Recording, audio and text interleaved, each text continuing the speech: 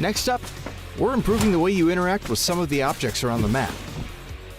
You'll now be able to reposition death boxes to get them to a safer location before looting, or use them to lure unsuspecting loot goblins to their demise. Doors can now be opened inward as well as outward, and all those gas tanks you've been wanting to shoot for years will now explode when you do so, leaving behind a large cloud of smoke to cover your movements. More details on where you can see these changes in the patch notes. And speaking of Miramar, the Minas Generalis area has gotten an overhaul this update as well. We've streamlined building layouts for more efficient looting, added more item spawn locations, simplified the terrain and structures, and balanced out the engagements between high and low ground in the area. There's also a new Survivor Pass, the return of Survivors Left Behind and Hungers Left Behind, some updates to Team Deathmatch and Intense Battle Royale, and more. So check out the patch notes for full details. Update 37.2 is here, so drop into Miramar, stack those death boxes high, and kick back with some G-Dragon hits. We'll see you on the battlegrounds.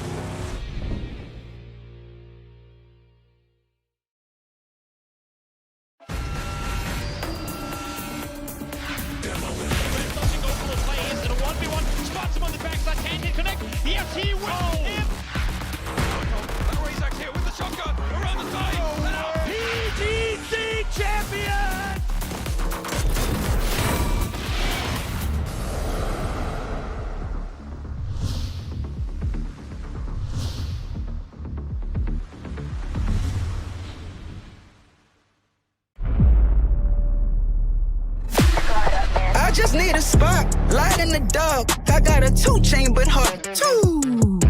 Don't always listen when you talk. We was wishing upon a start. I've just landed. Real enough that this battleground will remember. I'm bringing the static. She see the world expect I follow with my soul connect.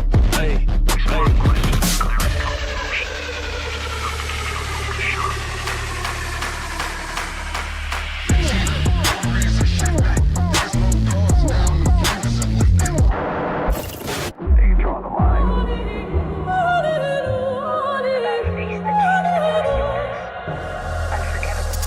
in a storm, I still come aiming, I pressure and rain. Whoa. No fear, every step I claim, face strong, I think I change. Staying in my lane.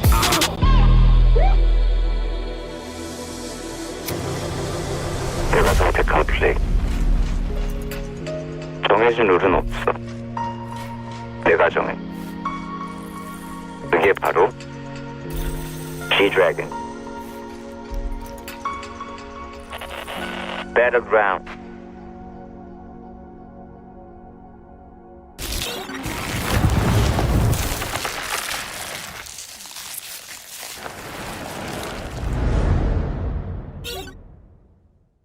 A new collaboration, movable death boxes, and some changes to Miramar. All this and more as we dive into the update 37.2 patch report. First up, the desert's about to heat up again with a visit from the iconic artist G-Dragon. You'll be able to find an emote stage on the starting island. Special G-Dragon map decor such as a decked out gas station and fan room, and other themed visuals such as planes, blue chip towers, and care packages.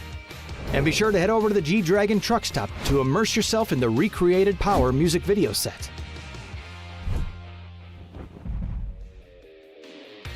Next up, we're improving the way you interact with some of the objects around the map. You'll now be able to reposition death boxes to get them to a safer location before looting, or use them to lure unsuspecting loot goblins to their demise. Doors can now be opened inward as well as outward, and all those gas tanks you've been wanting to shoot for years will now explode when you do so, leaving behind a large cloud of smoke to cover your movements. More details on where you can see these changes in the patch notes. And speaking of Miramar, the Minas Generalis area has gotten an overhaul this update as well. We've streamlined building layouts for more efficient looting, added more item spawn locations, simplified the terrain and structures, and balance out the engagements between high and low ground in the area. There's also a new Survivor Pass, the return of Survivors Left Behind and Hungers Left Behind, some updates to Team Deathmatch and Intense Battle Royale, and more. So check out the patch notes for full details. Update 37.2 is here, so drop into Miramar, stack those death boxes high, and kick back with some G-Dragon hits. We'll see you on the battlegrounds.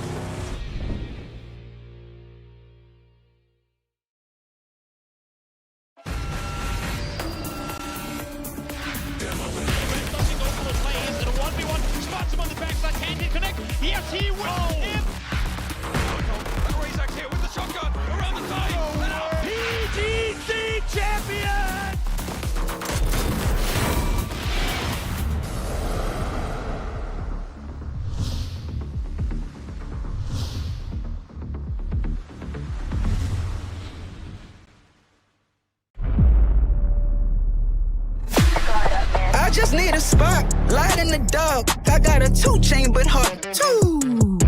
Don't always listen when you talk. We was wishing upon a star.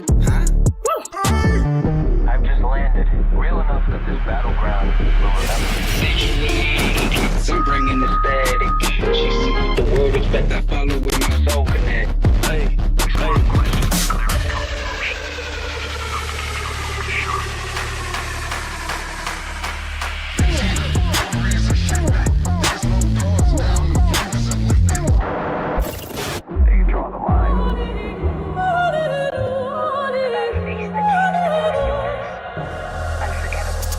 in a storm, I still come aiming, I pressure and rain. Whoa. No fear, every step I claim, face strong, I think I change.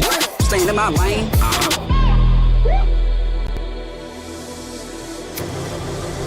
THEERATHON 테크니컬이 정해진 룰은 없어. 내가 정해. 그게 바로 G-Dragon Battleground.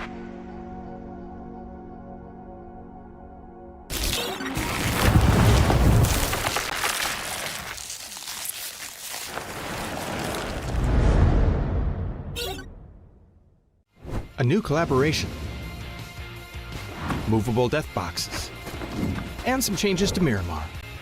All this and more as we dive into the update 37.2 patch report. First up, the desert's about to heat up again with a visit from the iconic artist G-Dragon. You'll be able to find an emote stage on the starting island.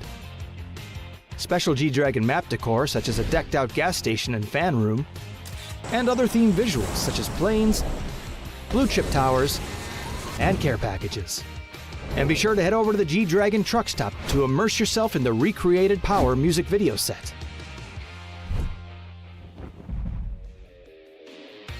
Next up, we're improving the way you interact with some of the objects around the map. You'll now be able to reposition death boxes to get them to a safer location before looting, or use them to lure unsuspecting loot goblins to their demise.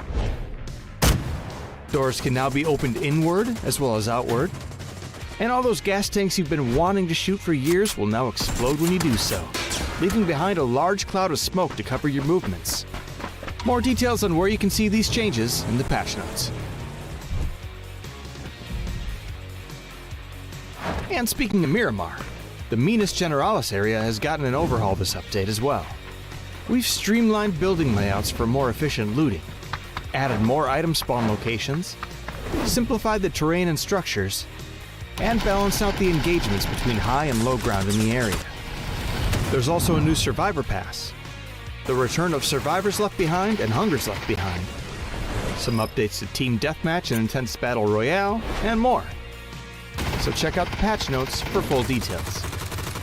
Update 37.2 is here, so drop into Miramar, stack those death boxes high, and kick back with some G-Dragon hits.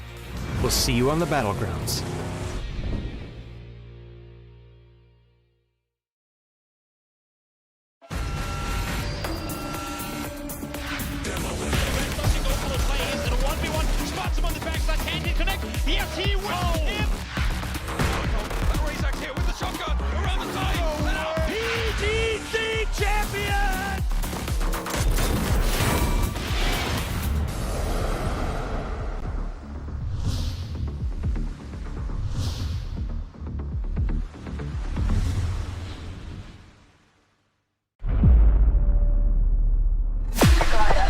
just need a spotlight in the dark. I got a 2 chain but hard too.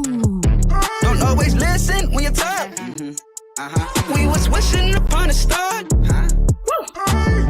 I've just landed. Real enough that this battleground will remember. I'm bringing the static. She see the world respect I follow with my soul connect. Hey,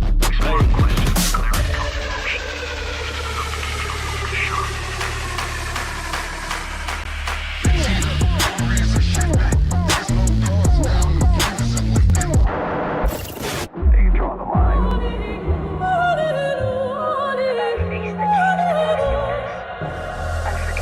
And I'm out in a storm, I still come aiming, I rush it and rain. Whoa. No fear, every step I claim, face strong, I think I change. Staying in my lane.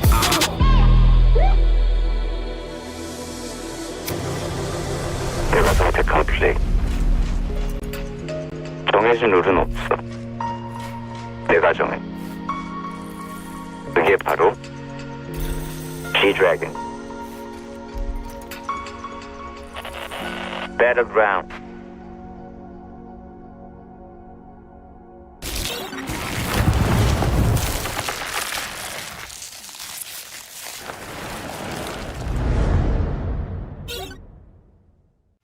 A new collaboration,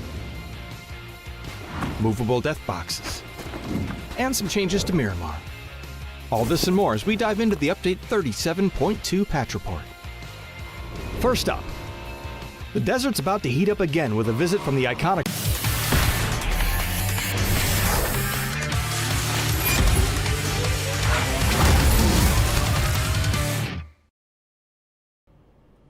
Welcome to the PUBG Player Masters APAC number 4. We've got 3 days of TPP action, including 24 of the best teams from all across Asia. That's China, Korea, and APAC. And we're going to be here to take you through all the action. I'm Saga. I've got Sir Cloud with me today. And we're getting into day number 1 of Player Masters 4. How are you feeling? Oh, I'm feeling great. This is going to be a fresh kind of like a tournament as compared to the ones that we've seen before, because it features a TPP mode like what you said. But it's not only the mode, it is also the point system that's going to be slightly different. Would you reckon the slight difference of the point system, gameplay wise, it will change?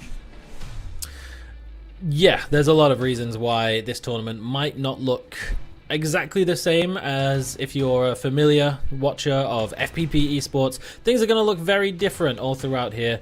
The point system is definitely one that we will get into as we get into the pre-show a little bit deeper, and obviously the fact that it is simply TPP, that's going to change a lot of playstyles for a lot of these teams. And here is those teams themselves, 8 from each respective region, some of which qualified through the Players' Cup, some of them through their respective regional Masters Series to make it to this position. But there's a lot of familiar names, a few new names sprinkled in there as well, and they'll be interesting to keep an eye out for as we progress through, starting off today with Group A and Group B, and then moving through the groups as we get onto Sunday, where all 24 teams will have 12 games to get all their points on the board.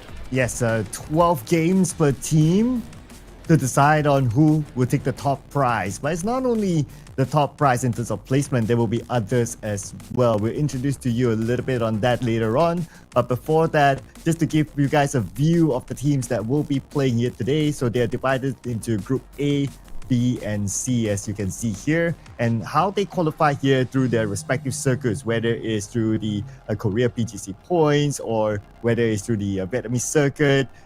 This will be an illustration of how they came here, but we won't be seeing all 3 groups to be played today. We will be focusing on to Group A and B for today, followed by Group B and C tomorrow. So in case you don't see your favorite team being played today, they're probably going to play tomorrow. Group A is looking real dangerous. You've got the qualifiers through the PGC points, through the player tour points, and their regional player masters points.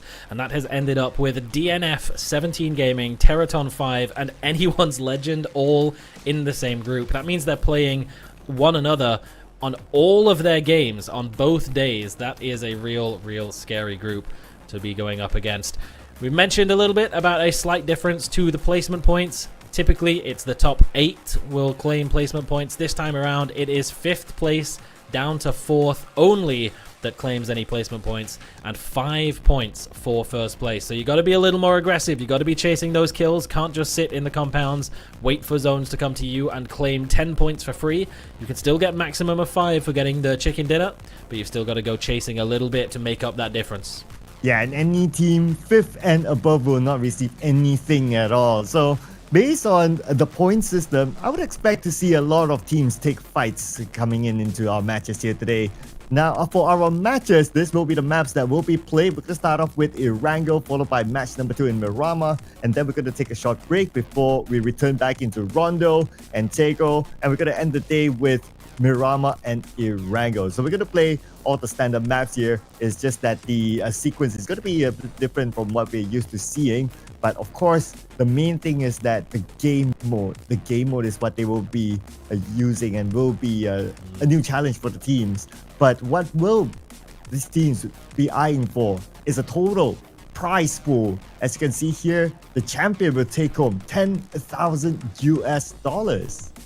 Yeah, it's a big prize pool here for this tournament. A total of 50,000 USD across all days of competition, including the champion. One winner chicken dinner might only get you 5 points, but it does net you a $1,000 bonus, as well as $5,000 for the winner of each day of games, as well as the most kills for the team, and the overall individual MVP will net an extra $2,000 as well. Whole lot of potential names that could steal that away from this group in particular. We mentioned it a little in the pre-show. DN Freecs, a massive name coming out of Korea, dominant team across really this entire year of events, but 17 Gaming as well have put up some really solid performances internationally, and T5, anyone's legend.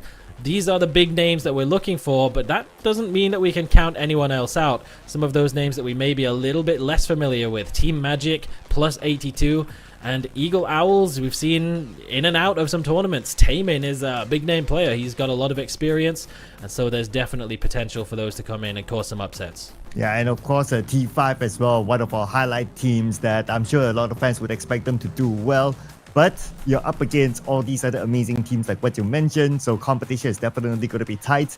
And especially for some of the newer teams that we don't normally see in the competitive circuit coming into this tournament as well. Well, cannot look down on them because there's a reason why they are here, and I'm pretty sure they are ready to show their stuff.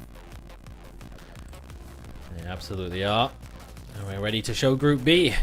Another group with a lot of big names. T1, full sense, absolutely dominant performance from them just a week ago in the PUBG APAC qualifiers for PGC and PGS 9 and 10. So we're expecting big things from them. Test Player is going to be in today. That is an interesting scene. So we're going to be missing, I believe, Tigger, not going to be playing today. Interesting. FW Esports as well, out of Thailand. They've been up and down for a while, but definitely some familiar names. And then teams like GameStart Win. They've really been so consistent throughout the PCL throughout this year, but just falling short of international qualifications. But that is a really scary team that everyone is going to need to really be on their guard around players like Xiaopian, Ming, Cici. A whole lot of experience on that team. They've been putting together some really solid performances, but PCL is a tough region and they haven't really been able to get it over the edge so far. But maybe now's their time, now that there's all of these incentives, all of these little smaller prize pools to sort of build their way up. Maybe they're going to be the team to look out for. They are one of our focus point teams for the day, qualifying 4th out of PGC points for China with 160, and coming in through the PCL Autumn 8th place. So Group B, definitely some big names to look out for, but Group A, if we had to pick a group of death, that's probably where my money's going. Yeah, if I were to zoom in onto like a DN Freecs here, just look at the Korea PGC points, 684 points, so that's a massive amount of points that they have collected, and of course they will be one of the heavyweights coming into Group A that Group B will need to face off against. And you did mention about Full Sense as well. They came off fresh off a win recently, so I'm pretty sure they're fired up as well to play here again today. Now for the PUBG Players Master 5 Invitational. Okay, so this is a new event that will be happening later this year. Yeah, there was a leak, a reveal. There would be a big announcement coming, and here it is. 1 week after PGC, at the end of this year, the top 16 teams from across this tournament, across Europe, across Americas, they're going to Korea to compete on LAN for $200,000. GPT and invited regional teams who have good success here in the Player Masters, they're going to see them compete on LAN in Korea just before Christmas. Exciting stuff for all of these teams. A huge prospect if you are one of those teams coming through that doesn't really have a whole lot of international experience. This really has been, the Players Tour has really put a big focus on developing new talent, getting the grassroots in place, building new players up, and yes, we've seen a whole lot of familiar faces throughout, but definitely sprinklings of some new talent coming in as well. So it's going to be really interesting when we get to that point. That will be 1 week or so after PUBG United 2025 in Bangkok, Thailand. A collaboration for the first time between PUBG and PUBG Mobile. Both going to be holding their global championship events at the same place, at the same time.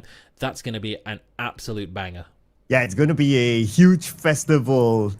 I mean, can't wait for this to happen. And this is happening for the first time as well. And imagine two sets of fans coming in together, cheering for their favorite teams. It's going to be massive.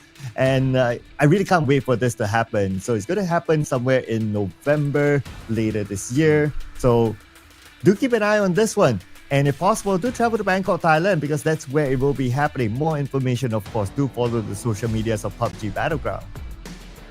Yeah, keep an eye out for when ticket information goes live, because that is going to be an event you do not want to miss, and I certainly won't be. I mean, some people already know I live in Thailand now. I live in Bangkok, and we had the scariest thunderstorm of all time last night. A whole lot of these teams, the ones that live close to Bangkok, will probably have been kept up, because it did sound like there was someone firing a lynx outside the window at 3 in the morning, and the room was lighting up. It was crazy, wild, ridiculous, and I expect nothing less of the games today as well. But maybe, you know, being woke up for 3 a.m, kept awake for 2 hours at night, maybe that affects some of the Thai teams. So if they don't come out swinging, I don't know, blame nature. Maybe that's all it takes. A nice easy excuse for them early on. Hopefully they won't have to resort to that, and we get to see some really solid gameplay throughout. Yeah, and normally when we play this sort of games where you have like 12 games to play, one game you don't perform, you can tell yourself that don't worry, we still have the next game, especially if it's in the early stages of the tournament. But this time, every game matters, just because there is a match winner prize for every game, and then there's a daily winner as well, so there's a lot of money stacked up online. Imagine every day teams can earn a maximum of, let's see here, that's 6 plus 5, 11,000 US dollars if they were to score all the chicken dinners, and obviously if they can, they will be on top of the leaderboard by the end of the day. 11,000 US dollars to be pocketed every single day on top of the champions. Not bad for a day's work, is it? It definitely sounds nice. So if they get the opportunity to get those wins, they got to make sure they're getting them. But at the same time, a win is, in terms of the game, a little bit less valuable than what you're used to with the super settings that we've had through FPP. So maybe teams will opt to get a little bit more aggressive and go for those more longer term benefits, rather than holding down a defensive position and just waiting for the points to come to them, because it's only 5 points. It's not 10 points for the win like it traditionally is, and maybe there's some benefit to going out there, playing a little bit more risky and getting some more points on the board to give yourself a better chance of qualifying to the Masters 5 LAN event at the end of the year. There's going to be a lot of thoughts like that creeping through some people's heads as we get into this tournament. They've all been playing on all of the Players Tours, TPP, throughout this year, so at this point, we expect all the players to have pretty solid experience and the understandings between where the differences lie. But one difference that definitely is not one to expect is the gun skill. It's still there. All of these players are still pro players. They are still some of the best in the world. And when they shoot their guns, they go into first person and they can absolutely rip people apart. So do not expect people to suck at shooting in this, because that's simply not going to be the case. Yeah, no doubt, right, about their gun skills. I mean, that's the reason why they reached this stage of the tournament as well. So that's one. But of course, because it's going to be a different way of how they're going to view the game, they can play it they don't really need to peek. In other words, right, they can stay by a wall, they can use their TPP view to get a better view. But then again, of course, that means that there could be a disadvantage because your opponent can do the same as well. Whether that ends up them playing passively or not, well, we don't really know yet, and that's why the point system is readjusted for this sort of mode.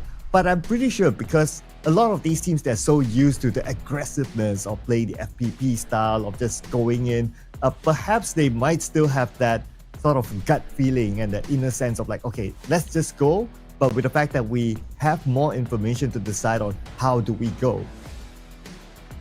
It's definitely one to consider, as well as the fact that this is the first time in one of these TPP events that we're mixing the lobbies to this sort of degree.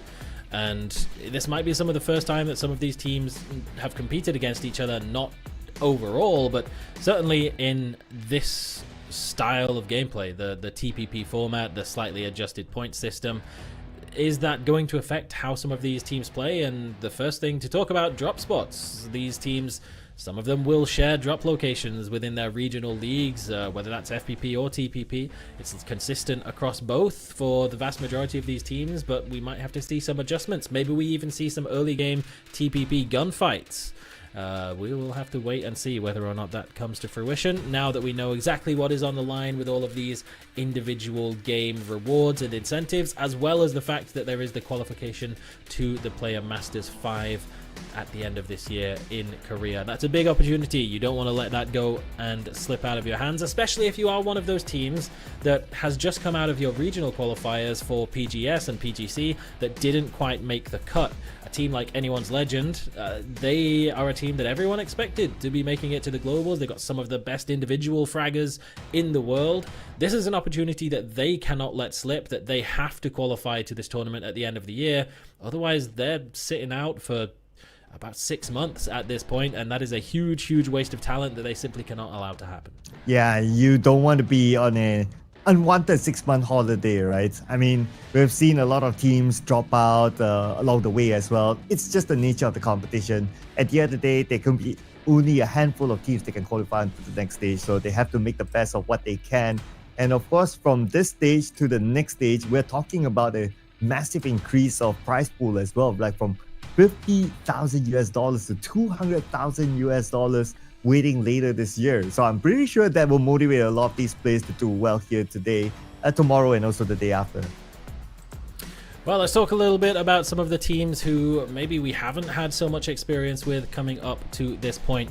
Teams from Group A, the teams like Team Magic out of China who've qualified through some of the Cup series throughout the year. Teams like XYZD as well. That is going to be a horrendous username to try and throw out in the middle of a team fight. But it's good to see some of this new talent coming up and getting involved in the games. Maybe they've been playing in some tournaments to TPP, but just haven't really broken out onto the scene.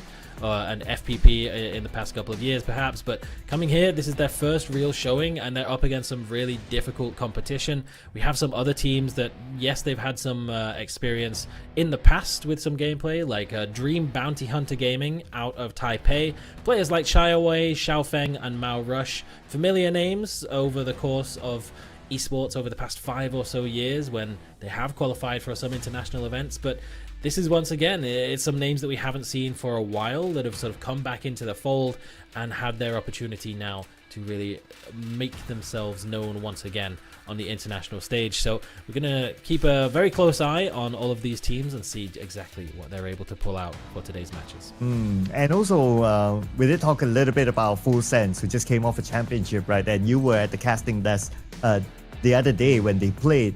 So what are your thoughts about Full Sense and this game format? How would it affect them? But we'll get some thoughts about that in a little bit more while we check out the flight path for game number 1. And it's going to be an okay flight path. We're going to start on the left side of Primos and end all the way on the right side of Lebovka. So it's going to be a fairly balanced sort of flight path for most of these teams. Now, what do you make of Full Sense here? Do you think because of the fact that they came off fresh, they can be one of those teams to beat? It's definitely something worth considering. A lot of the other regional qualifiers had been done for at least a week or two before the APAC qualifiers came to fruition. So they were only playing a week ago. They were confident. They were looking good. They were getting a whole lot of zones around Quarry that definitely helped them. And that's obviously going to be their spot that they go towards as their drop location. So no shenanigans there with them. But we've got multiple teams that are regional champions, or if not, capable of being regional champions at this level. Teams like DNF, teams like 17 Gaming, and that's in the same group. So they're up against them every single game of the tournament. That's really rough. That is a really rough position to go up against, but there's only one way to find out. If you're going to be a champion, you got to be able to take on the best. You can't just say, okay, well, they're better than us, we'll just get everyone else. If you want to win, you got to beat everybody. It's going to start off with a zone, which we'll find out in just a few seconds.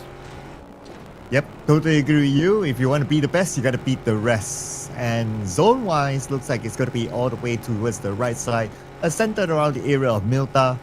Most of the teams are on the left side, so we can expect them to travel. Majority of them might travel past the middle, straight forward, getting into the circle. So that might be the direction that most of the teams would take. But then again, once they arrive in the circle, the quicker they arrive in the circle, the faster they can get into those key spots, especially the high ground just above Milta. And that's where we might see that area to be a contest later on. It's a really good priority zone for China's Team Magic and Korea's plus 82 as well. Them and FW are the three teams that really benefit the most from this zone shift all the way out to the east. So many teams going all the way out west. I mean, the flight path was sort of over Primorsk Quarry area. T5, they've got in their vehicles. They've come all the way up past North George. They're going up towards Severny now to do some looting.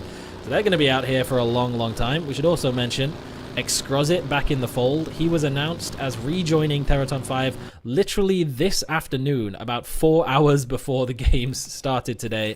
He was announced as rejoining his original team, where he left a while ago to go join Made in Thailand. Then he moved on to Sharper Esports and now has come back into THEERATHON 5 to complete a 5-man roster. Patampong is still with them. Do not worry about that, but they brought him back in as an additional player onto their lineup. Speculation about what that means for Sharper. They play through the PAQ with Escalucia as their substitute. Whether that means he's staying long-term or not, we will have to wait and see, but it's good to see XYZD back in with his original team, where he sort of developed as a rookie player, came in, got some experience, and then got picked up by the most prolific team in Thailand. And T5 has always been a team that's really solid at developing young players, and now he's back in with them. So let's see if that comes off to their benefit. They've got a long way to get into this zone first of all, and those teams that do have positional advantage in the early phases have made full use of it, taking all of the solid defensive positions, that mini Milta power, especially in TPP. The amount of windows and height advantage you can get if you get a zone in this area is going to be really oppressive. So Team Magic in prime real estate right now. It's interesting that not as many teams want to take the high ground just above Milta, but I would expect more teams to head towards there. And once team starts together, and that's where we can expect a lot of fights to happen. But there are some teams that would travel from the north as well that would expect to come in, and that's one of the safer routes to get into the circle. Exactly what T1 is doing right now. Unchallenged as they enter the circle, then it's a matter of picking the best spot possible for themselves. And I can see that looks like one of the players here, Raining, he's just scouting on the high ground just to see if it's clear for them to consider taking that spot as a premium spot for them to park themselves. Play a little game. There's one gap in the in the leaderboard. See if you can figure out which group FW is in, which letter is missing. That's something to do while you pass the time, wait for rotations. They're in good position though, whichever group it is.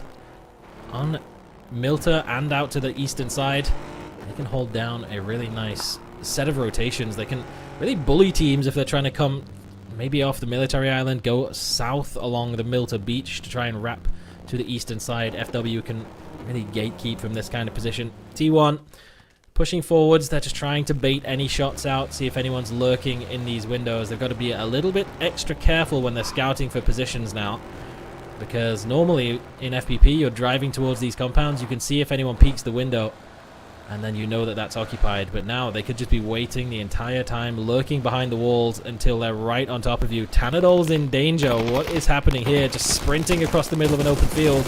Get some shots around the back, though. Good damage dealt, but no knock conceded yet. Alright, that's an update there. I was about to give a verbal update. The FW is with Group E. So there you go. That's the complete one. Now, a lot of teams settle in somewhere in the middle of the circle. So it looks like the strategy for majority of these teams are to play as close to the middle as possible. Not many teams want to play the gatekeeping role, like taking the high grounds just above prison and those kind of areas for coming in. Guyon just bopped Min in the face. Oh. For what reason, Guyon? Why have you done that? Okay, well, he's not even going to get a chance to heal now, taking the emergency parachute to hop on over. As elsewhere on the map, plus 82, creeping up on Hudat.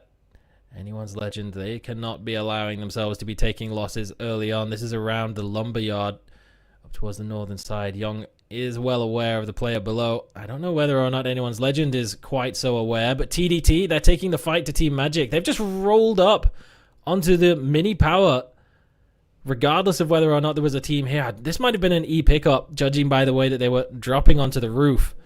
But that is a huge victory for TDT to catch TM in a split and get 2 down, keep themselves at least with 3 players standing, and take that position away from them. Oh, Young has been waiting for the right time to pull the trigger. I guess he doesn't have a good view. Okay, he sees the smoke on the other side, so he knows that he doesn't really want to peek out. Okay, now he does on the far end. Releases a couple of shots, and now he will expose his position. Being there alone, he needs to back off. Not really going to have much of a chance. Shy away around the side. Does get tagged down from range, though. Confirms one, and then Xiaopian out of the seat of the vehicle with the Scarel and the barrel up close. Cannot get the better in the 1 versus 2. Game start win, securing our first elimination on Team DBH. 8 minutes into match number 1. They're already gone. Well, at least they got 2 eliminations together with them, so that's not too bad. But of course, they will surely want to recover in the following round. And we have Wukong here spraying down. So the teammates, if we look at the minimap, they are trying to surround their opponent here, going up against GSW, and they got Zipian down. Baji will be the one to knock him, and he will surely claim this 1 point. It's a bit of a costly one for game start win. They did manage to get a full squad wipe, but they're down to just Ming now remaining. And, well, they get 1 more, and that's the same amount as a chicken dinner, which is typically not what we would say of a team that has 4 kills, but a slightly different points format means that it's actually not too terrible for them to be dropping out this early, but kill points are just such a premium right now. Flash is going to make sure that he secures the second team eliminated. Ironically, the same team that wiped out the first, but there was just a respawn somewhere on the map. We did just tick down from 52 alive back up to 53. So maybe 17, maybe TM managing to grab one of their blue chips, get their teammate back on board. I think it must have been 17. Interesting. So we're still in phase 1, but 2 teams already eliminated. And this is starting to shape our theory of like the kind of playstyle that these teams are going for, considering that not only because of the game mode, but because of the point system as well. And it looks like we're having an aggressive start. Could also just be because the zone is just cooked. That's going to cause a lot of early fights too. All the way out to the east, so many teams are dropping southwest, even going up north. A lot of people just getting caught out on rotations, but it's the commitment to those fights that's maybe the different. Sometimes if teams get caught in a rotation on a bad circle, they lose 1 player, they'll just move on. But no, everyone's just really going for it, really committing. And we'll see just how much they're punished for doing so, as phase 2 does shift back towards slightly west, centering up almost dead onto Milta itself. Good news for Team XY as they're still all the way out west. Belmoth, though, caught off as Anyone's Legend trying to find their way forwards. And they're just going to commit to this breach. Destroy with a grenade in hand is going to try and drop it out through the window as the rest of Full Sense come flying in. Oh, and speaking of flying in, Tado flies in, sprays into the compound, immediately gets destroyed. And now with the Panzer, goes up to the 2nd floor, looks for his next target. Opens up the door, short-range Panzer. Receives Himas, that's it, and there you go. Himas immediately goes down, but on the outside, Haisaki is still there. Feels bad for him as he did the right thing, dropped a Molotov through. But Flash doesn't care about ADSing. If you can hip fire a Panzerfaust directly on top of you, he's going to go for it. Tanadol, watching the angle, does just about catch some information on the cross, but almost loses out as Hudat, a little unexpectedly, comes back through the doors, but it's a full cleanup for Haisaki. He gets all of anyone's legend down, but it comes at a big cost. All of his team has fallen as well. He can grab the blue chips and maybe hope to try and find an opportunity for a revive if one shows itself, but there's other teams lurking in the area. End is still watching, having heard all of these shots. 17 not too far away either. So Haisaki's on cleanup duty. 13 damage dealt for him, but it's enough to secure the team fight victory. Just about. Hey, if Haisaki wants to feel positive about it, at least the amount of kills right now is equivalent to a chicken dinner. But more teams are coming by, and now Haisaki, being the final player of N1 Legends, needs to defend himself on the second floor while T1 is in a fight with DNF. Yeah, no, I guess we have our answer. It is going to be a very aggressive style of play. Two teams breaching at the same time. Salute just surviving. He's got himself a little bit of something to stand on just to stay outside of the flames, but there is a Panzerfaust waiting for him just outside the window. So as soon as he... Oh my god, he vaults out of the window on top of the car! He's a maniac! Oh, that's so unfortunate. He almost caught them off completely, but Haisaki might just get the chance as well.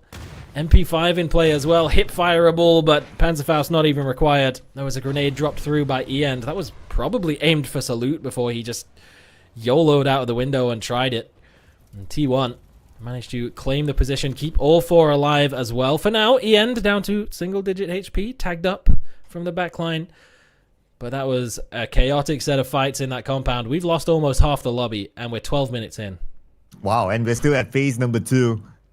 But the earlier fight, the jump out the window, that was absolute cinema. It would have been absolute cinematic if he actually won that fight.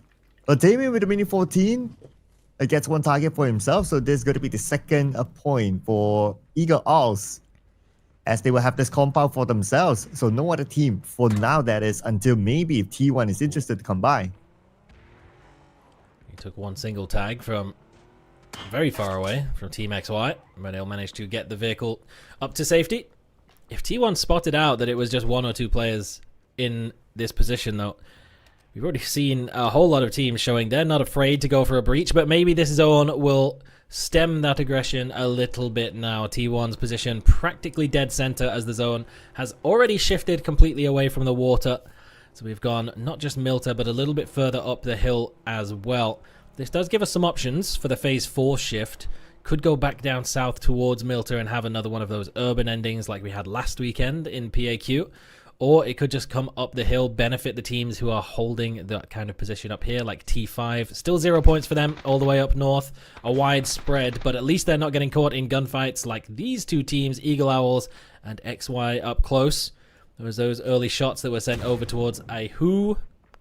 And now the rest of XY is looking to breach as the zone has shifted a little bit further north. But Young is ready and waiting with the S12K. Yeah. And Young all alone here in the building. So the teammates are on the other side of the road, so it's going to be impossible for him to be supported. But still, Young is able to get one knockdown, but he's too low to tank any further damage. And now Taemin inside the building here tries to get the trade-off. On the other side, there's a lot of movement happening around him. Iho as well, taking a lot of damage. Iho with a 1v1. And beautiful nade by Iho to knock down Shaseng. The schmoves on this kid. Dodging around the vehicle, making it impossible for Shaseng to land the shot. Taemin just about squeezes out of there as well before the blue zone ticks him down. No revive has come through yet from Baiji. And Eagle Owls, looks like they're going to be losing out on Young, but even without Cold, he's just holding on the northeastern side, staring down against T1. They've just two-man held off this breach, and they're going to disappear out of here. Wukong as well for XYZD did not commit to this fight. He went into Milta. He might have been able to grab the blue chip, and that's what he's going for, to try and look for the revive. Get back up to 4 before they commit to making this push against Eagle Owls, and deny them from being able to get back to full strength. Anticipating a shift that might mean there's another fight yet to come between these two teams, but Coldman still sitting here, holding on to the retreating position. Eagle Owls are going to make use of it. I wonder what are the chances that T1 will still push the compound where Eagle Owls are at, since the point systems are different. So there is a reason for T1 to push to try to gain those elimination points, even though they're dead center in the circle. But maybe we'll find out in phase number 4, in case if the circle does shift away from T1's position, then it will make even more sense for them to try to push that compound. We'll find out in about 15 seconds or so whether or not that's going to be the case. Wherever the zone goes, there's going to be a whole lot of space available in it. There's only 10 teams and 35 players left standing at this point, which is kind of insane considering we're about to hit phase 4. Practically no one anywhere in farm. TM have managed to get themselves a revive back in play, but it's once again come at a cost, as Hangzai was the last man standing over there by the rest of his squad, and Hooli might not even make it that far. He has to parachute a long distance over the top of FW. They might just pick him out of the sky if they spot him going for this redrop. But the zone has gone out towards the northeastern side of Milta, up towards the lumber camp, somewhat halfway up the hill or so. Team GGP, that's GOGOPUSH, holding down the trenches and the bunker quite nicely. They haven't really got too involved in too much chaotic scrapping, and they've got themselves a decent position to try and hold, anticipating that a push is going to come from below, as it is a 3-man of Team Magic. They is now going to have to try and find their way forwards. One's already sent it across, because that's only a coupe. That only has 2 seats. So somebody has to make the run on foot, get themselves a foothold in the zone, and try and make the push up the hill towards this side, where T5 is shaping up to take a fight against JDG. They should have heard these vehicles. XYZD with a jump peak. He's going to get spotted out by the MP5, but Flucky's there with the trade. Oh, but now 2 knocks back-to-back. T5 holding this ground very well with a high ground elevation advantage towards them. And JDG, just like that, will be eliminated by T5. Welcome back, XYZD. The first team fight goes extremely well. Good coverage from Flucky to get the opening knock. Ranger X contributing as well. Rossiter JR, maybe a little bit of baiting that he wasn't intending for, but repositioning the car drew the attention of JDG. And XYZD was able to get up close. Didn't go down to the MP5 on the opening spray. Important. And that M249, you can just hold down mouse 1 and pick them off. Zigzag's probably wishing he had the M249 right now, though. Whether or not he's heard the BRDM on the other side of this hill. He's spotted out one player just lurking behind a coupe that he's going to want to try and clean up if he gets the chance to. FW well aware of the threat on their eastern side, but should know that they are damaged, that they're down some players. May have seen the respawn come in slightly earlier as well, so they shouldn't be able to contain Team Magic, or at least force them up further north. But that is a rough area to have to try and traverse. Wide open, trees are sparse, quite thin, few and far between. Not much cover for TM to make a move into this zone. Well, it's not even phase 5 and we're down to 9 teams now. Normally we'll say that, oh, the teams are starting to or about to collect placement points, but no, not this time. It's still going to take quite a bit before the placement point starts to kick in. Well, it's still elimination points to be collected for all these teams, including T5 that might take the fight up north later on. But it also depends on what kind of circle is going to happen next. And the circle looks like it will shift towards the right side. We do have like at least 3 teams within the circle. T1, Eagles, they don't have the circle.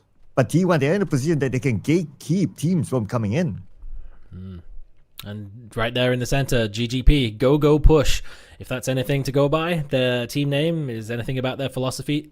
They've got a defensive position, but maybe that's not going to be enough for them. Maybe they want to go push, get some points. I spoke to Guyon a little bit before we started the games, and he said today, either first place or 16th, nothing in between. So, so far it's looking pretty good for them. But up north, XYZD this time does get caught out. It's plus 82. Singam proning his way forwards, a little bit separated from the rest of the squad, but a good follow-up grenade is going to get some more damage on that opening knock. And FW, they're committing to this fight. TDT have just rolled up into an absolute blender, and they are gone immediately. 3 rapid knocks and then quickly finished off by Banana One as well. Wow, TDT stood no chance. What an angle by Banana One, taking at least 2 of them together with their teammates, taking the entire squad out. Beautifully executed. But now the challenge is for T5 to get into the circle. But inside the circle, we're going to see our next fight happening here involving FW and EOS on top. Maybe a little bit over aggression from FW pushing forwards. They managed to wipe out TDT. They got a lot of kill points from that, but Eagle Owls just on the far side, just getting some good nades over the top. But now they've got problems of their own as XYZD came flying through, but they get one. They're quickly cleaned up though, but Wukong's vehicle explodes and finishes off Tainment. So Eagle Owl, they're up to 7 kills. They're doing well. Not too far away from placement points. They've got a central position. They've got a chance to try and hold off, use that third-person perspective to watch the push from FW, but still a long way to go before they stack up anything more. And T1 moving from the earlier compound, now they place themselves in a position that they can gatekeep T5 from coming in. As T1 reigning gets Rosita Jr. The rest of T5, they'll be pressured by the blue if they don't make their move. T1, they're holding their ground strongly. It's not looking good for T5 right now, and from the side it's going to be Heather. Heather should be able to finish the job here. Only one more tap needed, and there you go. Down. T5, only one player left. It's going to be Ranger X on the other side, and Raining is on his way. He sees Ranger X from the lower ground, and that is the end of THEERATHON 5. Nice move from T1. They've bided their time long enough. After all of that chaotic engagement early on, they swept in, they cleaned up. This time they're waiting their opportunity. See other teams going for fights. They sweep in the back line, clean them up. They've got to be a little bit careful. There is still a solo from Team XY behind them, but they're not pushing any further up the hill in towards Team Plus 82, who are holding down that area. Maybe that works out in their favor now. The zone does shift back slightly towards the low ground, eastern side of Milta. And these rocks, where Eagle Owls and FW are lurking, calling in any kind of cover they can get. Dead center of the zone. Xuanzang just patient, waits for T1 to move, takes shots at the final vehicle, takes out E-End, but Raining's turned back around. He's not happy with that. He's going back in. But Raining decided to just turn back after his teammate just got eliminated. So now they'll be playing as a trio, at least within the circle, which is not a bad position if you ask me. And Coleman, the final player, now surrounded. Where is he going to go from here? I think he's stuck here for the rest of the game. Maybe he can just try and buy some time, disappear within the smoke or the flames, try and use that to cut the vision a little bit as FW commit to this push now. They've got flashbangs for days. Checks the wrong corner, but Kanaxi doesn't quite go down. 6 HP. Got cover from the opposite side of the road with the buildings, and the double peek is enough. Oh man, that was so close. 30 HP between the two players, between themselves and going down. Kanaxi surviving on 6 HP the initial spray. Could have made all the difference. Eagle Owls could have potentially held that, but 2 players better than 1, it seems. But the next clash point could be up north. Okay, Xuanzang here, the final player of XYZD. And definitely they know, they heard the footsteps. Xuanzang trying to find that angle, trying to find that headshot angle, but then again he's being shot at from the side. 26 health left, not enough to tank any further, and Singham will take him out. That's criminal from Singham. His teammate got the tags in above him. He went for a jump shot and just bodies him up above. Leaves him low enough that a quick repeat, just 1 or 2 bullets, and that's game over. Well played though from Team XY to even sort of make it this far. They had to wrap far around in the blue zone, escape from the fight between T1, T5, plus 82, survived until the late stages of the game. Not quite late enough to get any placement points though. TM might just about be able to do so. They've got the BRDM. They're finally on the move now that FW has gone elsewhere. They're not feeling pressure on the BRDM, but July 20th is putting shots towards the bright pink BRDM. Pretty hard to miss that thing, even when it's not such a garish color. But doing damage to it, that's a different story. T1 still looking aggressive. Oh yeah, absolutely. 9 eliminations already for T1. And though they're playing as a duo, but they're still very active on the battleground. They're trying to clear off the compound just right in front of them, the sniper tower in front of them. But I guess they'll also wait and see what happens with the next phase of the circle. In about 5 more seconds, we'll find out whether it still favors T1 or will it shift away. And looks like the circle does favor T1. For now, Their position is pretty exposed if FW decides to make a move out towards the west. Maybe if Raze has a vehicle that he's been holding onto in that compound. And T1's back is pretty open to that angle. GGP, they're maybe the team that has better in terms of defensive structures with the Wizard Tower, but if there's any team with C4s, Panzerfaust, Blue Zone grenades, that might quickly change. Particularly a team like Plus 82 up on the northern side. They've been holding on to utility, not really committing to too many fights, apart from earlier on with T5. Raze does have a buggy. It looks like the wall of smokes that has been built, and looks like it's lacking a tire as well, so he's just going to go directly over, regroup up with the rest of the squad, not take any risks for now. Maybe look to flex out a little bit slightly later on into the piece. Canaxi's got some angles though. He's putting damage into T1. That's drawn their attention over in this direction for now. So no more pressure coming from the north. Now it's just TM needs to get into the zone. But they've got the BRDM. They should be okay. Yeah, BRDM force it through, but then again FW will be ready for them. So let's see what sort of timing will they play with to get into the circle. But they have to decide quickly because the zone is closing right now. But we also give a little bit of attention to what might happen up north too. Now that another team is breaching through past the circle, and GGP will need to fight. But FW right now, they're ready for TM to come in. That's a great read from Raze though. Sees the BRDM flying in and expects a foot push to come in behind. Tries to drop the grenade on the player who's lurking in the backline. Almost loses his life to T1.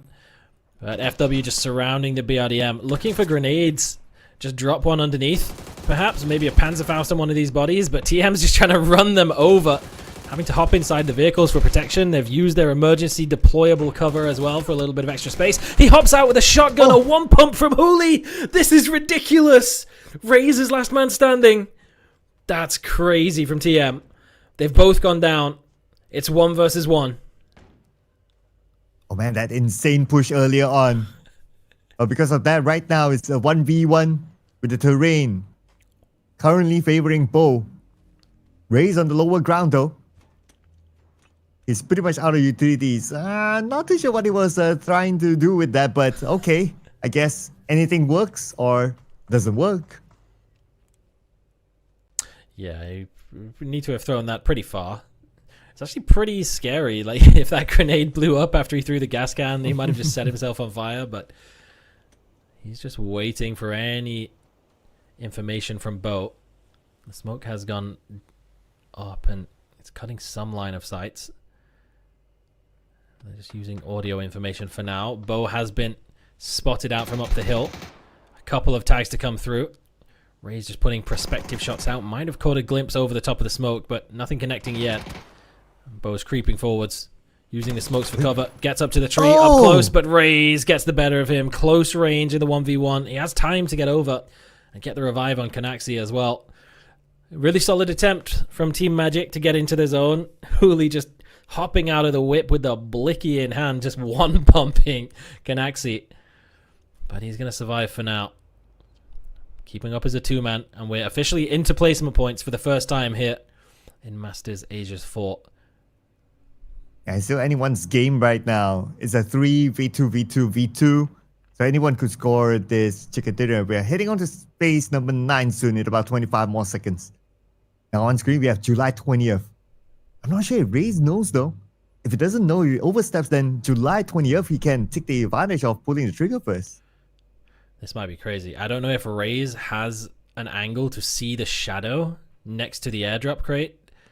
But if he can see the shadow, he might just notice that there's someone lurking behind it. He can see it. I'm sure he's aware of that. There's so many bodies over here as well. They've got the BRDM, and they've got a repair kit as well, so they can fix some of the damage that they dealt to it earlier on. But that blue zone is chunking. Phase 9 already. They don't really have time to go out in the blue zone and try and get that slow thing up this hilltop. Surely Raze spotted the shadow next to the airdrop crate. I don't know if he did. You could see the shadow. I don't know if he registered it, though. But it looks like they're going to go a different way as GGP has finally got into grenade range of T1. The zone has forced their hand. From the way that they're lobbing the nades, looks like they don't know, but now they do. July 20th. Failed to get that one knock. But now with the second attempt with this nade, deals a bit of damage onto the other side. But now they'll need to try to clear off July 20th that's behind this airdrop though. And beautiful nade by July 20th onto Raze, taking him down. Nades from FW going a little bit too far or a little bit too short, but no such mistakes from July 20th. GGP wiped out on the opposite side. There was opening nades that came through from T1. Heather's grenade gets the knock onto Singham. That looked wild from Kanaxi, but wasn't his knock. It was T1 to claim it. They're already up to 13 points on this game, 11 of them from kills. Heather's still got the perfect weapon for close range engagements as well, the MP5. Smoke grenades up. They've got a rock for some cover. Out of utility entirely is T1, but he's just going to sprint forwards, hip fire him down over the ridge, but he's playing it well with the peaks, but raining with the cover on the back line. Secures it. And Heather's going to get the 12th kill of the game for T1. Make it 13. And they're just picking people apart. Wow. Half of the round T1 played with 2 players, but still able to bring in this many eliminations. They're definitely on fire right now. Now FW on the lower ground. Terrain not giving them the advantage. But here comes T1, putting in the pain onto Raze, but still Raze is able to get July 20th. Securing that one extra elimination point, but now being the final player of FW going up against T1. T1 resetting as well. Raze, will he go for it? The smoke is blinding him though to make that decision, but the blue will force him to move forward. Needs to heal up, but T1, he managed to reset as a duo right now. It's going to be a 2v1 against Raze. And where's Raze going to go? Here comes Raze up on the high ground, but it's just too much for him to handle as T1 will claim the first chicken dinner. Kanaxi was trying to tank himself for information, but just couldn't get the heals off the blue zone a little bit too far forwards, pushing in onto the team. And T1 getting a huge victory. They were upwards of 20 points at the end of that game. And considering that a win is only 5 points, that is a crazy first game. And it all started off with all that aggression in the early phases of the game, third partying onto the fights. They're going to pick up the first win here of Masters 4, match number 1, with a big chunk of points. And that's $1,000 in the bag right now for T1. Just that easy. Match number 1. $1,000 in the bag, a huge win for them as well. Big stuff from Heather towards the end of the game, getting up close and raining as well. What a solid work from a solid amount of work from that duo towards the end of that game. Yeah, and T1 was in action from like beginning of this round in the middle, and then they were left with 2 players, but they are still able to secure the elimination points at the same time.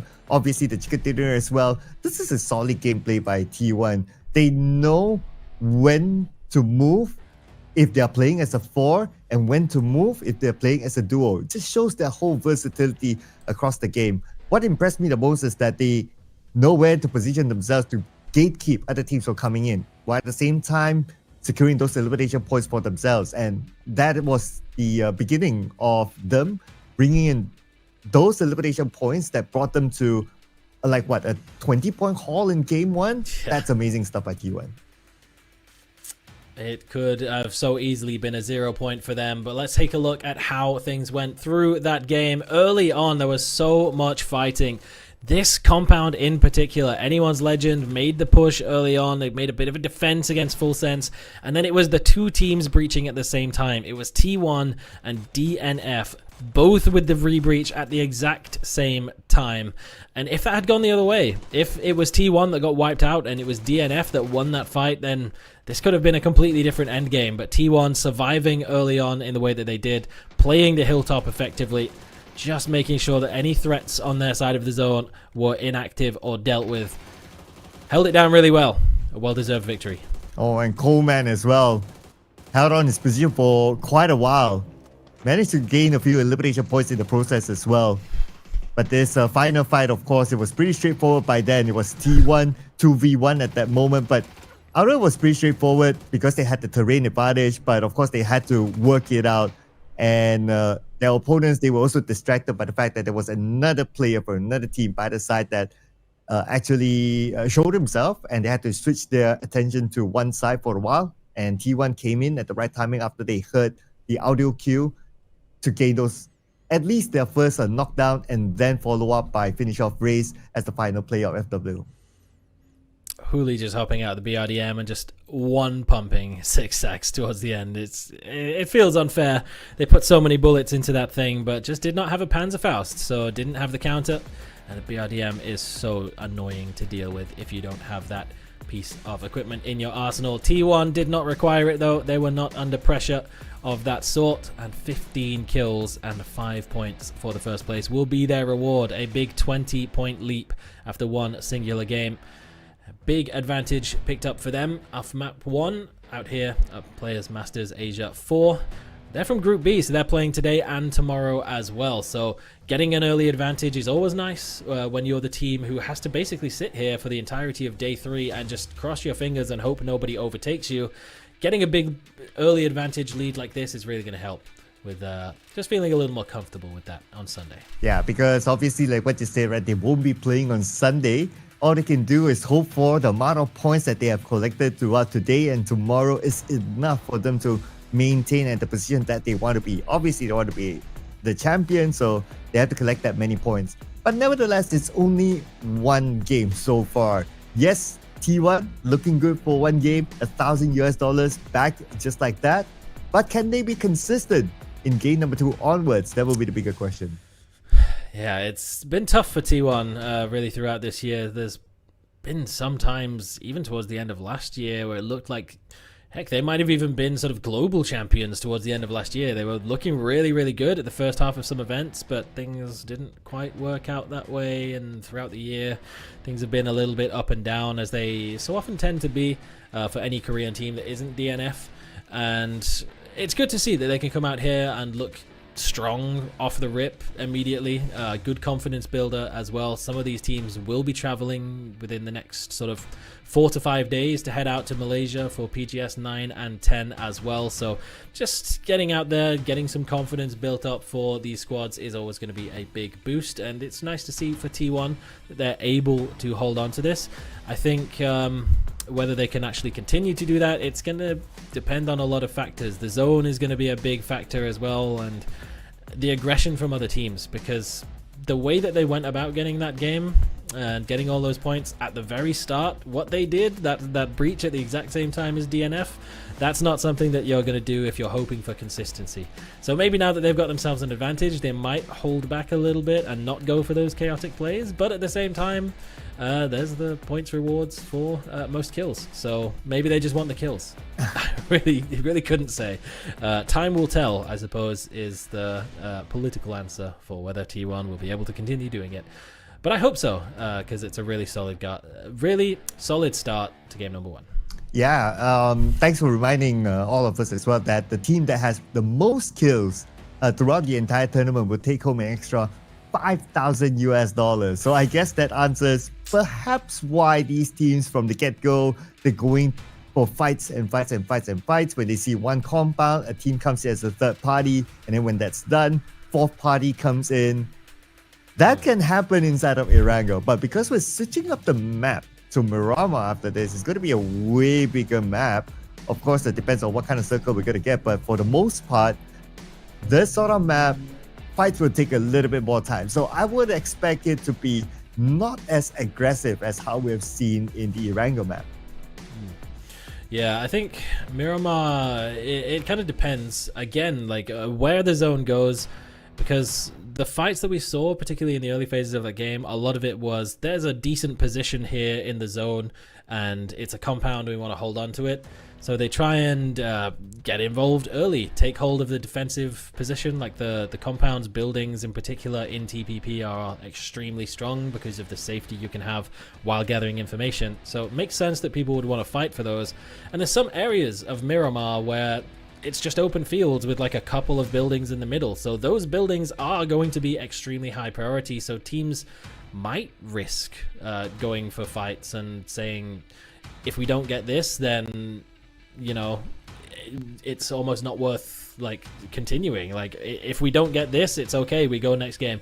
But those are the kind of things that when we're changing the map with every single match that we're doing, instead of having 2 Erangels now and then 2 Miramars at the end, changing every single map, those sort of adaptations and discussions about how you want to approach certain maps, they're going to have to be put on hold, and you're going to have to wait until later on in the day to come back and have those conversations again.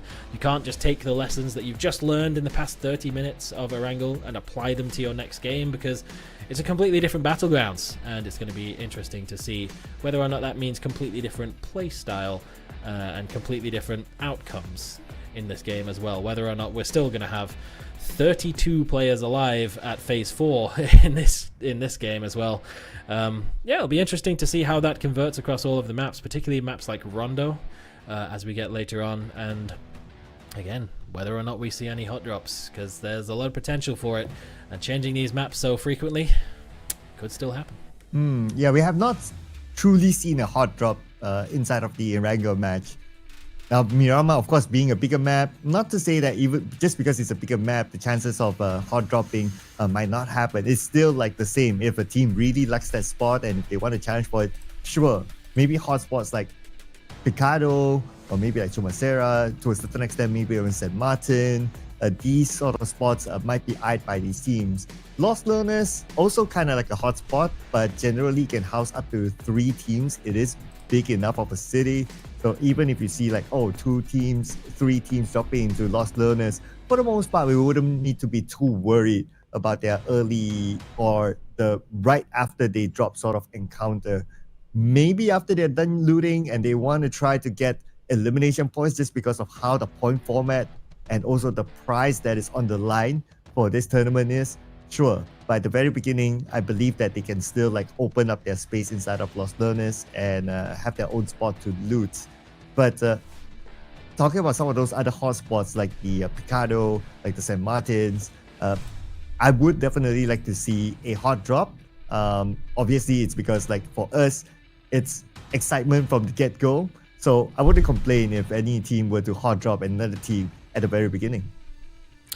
Yeah, there are some teams who we can probably look at and say that they're not going to be hot dropping. The teams that maybe have a little more longevity at international events, teams like DN Freecs, 17 Gaming in particular, they kind of have their established locations and no one's really going to mess with them on those. But maybe if you're a team like THEERATHON 5, like Anyone's Legend, and then a team like Eagle Owls or Team Magic maybe has the same drop spot as you, maybe they're a little bit less inclined to respect that that is your position and that they might actually contend you for it if they feel that the benefits are there for them. I mean, you definitely saw from all of those teams that they're capable of putting up a fight. Really solid stuff from Eagle Owls when they were down to difficult positions with limited numbers and they were still holding off pushes from FW.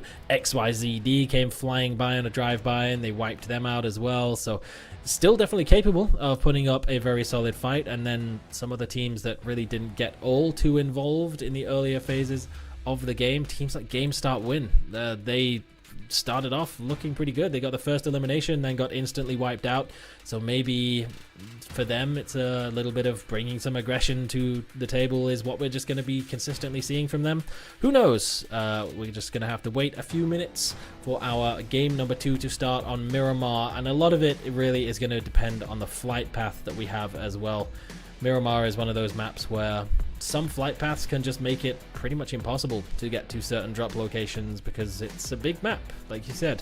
If you're like an El Pozo team and the flight path is all the way over to the east, you're going to have to find alternatives, and sometimes it's pretty difficult to find them. They're quite few and far between in some areas of the map, for sure. Yeah, and imagine if you have to find a sort of alternative to travel all the way to the other end of the map just for the circle to pop on where the flight path is, right? So you have to like go there and then make a U-turn to come back. It's going to be quite a travel for those teams that had to be in that kind of situation.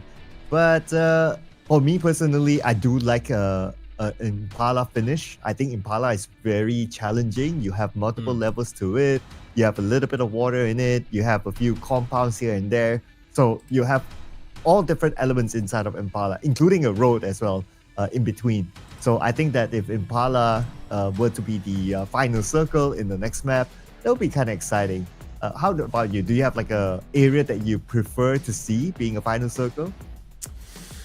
I like any sort of area that has a lot of verticality to it, because that's kind of the unique selling point of Miramar, is that it has all of these massive high ground mountains, and with the addition of some of the utility that's been added to the game over the past sort of year or two, the ability to actually get up on top of them as well. Those mountaintops have always been kind of an oppressive position for things like the zone control, but now you can actually get on top of them and use them to farm points as well. So those are always fun to see, unless you're one of the teams playing against a guy who's sitting on a mountain just spamming you with a mini all game. That's probably not very fun, but it's fun to watch at the very least. As we get into match number 2, it is Miramar. We're starting off with a flight path down from just north of Puerto Paraíso over to Monte Nuevo. So as we mentioned, if you're a team that's dropping anywhere sort of El Azahar, Water Treatment, Cruz del Val, any of those positions, that's too long of a drop for you to be going for, and that has meant that GameStart Win and TDT will be sharing Los Leones, but will they be friendly neighbors, or will they be knocking on one another's doors, weapons in hand? It looks like they are mixed between one another, and Huang F is already putting shots in towards Xtong. We can see the gunshots inside of Los Leones, but no casualty yet. What is I also Haisaki noticed that doing Xuan Zheng is heading to Los Leones as well, but hang that thought for a second, because right now T1 is in an early fight against JDG. I've seen some people asking, where's the VSS action in PUBG Esports? Well, there it is. There's one knock right off the rip. I think it's Raining that had the VSS. Type sprinting after Cold. Vector in hand. Half HP. Doesn't care. He's going for it. I don't think Cold even has a weapon right now. JDG just got rolled on this drop. T1 just with the better flight. Parachutes. Getting the position earlier on. Picking up the weapons. And eliminating JDG within 2 minutes of entering the flight path.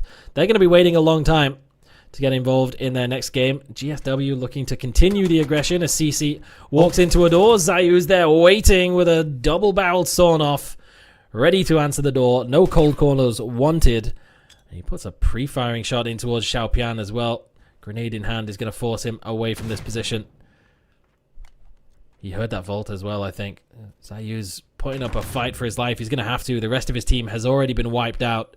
One-man army now for TDT. Right now goes up to the second, third floor. Alone though, without we can save Hong F. He has to somehow win this fight and hope that he has enough time to save Huang F, but I doubt we can actually save his teammate. So it's a matter of him all alone to try to clutch here. And we can see that his opponents are in the same building now. They're cornering him. He does have this one trusted nade though. If he can somehow get a knock, or even better, a double knock with this one nade, it will give him a big advantage. GSW might just be trying to weigh up whether it's possible for them to find some other way. There is multiple different ways to climb elevation. They could hop up through the hole in the roof. They could hop out of the window, take the staircase up, maybe try and stab him in the back if they can swarm him from multiple angles, but they don't really know exactly where he is for now. Huang F does bleed out, so no more information to be gained from teammates. Xiaopian helmetless. He might lead the way. Maybe concede the opening knock. Huang F hears the footsteps, swings his way across. They saw him there for sure. And they're sawn off. One shot. The second shot doesn't connect. Xiaopian with the UMP, hip firing him down. TDT wiped out early on, and GameStart Win. They were one of the teams that we speculated might not be respecting drop spots of teams from other regions. They wipe out TDT, but they're limited on their utility. Still don't have helmets on some of them, and Full Sense have already rocked up into the area, having heard the gunshots. They're still firing gunshots. Might be shooting bodies, a bit of disrespect, but they might just have to pay for that. And if you kind of think about it, if you're competing here, obviously T1, they scored the first chicken dinner with a lot of eliminations, and in this round, they will see the elimination feed. They see T1 again coming in and wiped out an entire squad, so that's another 4 eliminations for T1. Other teams was thinking to themselves, especially if you're FW, who's currently at second place, like, guys, if we don't chase the points, we'll be way behind. And that's what exactly Tanador did against Xtown to open up their account in this round. And that was the one thing about hot drops. is that it's possible now to bring your teammates back, but everybody knows that, and Full Sense have played enough games with TDT to be well aware that Los Leones is their drop location, so seeing them fighting in the early phase of the game, they're nearby, they said, well, maybe let's just go and sit over by the respawn and see if we can catch anyone, and catch them they do. GSW now down to a duo. Whether Full Sense might risk heading over and picking up the blue chips to deny the revive even further, not sure whether that's worth taking the risk, or maybe just let them get back in. More potential kill points for later on, or maybe even just bait them into trying to pick them back up again, and that's exactly how it goes. Belmoth and Flash, DMRs in hand, and Full Sense will claim Los Leones for themselves after GSW get picked off. Well, even if it's just phase 1 inside of Miramar, still 3 teams eliminated already. Okay. And not only that, even Eagle Owls, they lost 1 player in the process. So that's 51 alive right now. So still we're seeing a trend of players playing this aggressively, or teams playing this aggressively. And I guess it's just, number one, the format, and also the TPP mode that kind of gave them this sense of like, okay, let's just go for it. We have the information, we know how the format is, we need to bring in a lot of elimination points, and we're starting to see this to be a trend. This could be another trend here with DBH passing by La Cobera. Are they going to stop around La Cobera? They might though. Jing, not sure if he's aware of just how much danger he was in as the last vehicle on the rotation passed. Almost had some really unlucky timing as Ray's a few seconds too late to get over to the roadside to start putting any shots in towards him. From that sort of range, you would expect him to make the connection, but maybe it works out in their favor now, as FW not making any indication that this place is occupied is going to send Xiaofeng straight forwards. Oh, the Panzer does not connect, but the M249 will blow up the tires, and Kanaxi takes the free point as Xiaofeng, his vehicle spins out directly in front, missing the Panzerfaust. Unfortunate, but job done regardless. Yep, at the end of the day, it's about objective of stopping the vehicle and securing the elimination point. However it is, even though he misses Panzer, that's okay. Still able to get that point in for the team, so that's great work. Oh, and Min from GGP just got eliminated elsewhere. Okay, looks like the eliminations will continue to roll in. But there might be more coming in soon, as we are heading into phase number 2 in about 2 more minutes. I guess most teams might be in the circle right now. Some of them might just arrive. And that's where we see all these eliminations popping up. GGP's Kitsune is slowly creeping forwards outside of Graveyard. Gone through the middle of a couple of +8-2 players. I don't know whether he's fully aware, as he's not really in any rush to get out of there. If Young were to push forwards, he might just catch him for completely free. Maybe if he just waits, Kitsune might stop to take some shots. Why is Gyumin all the way up here on top of the tower? Okay, that's a crazy position to be in.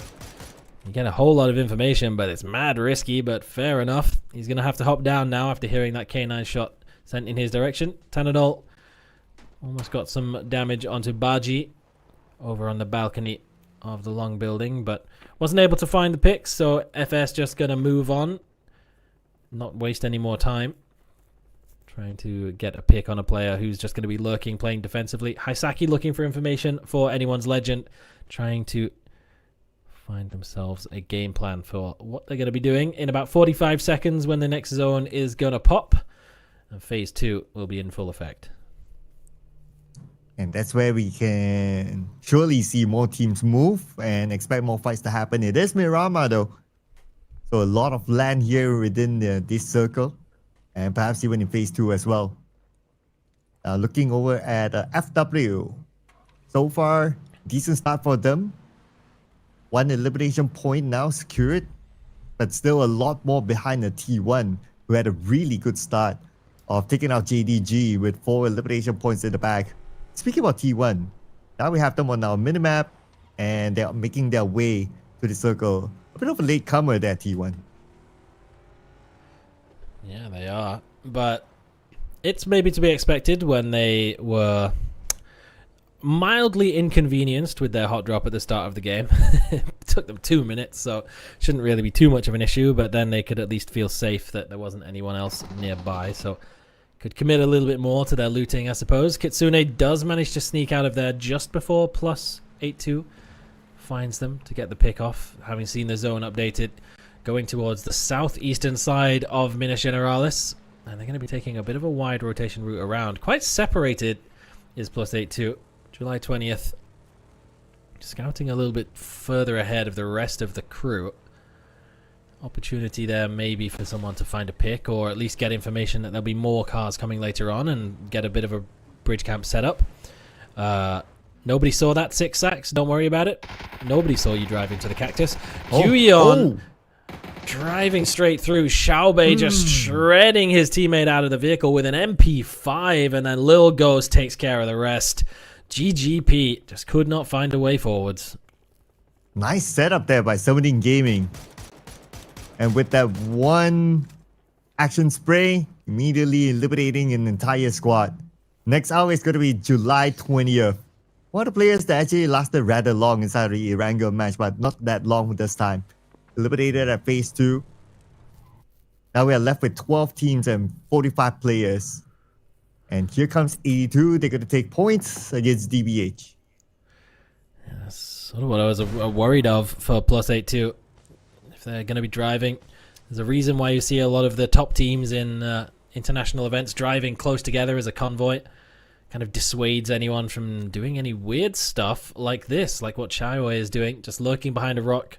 One pulls up alone, just takes the 3 points. Marush is playing a little bit separated from the rest of the squad, but he should hear the vehicle of Singam, and he's just making sure that he doesn't try to find any sort of angles onto his teammate, catching him off guard. Now T1 and FS getting some early game activity between themselves. Looks like Belmoth was maybe left a little bit behind, trying to scout for the rest of the team on rotation. But T1, they take advantage. Yes, full sense. Just getting a sense of which other team is around them. So there's a XY close by. At least they have the information, so they know that if they have to move, which direction or which team they need to be prepared for. For T5, a rather early elimination for them in the previous round. This time they hope to make better. You see a team rotating. Okay, that's going to be Jiawei right in front of XYZD. Is he going to pull the trigger? He can though. But once he does, he needs to make sure that he secures that elimination point. Jiawei is alone. And Maorush got picked off on the back line as well. He was looking for Singam. He heard the vehicle wrap all the way around. But Singam just must have found an angle and finished him off. Maybe that's what gave DBH the sort of heads up that it's time to move, get out of that position. It's no longer their hilltop to control. XYZD just watching from a distance as smokes give away the position. One is about to shift once more. Will it be directly into the center of the field, which would be a big problem for a lot of teams? Yes, it is. It is exactly into the center of the field.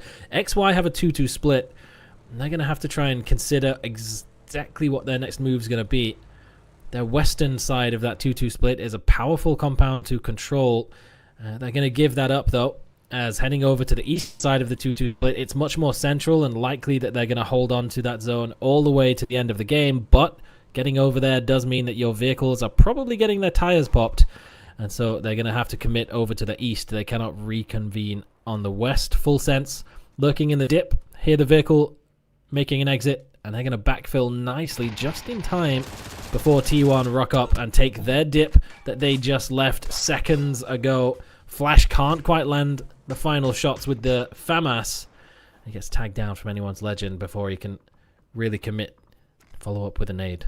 Yeah, now two teams next to each other. But looks like both sides got to stop the committing into this fight. I guess because they're also aware of the fact that there are other teams around, so they don't want to be third-partied or being shot at from a long range while they're trying to rush in onto each other. So they hold their ground for now.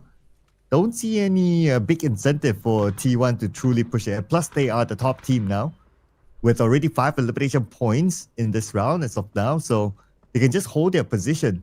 They don't really need to play it aggressively. Mortars out. I guess that's one way of trying to clear them out from their position underneath you. If these can land. Short range mortars, 120 meters. A little too short range, actually.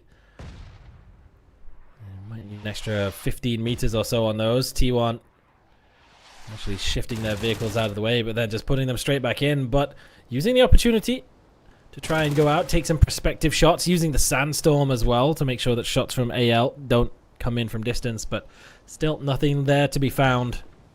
And so Full Sense will just go back into the safety of their compound for now. 45 more seconds until the next zone is going to start shifting.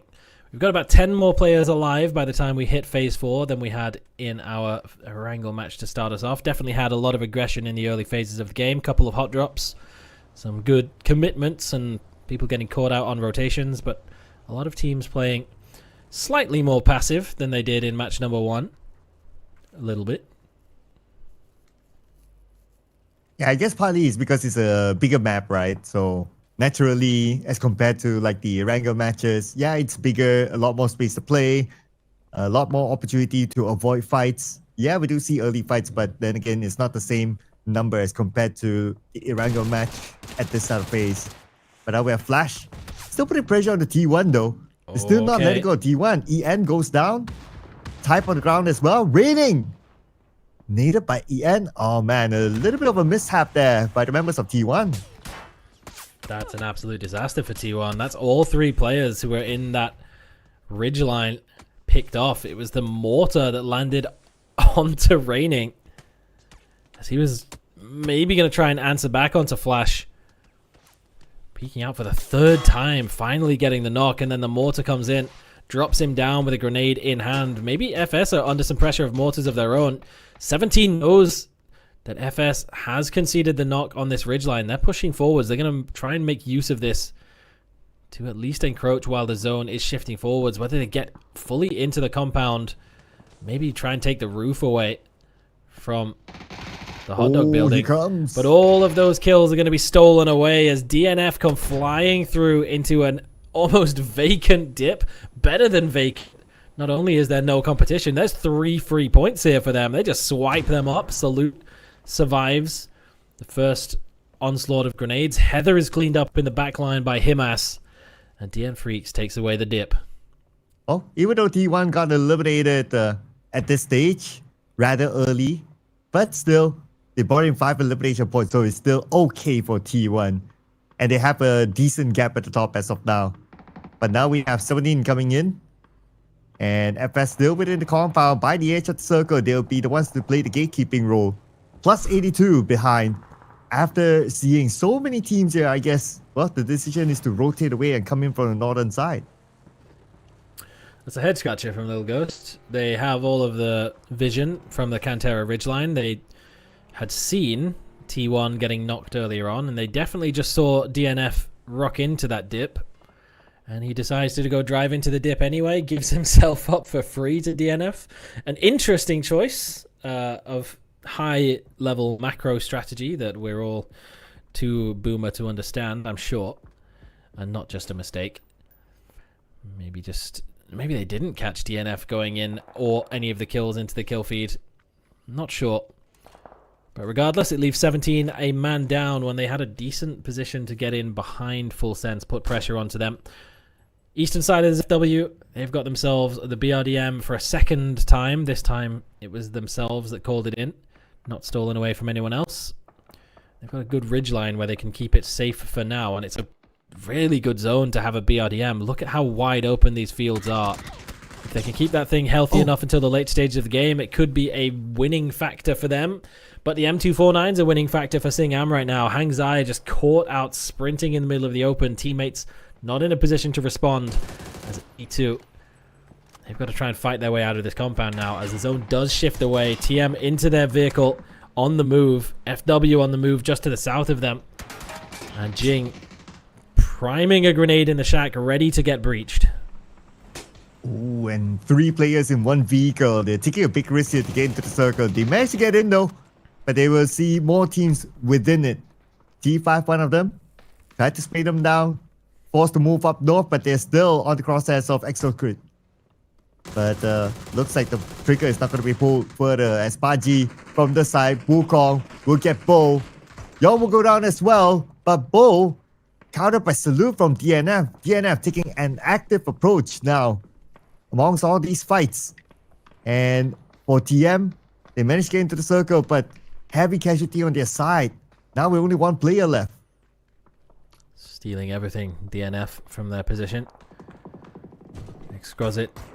Well, that's a nice little bonus. Good way to expand their little defensive setup that they had with the vehicles.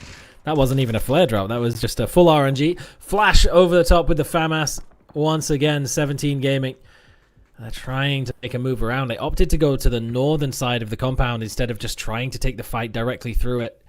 Maybe after they had that opening knock on Full Sense, they could have gotten a little more aggressive, got onto the roof of the hot dog, made it a little more difficult for Full Sense to play defensive duty, corral them around the northern side, and just pick them off while they're out in the open.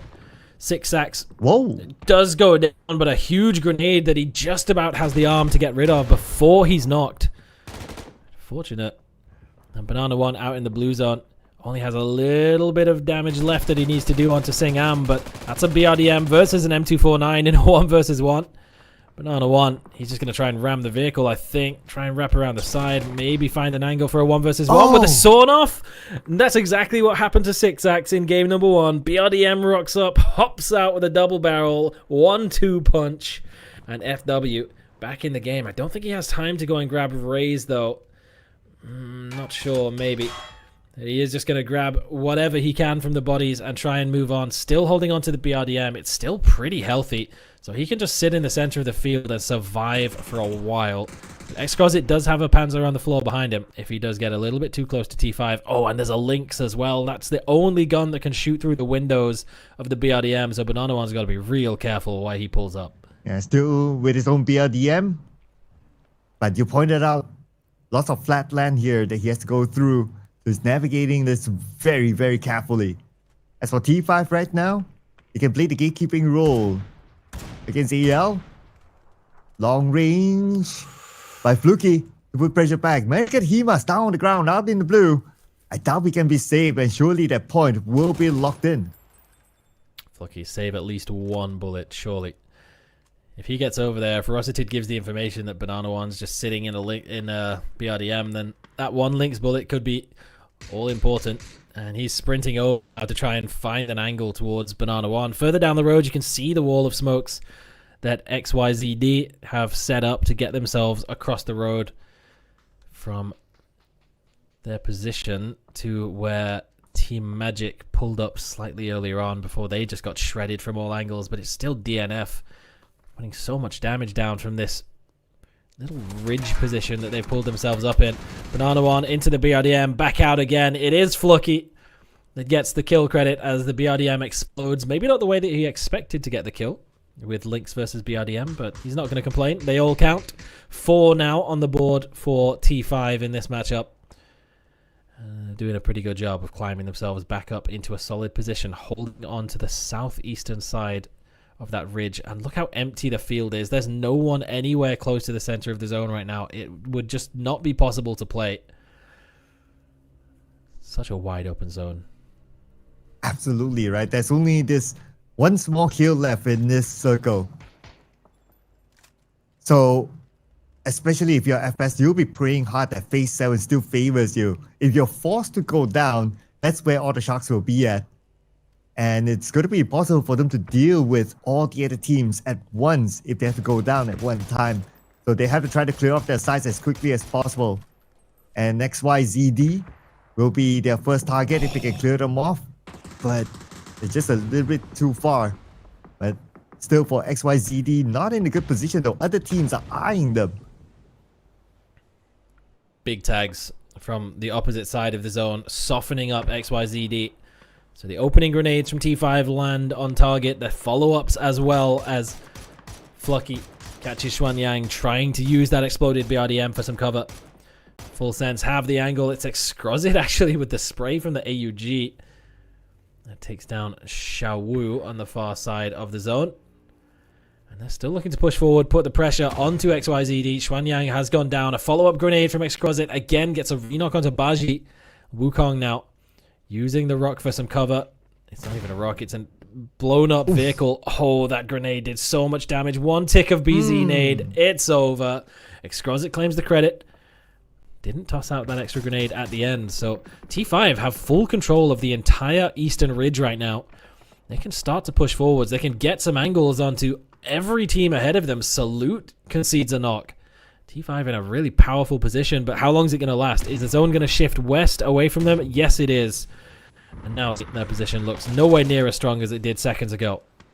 Oh! NFS, they still have a high ground advantage, but now they're rushing in onto DNF. They want to clear off their closest rivals right now. The moment they move in, DNF losing player after player. Only one active player left for DNF on the other side. And test player, time for him to rush in, time for him to find an angle. And here comes test player and DNF. Wait a second. What? Oh, From behind. Haisaki From showed behind. Anyone's legend just rocked up out of their compound at the perfect time. Saki cleaned up all three of full sense for himself. He's gone down now as T5 take the opportunity to send it over in their vehicles. Destroy dodges out of the way of the Panzerfaust. Somehow DNF is still alive as well. This fight came out of nowhere.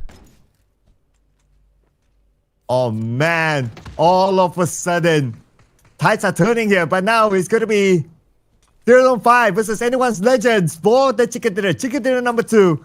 $1,000 on the line. But for T5, they still have the high ground advantage though. And not only that, look at Ranger X. He's in the middle of the circle. He's controlling the circle right now. It's a smart move. T5 commit to taking the high ground so they can get above this fight, but they also leave one anchoring the back line so they can put pressure on Destroy from multiple angles. XYZD is running really low on ammo. 27 bullets left. He's already dropped the DMR that he had. Destroy is just lurking on the low ground in the smokes. XYZD almost gets the timing, not quite. He's going to try and fall back, grab some more ammo from the bodies, maybe. He and Rosity JR, they can now push backwards. They should still have vehicles. They should be able to find utility on these bodies. Try and flush out Destroy from behind this little ridge. They know where he is. Grenade's just going a little bit too far. And Ranger X still holding down that crossfire position, forcing him to keep his head down, keeping an eye on Whodat or any movement from Destroy, feeding information over to the squad. It's somewhat of a stalemate now, but the game is really pushing towards its endgame state. Rosity JR is going to move back over, look to control more space of the zone as well. Whodat's been spotted up, tagged as well. And Rosity might look to finish him off behind his vehicle. They almost got that one, still tapping away. Russell Jr. with the mini 14. But then again, his opponent managed to steer away from danger. They're going towards XYZD right now. He must win this fight. XYZD opens up by taking out Whodat. One more on the lower ground. And right now, he's not able to find that angle, but now he will. XYZD spraying on the Destroy. Destroy the final player. And now he's cornered out. It's surely going to be the chicken dinner for T5 now. XYZD just waiting until any sign of Destroy shows up on the edge of the smokes. Get some decent tags through. It's actually the grenade of Ranger X that finishes the job for a 12-kill victory for T5. What a move from anyone's legend, though, to get involved and backstab full sense on that fight to get in that position. But the counter move from T5, they had the longest distance to go to get back involved into the game. They timed their aggression well. And that reposition from Rosity JR at the very end, forcing the hand of anyone's legend to make an aggressive play onto XYZD. But he held the line effectively, brought it down to a 1 versus 3. And the final grenade from Ranger X. Too much for anyone's legend to deal with. And THEERATHON 5 with a dominant victory. Once again, back in play. XYZD back with the team that he came up through. Getting a victory here as well against a stiff opposition. Really great to see. Yeah, two key things for T5, right, that actually helped them to score this chicken dinner. Number one is Rosita Jr.'s position, like what you pointed out earlier, taking point as anchor man in the middle of the circle. Number two is that the circle actually kind of favors T5 as well.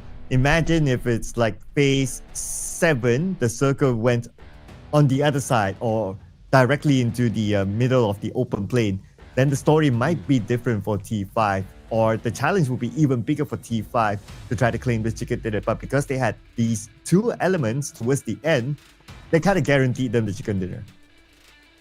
Yeah, it certainly did, but they were a team that really just had to hold their edge for a long time. Didn't get involved in any of the early game fighting, and there was plenty of early game fighting. FW, Full Sense, T1 all getting involved in scraps in the early phases of the game, catching people out on rotations as well.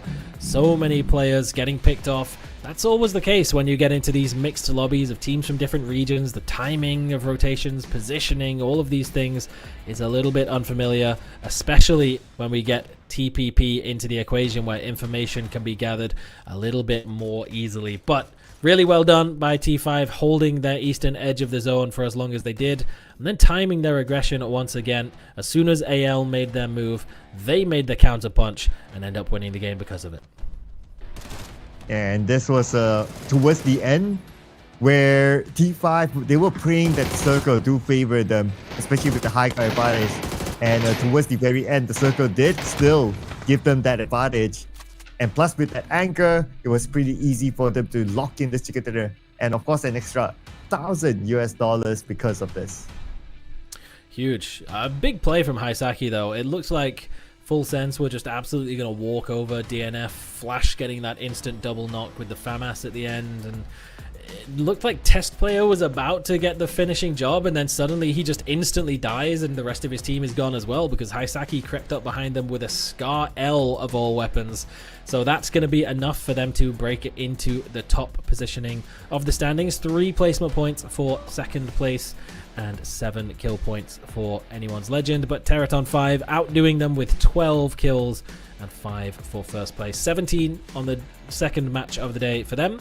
That puts them in second place behind our first game victors of T1. Yeah, and because of a very good first game for T1, they are still ahead.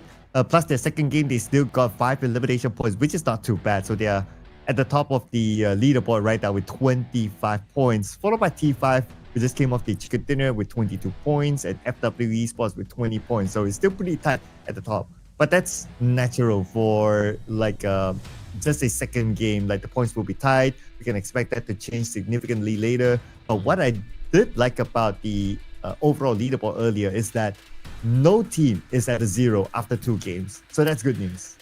Yeah, it's 2-0.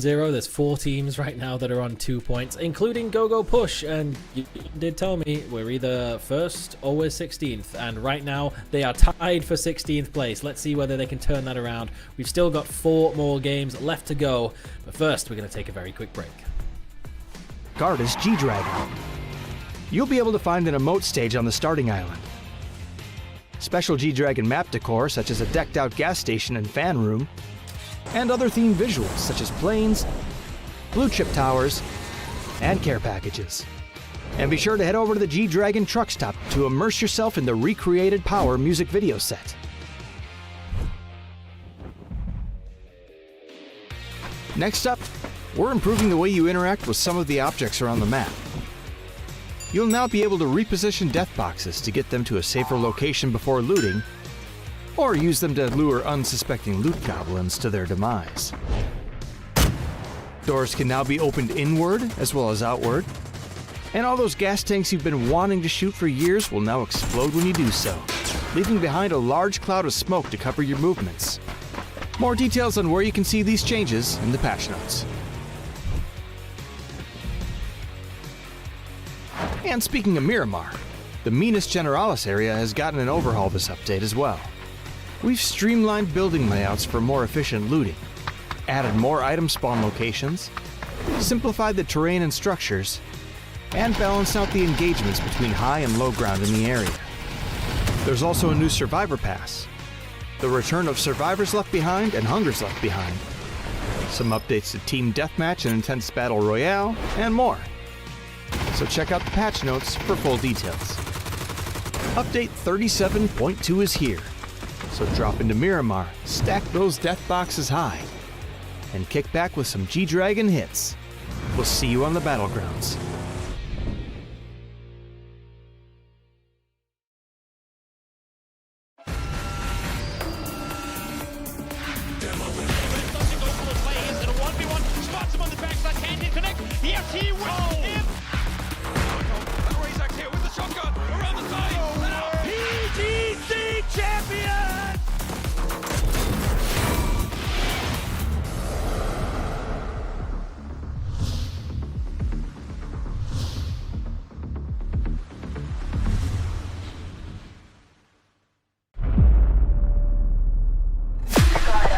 just need a spot, light in the dark. I got a 2 chain but hard too. Don't always listen when you talk. We was wishing upon a star. I've just landed. Real enough that this battleground will remember. I'm bringing the static. She sees the world respect. I follow with my soul connect. Hey,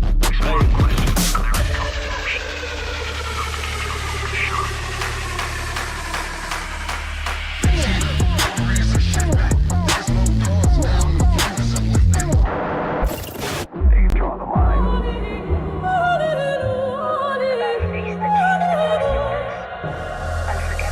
And I'm out in a storm, I still come aiming, I pressure and rain. Whoa. No fear, every step I claim, face strong, not a thing I change. Staying in my lane.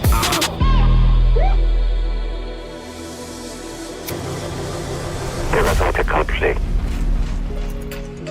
정해진 룰은 없어. 내가 정해.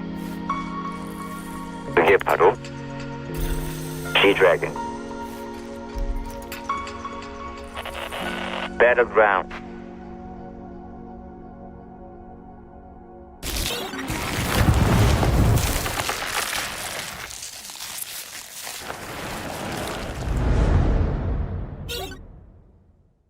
A new collaboration, movable death boxes, and some changes to Miramar. All this and more as we dive into the update 37.2 patch report. First up, the desert's about to heat up again with a visit from the iconic artist G-Dragon. You'll be able to find an emote stage on the starting island. Special G-Dragon map decor such as a decked out gas station and fan room, and other themed visuals such as planes, blue chip towers, and care packages. And be sure to head over to the G-Dragon truck stop to immerse yourself in the recreated Power music video set.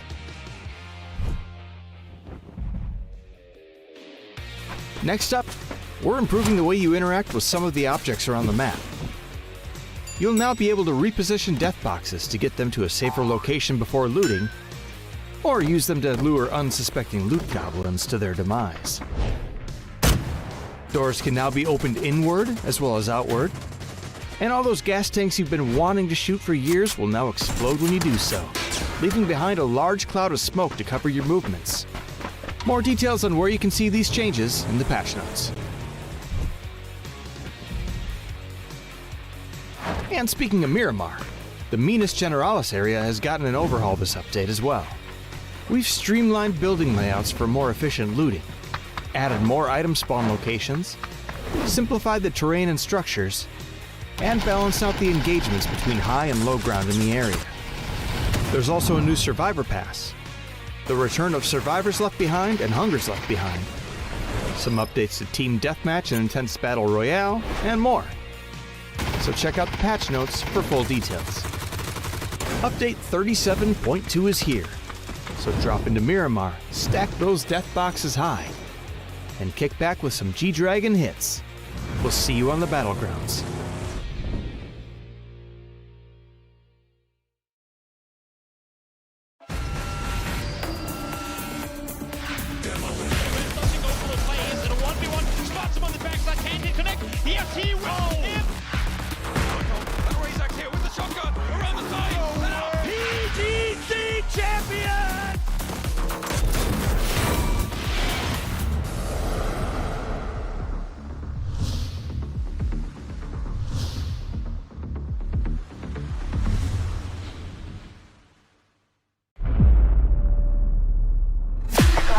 I just need a spot, light in the dark. I got a 2 chain but hard too. Don't always listen when you talk. We was wishing upon a star. I've just landed. Real enough that this battleground will remember. I'm bringing the static.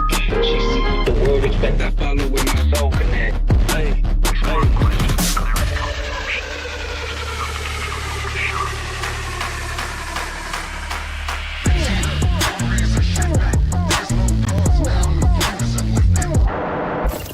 They draw the line.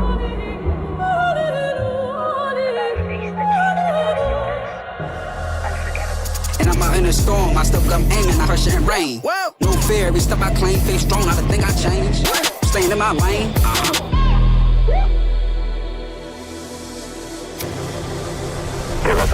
컴플레이. 정해진 룰은 없어. 내가 정해. 그게 바로 G-Dragon. Battleground.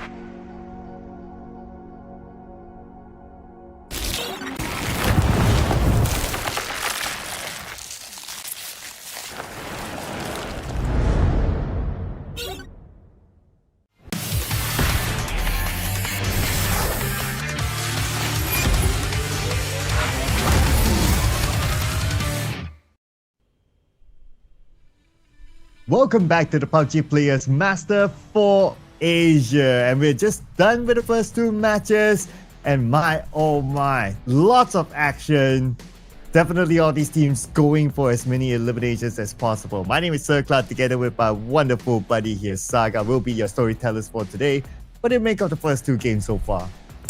No, you got it on, hit the nail on the head. Everyone wants kill points. Makes a whole lot of sense. There's a lot of incentives to go for kills, monetary and point value wise, both increased massively for getting all of the kills. And those teams that are having success at them are looking really solid. A lot of it is still not necessarily just sprinting around, chasing after everyone in sight. It's just controlling areas, positioning well, avoiding getting stabbed in the back and stabbing everyone else in the back. That's what we saw from T1. We saw it from T5 on Miramar for map number 2, and no doubt we'll be seeing exactly the same thing as we head into map number 3, Rondo it shall be, for our third map of day number 1 here at APAC Masters 4 Asia.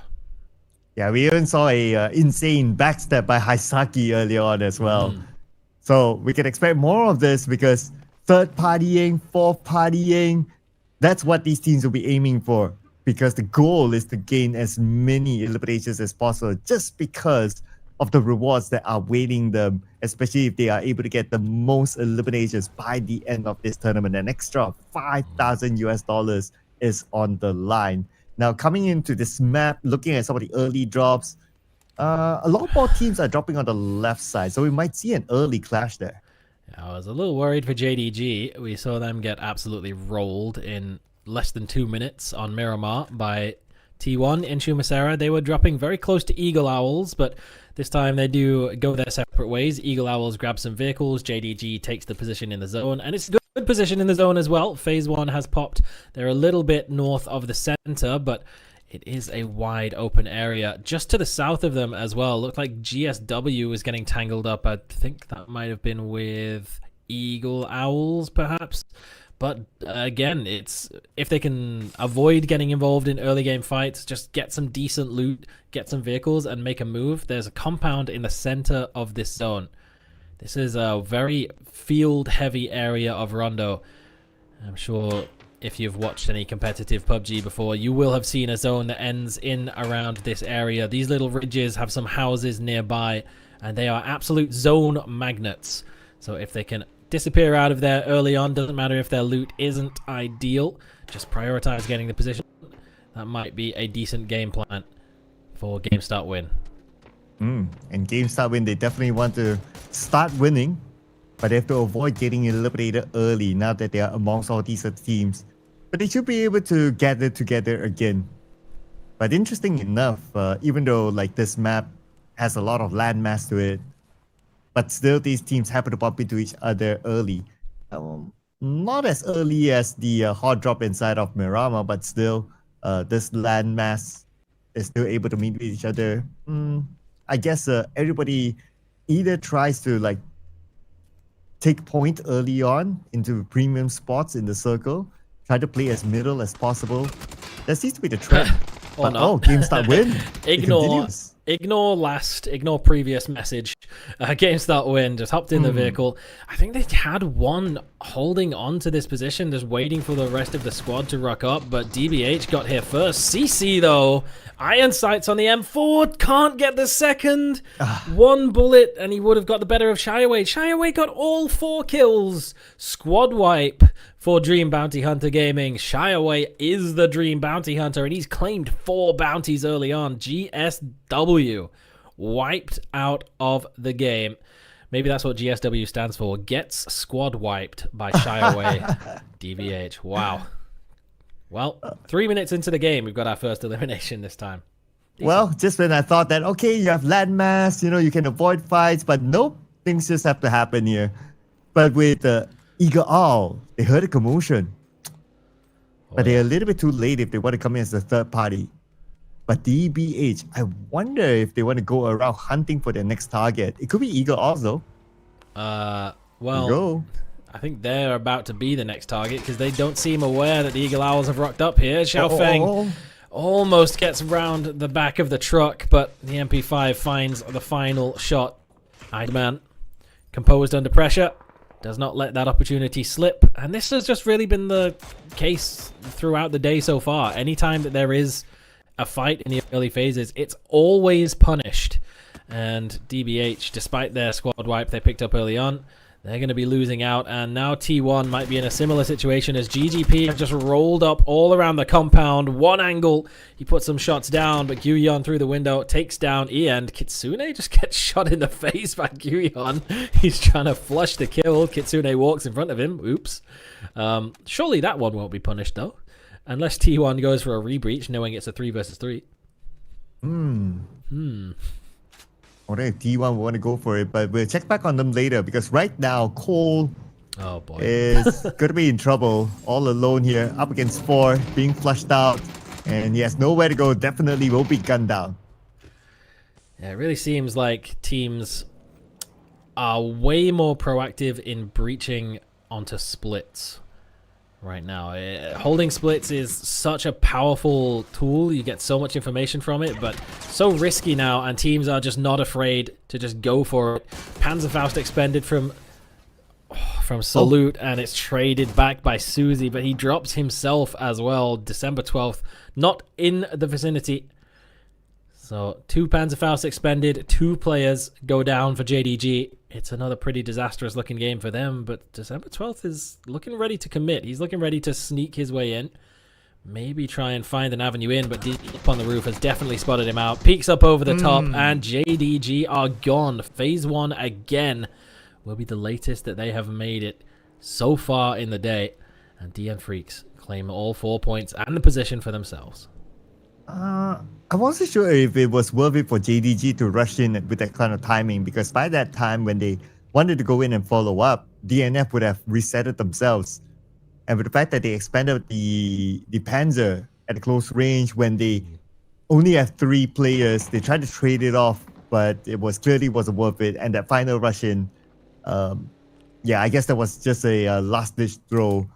I'm sure he wouldn't have expected to come up big. If he did, that would be great, but if he didn't, then, well, I guess next round for them. It's been a long day of waiting for JDG so far.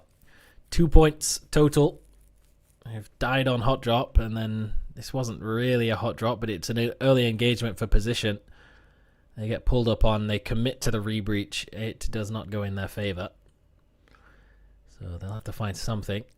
They are Group B, so they're playing today and tomorrow as well. So 12 games in a row. They'll have a quick turnaround period to try and readjust to the lessons of the day. But they've definitely got plenty of time to reflect on their choices before Game 4 comes around. That was kind of the same problem as they had in Game 2. At least they lasted about 4 minutes longer this time than they did on Miramar. That was 2 minutes before they got dominated by a Korean team. This time a different Korean team gets it done in 6. Full Sense has test player lurking behind an innocuous looking vehicle spawn as 6X goes flying past. Once again in a BRDM, the 3rd game in a row that FW has put one of those to some use. Very early to pick it up, but it makes their rotation a little bit safer. There's been quite a few players that are rotating by themselves that just get caught off by someone just weirdo lurking behind a rock or just gets too close to a compound. So I guess a BRDM is the safest option, other than maybe a glider. Yeah, plus it's a TPP, right? So you can get better view. So it's okay to just use the BRDM around. And you mentioned about the glider. So it looks like we're going to have Fluky maximizing the usage of the glider just to scout things in front. And so far, it's a clear path for THEERATHON 5 to come in. actually can't tell if it's better to be third person on the glider if you're looking for information, because like so much of the screen is just blocked by the glider. If you're in first person, you can't really look all the way around you so much. So pros and cons to each, but T5 is one of the teams that likes to use the glider, not just for scouting, but Flucky is also more than happy to take some shots, look for third-party opportunities, or if his team gets caught in a gunfight, he will try and get a flank with the glider and backstab from the air. That's really the MO of a lot of teams when it comes to using the glider. Some regions just use it purely for information, try and keep themselves nice and safe, but it's definitely a combat utility option for APAC in particular. Whether teams from Korea and China will be quite prepared for that, we will see. If T5 runs into anyone on their rotation, they've got 10 seconds left before the zone is going to pop for phase number 2. They're coming in on the western side of the zone. Still lots of empty space towards all of the edges, so any hard shift is going to cause problems, and it does hard shift all the way up northwest towards Jiao Tin. Now DNF find themselves dead center of the zone, and already some shots ringing off as the phase 2 circle pops. Oh, and a lot of teams will need to make this rotation now. Good to see FW and FS just right next to each other. This fight will happen here as they try to gain this position from the high ground coming in, but looks like F5, they're no longer interested. They're like, okay, it's on the outside of the circle. It's not worth for us to take this fight. More teams will be coming in this direction. Let's take point on the inside. But that's where they will meet with T1. I don't know if I just saw Belmoth doing some crazy flips or something in the background, but he's just flipping out of the vehicle as Heather just shreds him. Oh my. Test player is driving sideways off the hilltop. It's all going wild, but that was a nasty spray from Heather. Just didn't have the momentum. Belmoth stopped down underneath the ridge to hop in. Maybe his vehicle was out of fuel or something, but Heather capitalizes on that. Full Sense lose their IGL. And this is the rest of FW coming in. But FS just shooing them away, more like warning shots. But there's still plenty of space since they are one of the early movers to get into the circle. So they should be okay. They should be able to find a spot that they can call home within the circle. But if they go too far, then GGP will be waiting on the other end. But GGP, beside them is another team. It's 18. So at any point of time, 18 and GGP could clash. There's a whole lot of possible clashes. So many teams had to make a move, and a lot of them just go for like path of least resistance. Not really proving to be least resistance in a lot of cases, though. There is definitely some resistance to some of these rotations. Just the straight line forward puts you in harm's way. Teams not opting to go for the wide wraps. Maybe again that's a product of the points system, where teams that typically would opt to go wide around, avoid any sort of early conflict, and survive later on to the game, they think it's not really worth surviving because you have to make top 4. So playing on the edge, going for wide wraps doesn't really always give you the best chance of that. So maybe just go look to try and take some fights. If you get 3 kill points, you've got more points than you get for coming second. So I understand why teams commit to these early fights.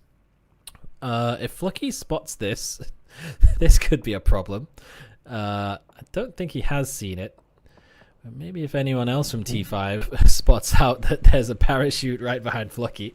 Never seen it get run over in the air by a glider in a competitive match, but first time for everything, I suppose. Can it happen though? Like if you're on a parachute and the glider bumps into you, like you die? Yeah, you do get splatted. Oh, okay. So there's some crazy stuff that gets posted on like Reddit and stuff. I've seen someone hit a glider with a mortar by accident. What? All kinds of craziness can occur with gliders, but thankfully for Xiaoseng, nothing ridiculous happened to him. He crept his way into the northern side of Jiao Tin, a little bit separated from the rest of the squad and a bit close to T5 maybe for his liking, and he is going to have to creep a little bit even further forwards as the zone once again condensing on the north or southeastern side.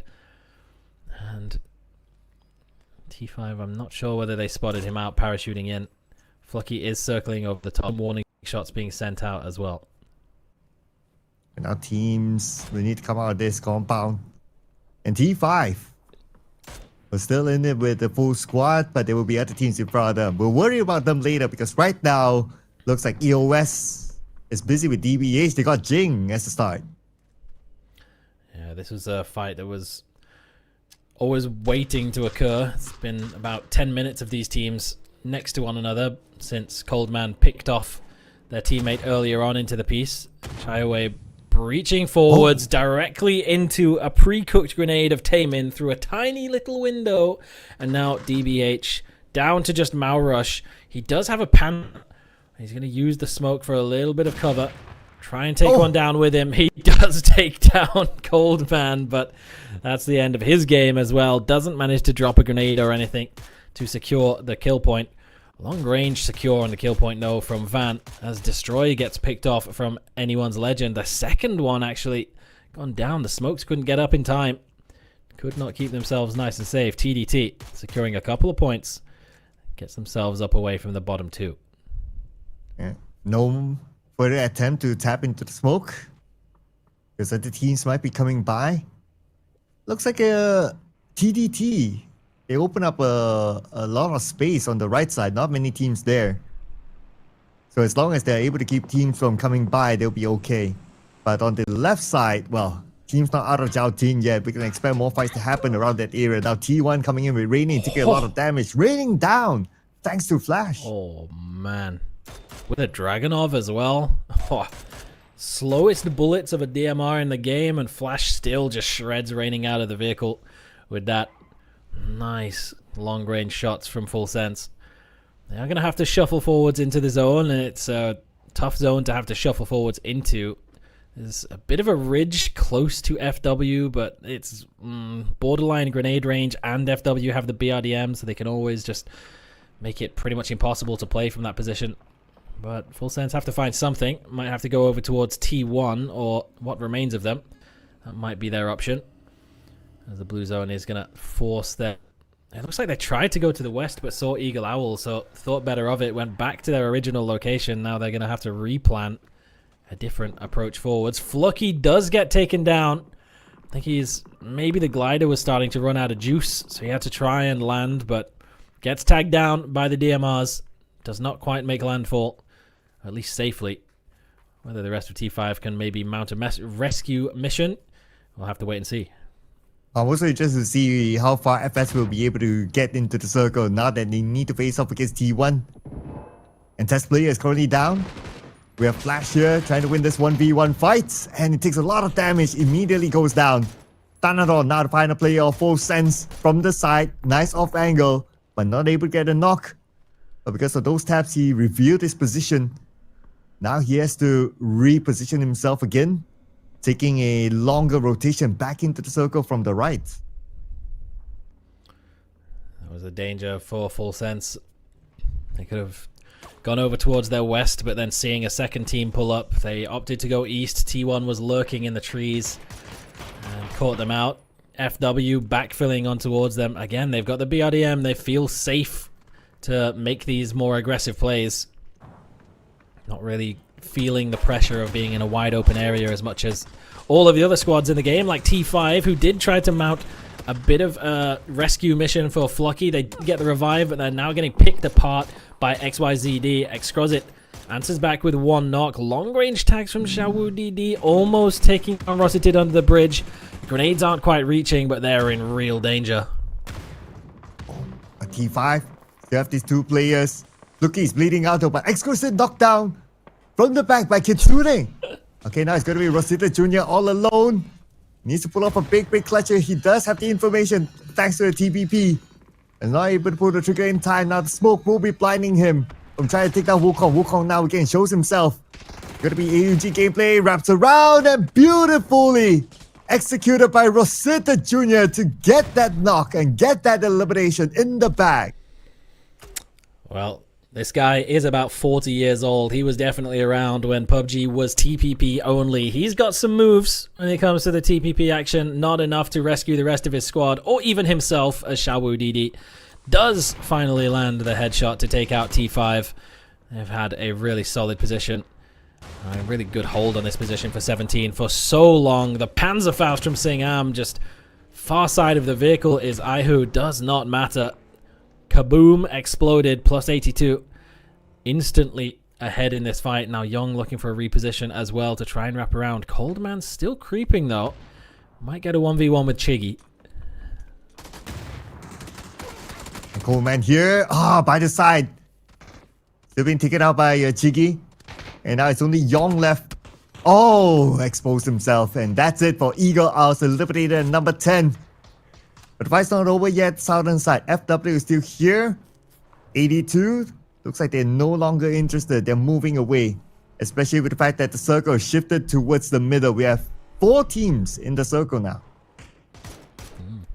It's been a good day so far for plus 82. They've made some good appearances in the late stages of the game. Currently in the top 4 on 17 total points. 7 kills from this game.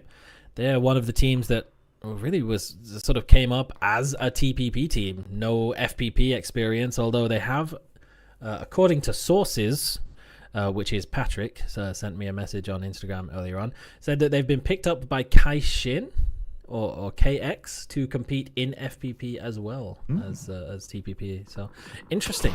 We'll keep an eye to see whether or not they're able to achieve anything else so far in this tournament or others. AL achieving a nice little breach, I guess. The threading the needle, getting into the sort of battle lines of 17 Gaming. Xiaobei does a little bit of damage to his teammate with a nade that doesn't go quite far enough, but AL needed a way to get into the compound. They found it, and it's just to go directly forwards, full speed, 4 in 1 vehicle, and Haisaki gets caught out by a nade by Van on the opposite side. Zayu follows up with another grenade, and AL, their breach has put them all into one little building. It's the danger zone.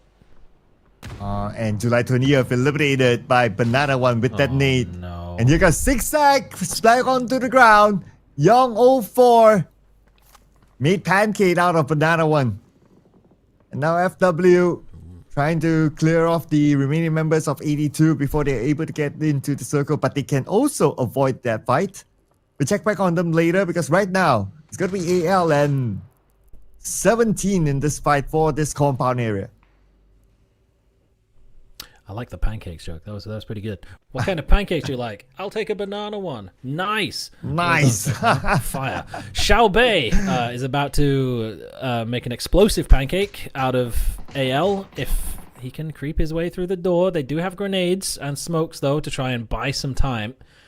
But there's angles on the opposite side for the rest of 17 Gaming that's going to make this really tough for AL to get out of here. They don't need to move right now. The zone is not forcing their hand, so they can just lurk here and hope that eventually someone gets into a position to third party and really force 17 away from this position where Xiaobei is just waiting for anyone to expose themselves and just send about 4 megatons of explosive destructive power into that room. FW still have that BRDM, by the way. And Xiaobei still looking for an angle. And here comes Lil Ghost, still putting pressure. Trying to get in, but it's not that easy. But Xiaobei right now, very, very close. Oh, they got one, they got destroyed, okay. More to come. Xiaobei, thanks to the TPP, he knows the position of his target. Now goes in immediately, but only 11 heavy was blinded, Xiaobei blinded. Oh, it's taking a while, but still able to get a knock. Oh man, that was crazy by Xiaobei. The follow-up came in right after. Xiaobei survives, but not for long now that the nade landed. Thanks to Himas from the outside. The martyrdom grenade. They were all so blind, nobody could see anything. He almost shot his own teammate, hip firing the MP5 coming in from the back line. Nearly survived just lurking behind the door. And that grenade from Himas could have just cleaned up all of them, but thankfully for 17, they are at least able to get a few revives back up. They've got 5 kill points now, 1 away from getting into their placement points too. They can creep their way forwards, but FW, I mean, they've had this BRDM since phase 1, and look how much damage it's taken. Not even a quarter of its health has been depleted. That thing is just so powerful, especially on maps with these wide open areas like this.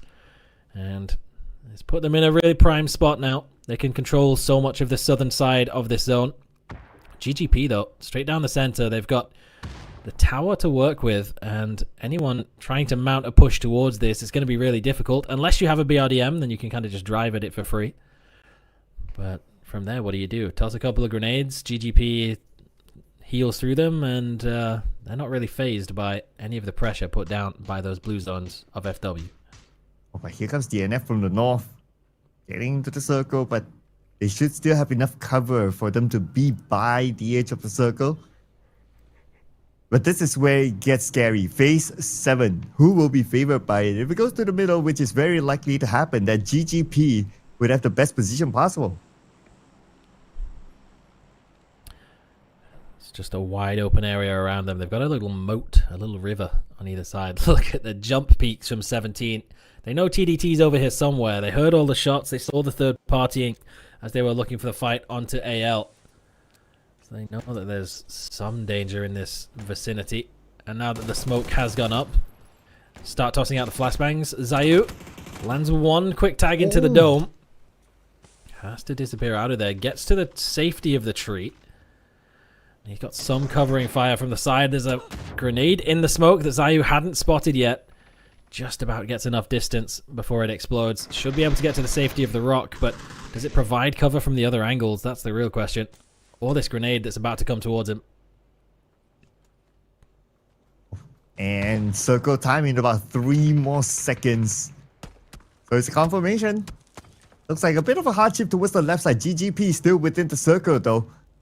But they'll be playing the gatekeeping role now against 2 or maybe 3 teams. Got a bit of backline assistance from W. Looks like they've sent Banana One out all the way to the south. Might be able to find an angle over the top of the wall with the BRDM. Van, well aware of it, but what can he do? He's got no smoke grenades. He just has to try and make a move, get to the opposite side of the bridge. He's able to do so, but how much time is that going to buy it? Well, 17 have had to turn their attention over to their northern side. His DNF have had to look for an alternative way forwards. They just can't go directly now. GGP's position is just impossible for them to breach without a BRDM of their own. Guamin doesn't even have a helmet. Do have some smokes, so they can try and close the distance and take a close range fight, but who it's going to be against could decide a lot about how the end of this game plays out. But at the same time, the zone is closing. DN Freecs, they have to find a way to punch through. But first, they have to win this fight. Okay, Deal gets 1. The 2 more to go at least. Oh. Lots of damage there. 1 more needed and they will get that 1 knock. That's probably going to be the opening knock for them to rush in. The smoke is still active though. This is time for them to come in, to clean things up before they get into the circle. Well, they needed a way to punch through. They found one. DL secures one of the kill points. Hwangaf steals another one. But damn, Freecs have expended so much utility to head towards that east. Every team anticipating that that's going to be where they go. They've actually just opted to turn back, go more direct towards GGP. They've given up a single kill point as Salute wiped out by TDT on the far side. Underneath the bridge, just lurking, but they've got no smokes left. They can't cover their own cross. They force GGP back. Zayu just headshot Van Nghi under the bridge. Why does this keep happening? DNF can actually get across from this, but Min's holding the line with the MP5. Alright, no mercy here. Min managed to hold that line. And that's GGP holding their ground. 4 elimination points now for them, and they're in top 3.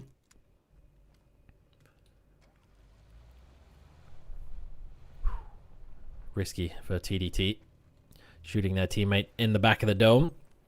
Might have cost them a kill point or 2 as they had to just grab the revive. Couldn't really commit to holding the cross, but GGP cleans up DNF. DNF started off with a bit of a rough game on Erangel, but they've come back quite nicely, up to 16 points altogether. 7 kills and a placement point out from this game. Now GGP, they can still just about keep hold of the tower for now, but they are going to have to make a move. It's the south wall. FW have full control now over this zone. Kanaxi all the way over towards the west. He can look for off angles towards GOGOPUSH. I don't think Kanaxi's been firing shots, or maybe he has been. Kitsune seems aware that there's some threat on this side of the zone, but exactly where doesn't seem to have perfect information. But FW have a huge hold around the south and western walls, and they can corral TDT around the outside, hold GGP back until the zone really forces them to move. It's still anyone's game, right? 4v4v3 at this moment with everyone having a piece of the circle.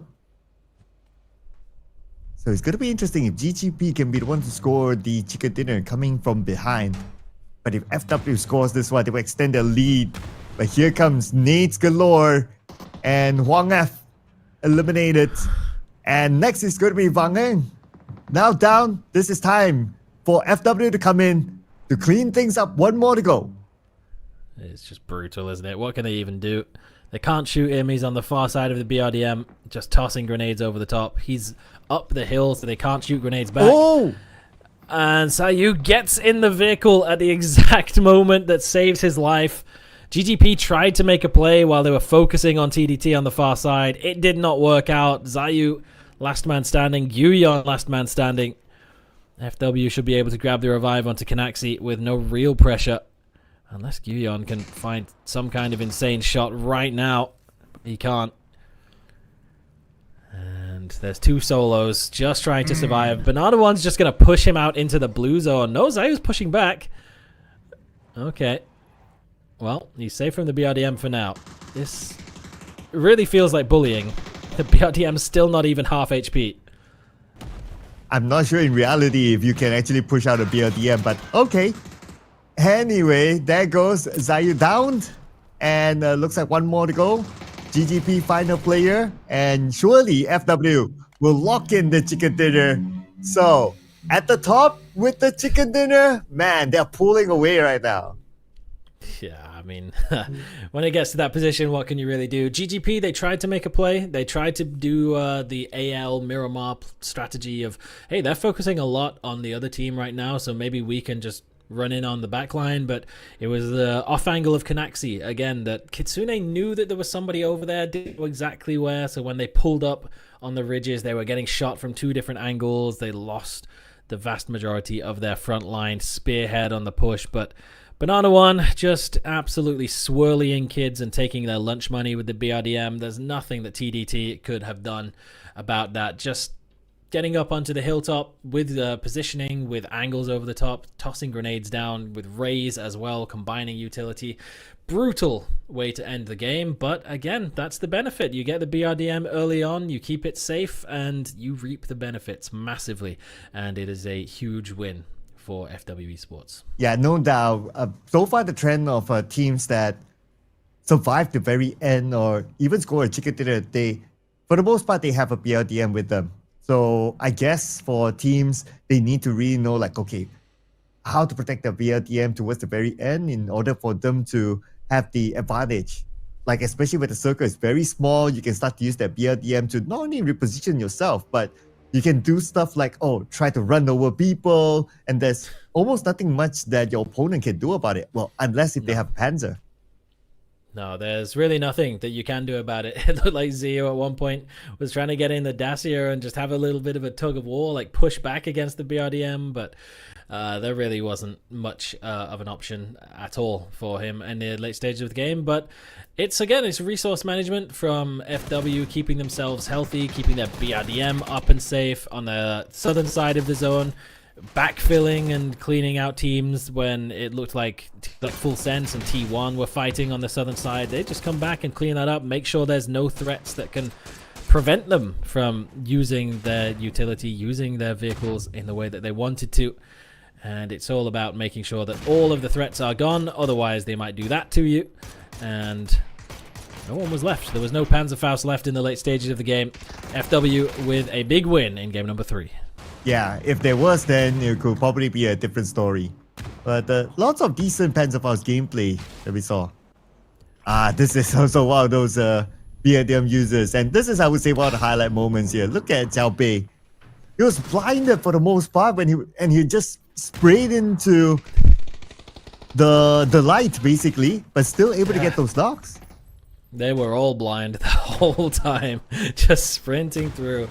and then him as his grenade at the end. Almost cleaned out 17, but there was nothing really that 17 could do when the zone decided that it was going out towards the southwestern side of this compound. And GGP was set up there for a while. They were kind of splitting that compound with 17 the vast majority of the game. GGP holding the southwest. They had the tower. They had some high ground advantage where they could find some kind of angles.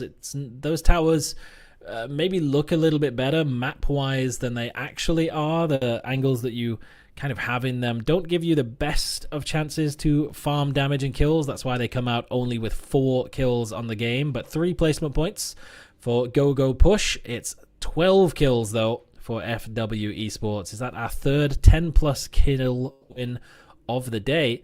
TDT with 10 kills and a top 4 finish as well. So a big turnaround for them. They only had 2 points coming into this game. Now in 7th place with 14. Yeah, right now, FW Esports, they are ahead of T1 by 10 points, okay, which is pretty nice, considering that Chicken Dinner only brings in 5 placement points. As for T5, not too far away. They are behind T1 by 4 points with 23 points at this moment.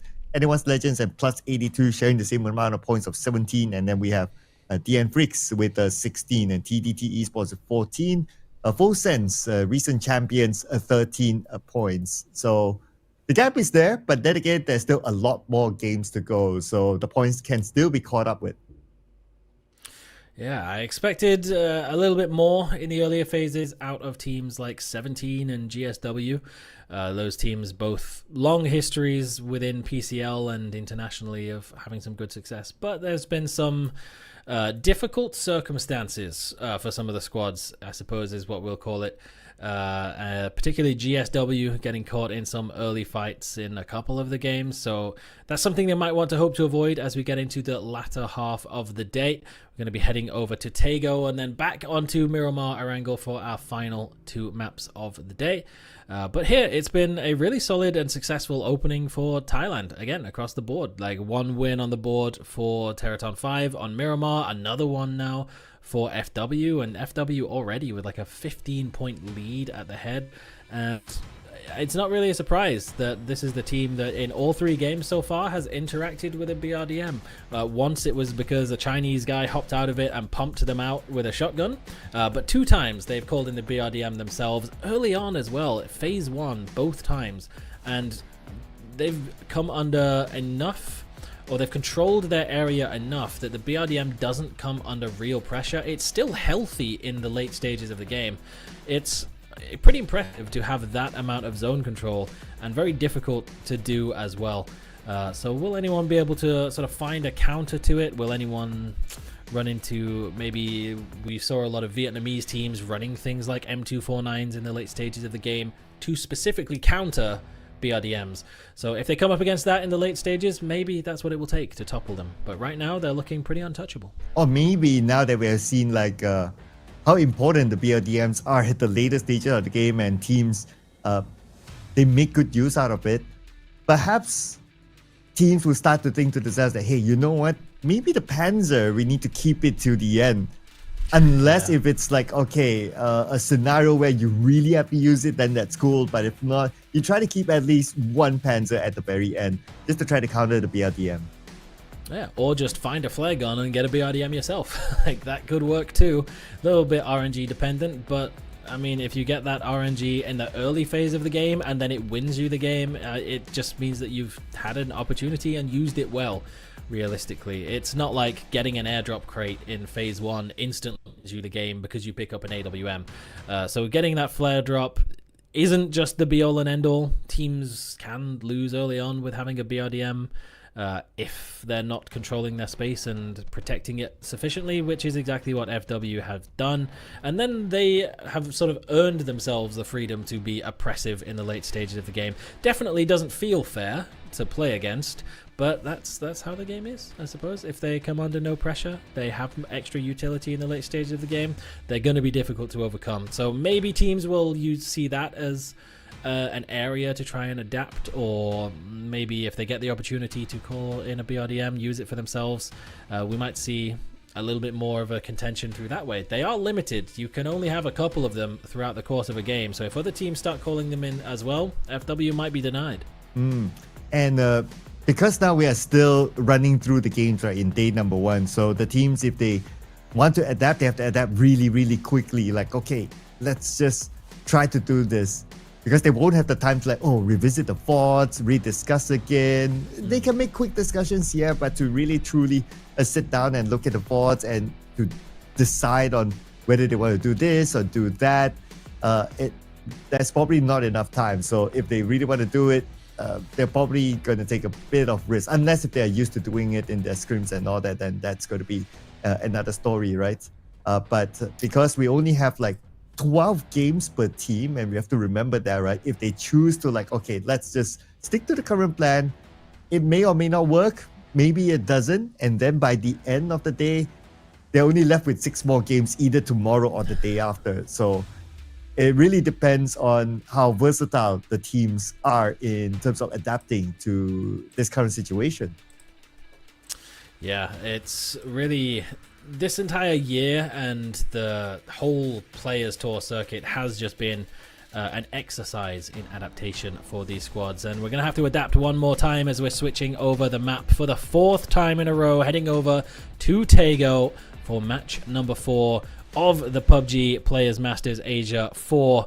We're going to the southern side for the flight path, going directly through Hosan up towards the airport over on the east. And really not sure if you're a GoDoc team, are you really going to stretch all the way over there? I know T5 is a team that tends to drop over in that area. Looks like they're going to look for some vehicles, maybe make that rotation. But we'll see if there are any changes to come through when the flight path pops in just a few seconds. Looks like there could be a potential engagement between Full Sense and the other team, Dream Bounty Hunter. That's who it is. Going down towards the sort of hospital zone, slightly off towards the western side of Ohyang. 8 players all on top of each other, going for a hard spawn vehicle in these compounds. This is going to be an absolute scrap. And they will land directly onto each other. There you go. Oh, there you go. For guns. There you go. Let's see who will get the first few weapons. Okay, Jing got one. Okay, Jing is ready now. The moment he got his weapon, there you go.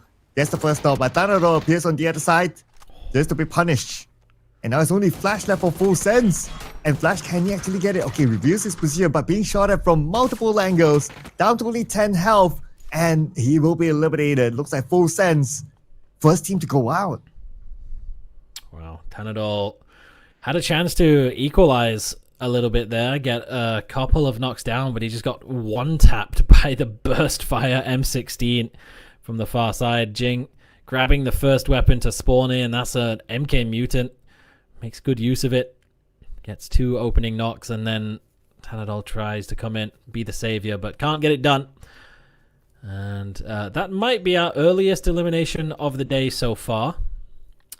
So when we were talking about early game aggression and early game fights, especially when we start mixing regions and drop spots can be contested, well, now we've seen it. And it's a big win for DBH. And that's a really good start for them. Definitely they could use that kind of start. So 4 eliminations to come together with it. Looks like no other clashes. I did notice that there were a few teams heading the same direction up north, but I guess they decided not to land at the same spot, which is a smart move as well, because sometimes you won't know what sort of weapons you will get. So it's down to luck if you are able to grab a suitable weapon, if you happen to be in a CQC situation with another team. So it's okay at the very beginning to okay, let's just avoid the very, very first fight. Let's loot up, and then we decide what to do next. As we've just seen with FW, or FS rather, not grabbing the weapons in time and getting completely wiped. Nobody else, as of yet, has fallen 3.5 minutes into this game. So just the one engagement, as you said.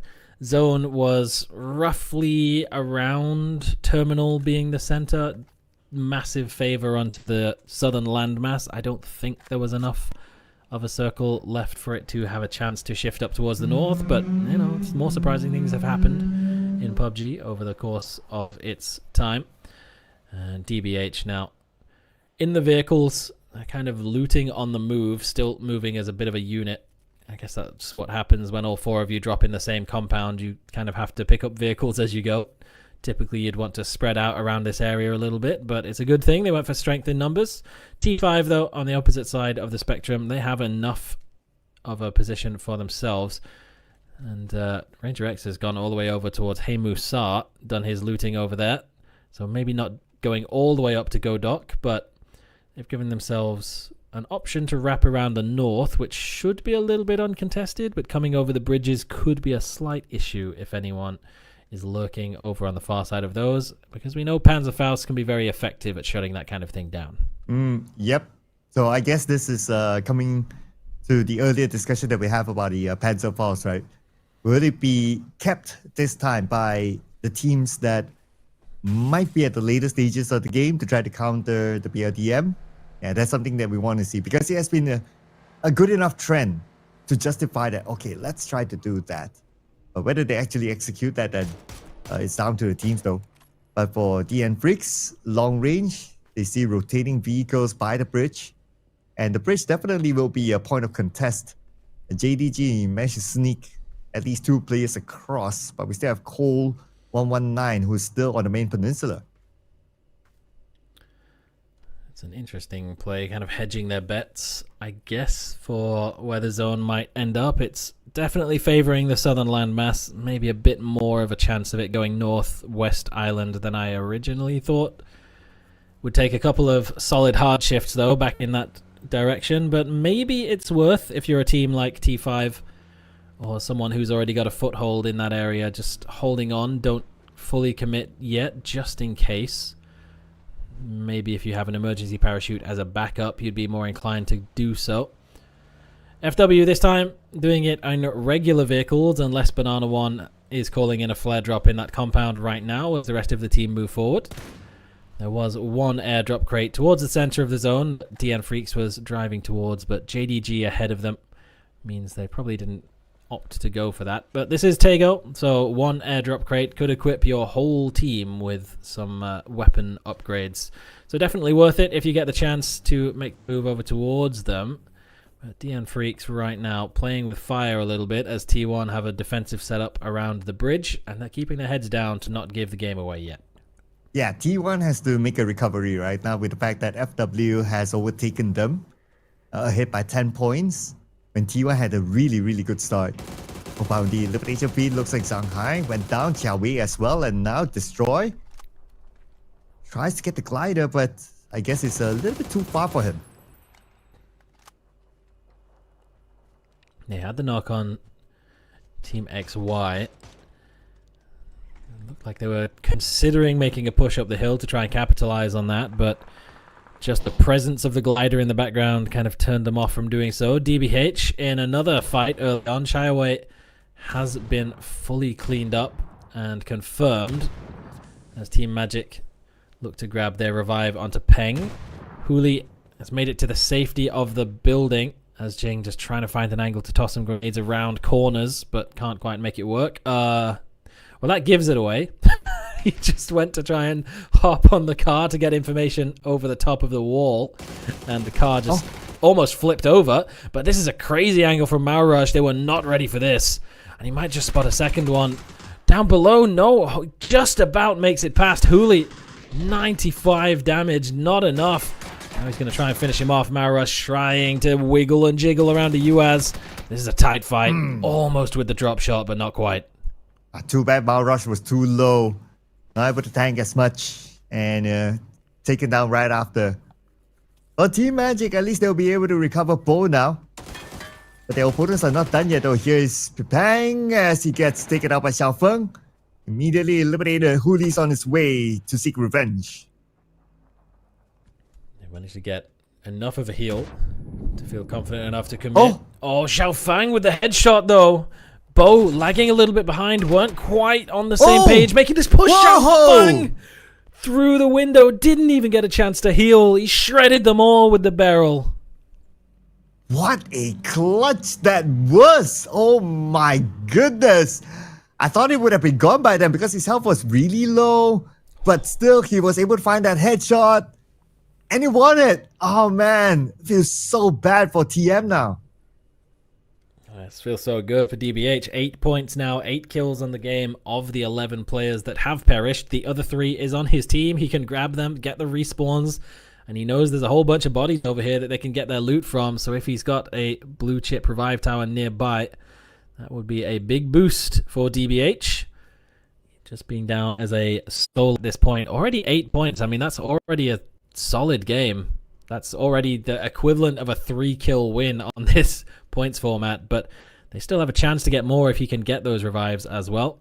Everyone else so far has sort of learned their lesson about fighting in the early phases of the game, maybe not being quite as worth it as we might have expected. And so we're almost about to make it into phase 2, while still only having 2.5 teams having taken any losses so far. Oh man, Crazy. I just can't get over the earlier fight, but okay. Anyway, the game has to go on. Now looking at the next potential clash point, we still have Haven here, still waiting at the bridge, T1 passing by. And we have EN just behind the rock, and Haven will try to pin him down. Rather ambitious though, I must say. If he's able to land that, then it'll be great, but if it's not, then, well, I guess an attempt is an attempt. No harm in doing that. Yeah. He spotted the car and he was trying to go for tires, assuming there was a player stuck behind that rock, meaning they would just be stuck there. But now, EOS still pushing through, still taking fights. Anyone's Legend will lose out on Hudat early on, as their defensive hold on this position is compromised. Van, lurking behind the edges of the building, gets a decent spray down on Min and secures the point. Disappearing out of line of sight before he can be punished. But oh no, there's another team that has line of sight in the back line. That's team Push 8-2. The Panzer didn't connect. Oh, it did. It was 1 damage. The most measly Panzer of all time. But it gets the job done. No mercy for Van. That's No Mercy cleans him up. Wow, everybody wants a piece of this area right now. Oh, Destroy just got taken out. Himas now in trouble. And Himas, 16 health left, and Himas still able to get the knockdown. Able to secure that elimination point. But the moment he stepped in, Himas not able to find a refuge inside the building. Lil Ghost took him out. Just ran straight into a double blue zone grenade when he was already on 16 HP. That's not going to work. JDG down as well. Destroy posthumously claims 1 extra point for their second, and that's going to be all they get for this game for Anyone's Legend. As 17 just sweep through, clean them up on this southwestern side of terminal. Still getting tags through though, as Eagle Owls have angles, so Lil Ghost does need to be a little bit cautious. TDT still lurking over here as well, so this still a hot zone. 3 teams on the western side of terminal, more still on the eastern side too. Now we have a game start win, hoping for a better start this time in this round. Only 10 points collected so far for game start win. But still playing it rather passively though. I wonder for like if you're a team like on page 2, right, or the second half of the overall charts, like would you start to switch your strategy to play a little bit more aggressive? Because at the end of the day, it's like there's probably nothing much to lose. If you don't try, well, you will still be on the second half. And that is the $1 million question. I mean, there's always the threat of going overly aggressive, but then you've always got the threat of being too passive and missing opportunities. I think changing playstyle completely is never really advisable, but then again, we're in a different game now, so it's difficult. It's difficult if you're a FPP main team and coming in here to a TPP tournament, things aren't going your way. You've got to find some way to adapt, but it's already such a different game that you're adapting to things differently than you typically would. Although no real adaptation for T5. Just put Fluky in a glider, send him around, scout forwards, and they can rep to the southern side of the zone, which right now has 0 players in any of the fields. DN Freecs have a lot of control out towards the west, as they were the team still maybe clinging on to the northwestern island and the crossings nearby, but everyone else has condensed in and around terminal for now, with the exception of XYZD. They've got themselves a little compound way out to the south with zero pressure on them from anywhere. A respawn from plus 82 will get them back up to full strength, 4 players standing, if July 20th can touch the ground without getting shredded from all of the players around this area. Looks like no one's looking right now, so should be alright. Okay, now it's praying hard right now. Okay, shots at him. Okay, just trying to navigate around. His teammates are close though, so he should be able to reach his teammates. Okay, there you go. There you go. He should be back online again. And the moment he lands, his teammates can just fuel him up again. A bit of an attempt here by Guyon, but the trees did protect him, so he'll be fine. All right, they're back as a 4 now. Nice. FW was really the only other team that could have caused a problem for them. But they've opted to get in the vehicles and make a move away from the eastern side of terminal towards a more central position in and around the field. Shaseng putting some shots in, and Canaxi may have lost a tire. The UAZ is kind of sliding around. It has lost a tire. But they seem to have some smokes, maybe folded shields, so they can set themselves up a defensive position. Had to have some kind of game plan, making a send like this earlier on. Banana One just about gets the timing to get away from range. He's put himself under pressure once again from XYZD. But T1 pull up in grenade range of FW. And the grenade did not connect at all, so they're still alright. XYZD. Okay, so far so good for them. And we gotta think about it as well. Now that we're at phase 3, we're coming to phase 4 soon. This is the most teams left so far today coming into this phase. If you gotta think about it. It really has been. It's been pretty brutal. Or at the very least, if it hasn't been the most players, it's definitely the most teams. I'm thinking back to Erangel as we were heading into phase 4. It was probably about 12 teams, but it was like 10 or 12 players further had fallen. Everyone was a little more damaged. This time, despite the fact that a lot of teams are very close together, they haven't really been taking too many shots at one another, or at least securing flushes if they have been. DNF, look at how much control they have on the north and western side of the zone, but GameStart Win have flexed out of their compound that they were in, playing slow, playing passively up towards the north, and they've got a whole lot of control over the hilltop as well. All of the teams that went down south, like T5, DBH, XY, they're going to have to shuffle further forward into the zone as T1's type. I mean, the rest of T1 is in those little tent things that are out in the middle of the field. I don't know if this is going to be the greatest of places to pull up. If he even has weapons there, I don't know. So he might have to try and figure something out. But DL as well is in a whole lot of danger. He got caught out lacking.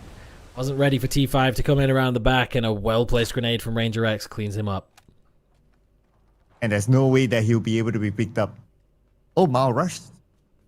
Knocked down, okay, by Shaseng. It's for T5. They're just guarding the corner, but they have to expect like maybe other teams to come by. Oh, but DNF is going to take the active approach perhaps, but still, the terrain advantage is to T5. Now Fluky puts in the pressure onto the other side through his glider. Very tactical approach deployed by T5, it seems. And Russell Jr., okay, nades galore onto heaven behind that tree. Nowhere to go, nowhere to hide, and he will surely go down to the nade by Russell Jr. That's what they like to do. As T5, one of those teams that if they can use the glider to their advantage, if they find a player using a tree for cover, then the glider can shoot it from a different angle. But Rossiter JR just went a little bit ham, sprinting just straight up the open in the road. Salute just a little bit of a reposition with a P90. Finds an angle towards them. He's using the smoke for some cover now, but through the flames, gets the spot on Ranger X and shreds him down. P90 is just so lethal at these close range fights. Doesn't spot Flucky swimming just yet, but he's... Oh, Guman took care of it. And Salute's looking for the last man standing. Or proning, as it might be. Oh. Exquisite. Exposes position. 49 health left. Now forced to move forward. Even with the high ground advantage, not able to pull the trigger in time. And T5 eliminated by DNF. DNF scores their first 4 eliminations.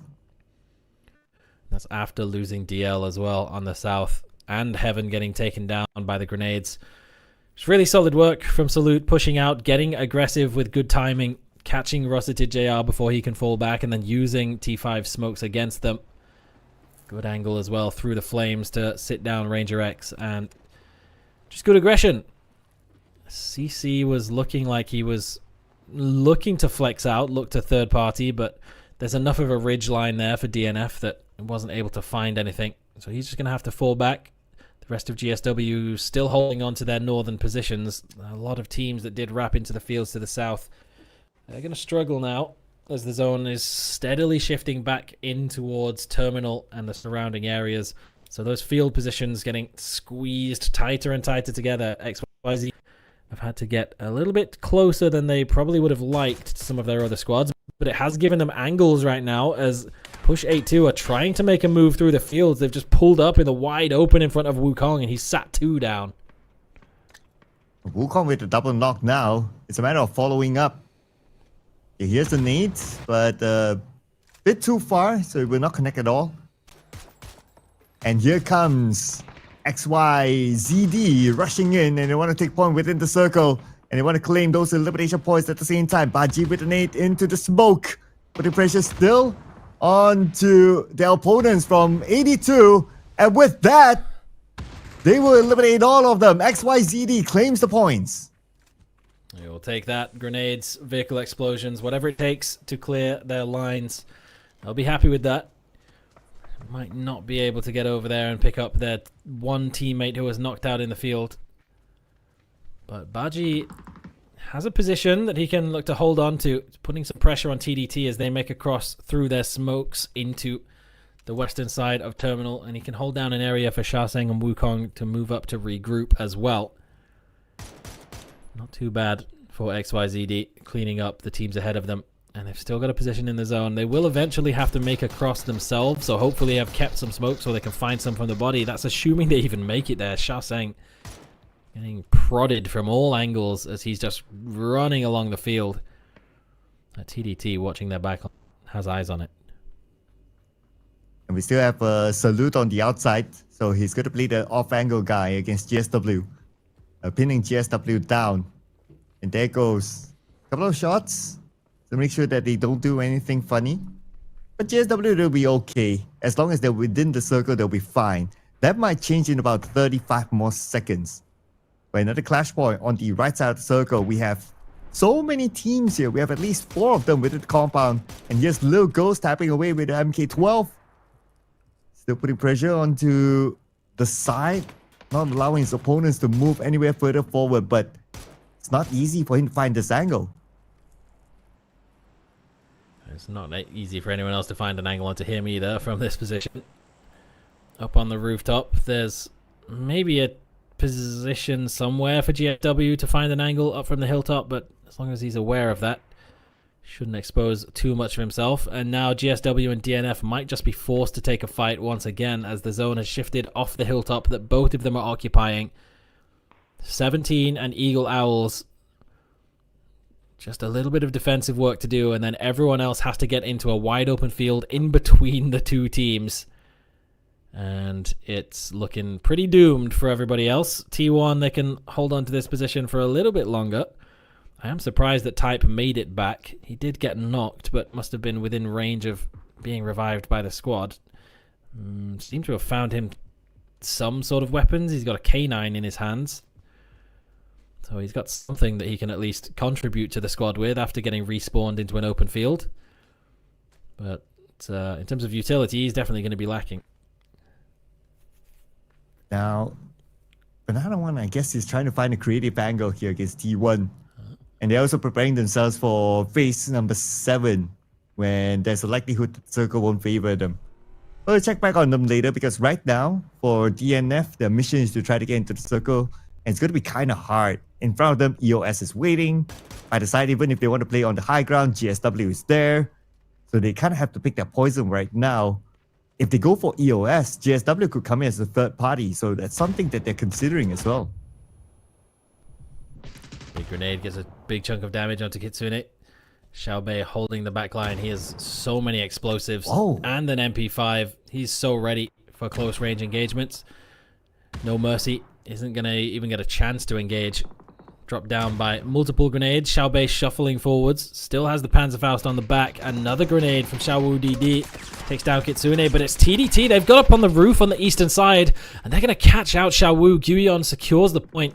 This stems the push now from 17. They were trying to get aggressive, trying to clean up GGP quickly, but TDT from the high ground position, they just weren't ready for it. And from the side, Lugos actually got no mercy, okay. Here comes Baji. Okay, Lugos with the rooftop. He's ready for it. He sees his opponent first. Oh, from the back! Totally didn't expect that one. Baji immediately goes down to Lugos. Now we switch over to Eagle Owls as they defend the spot against GSW. So far, so good. GSW in trouble with only one player left.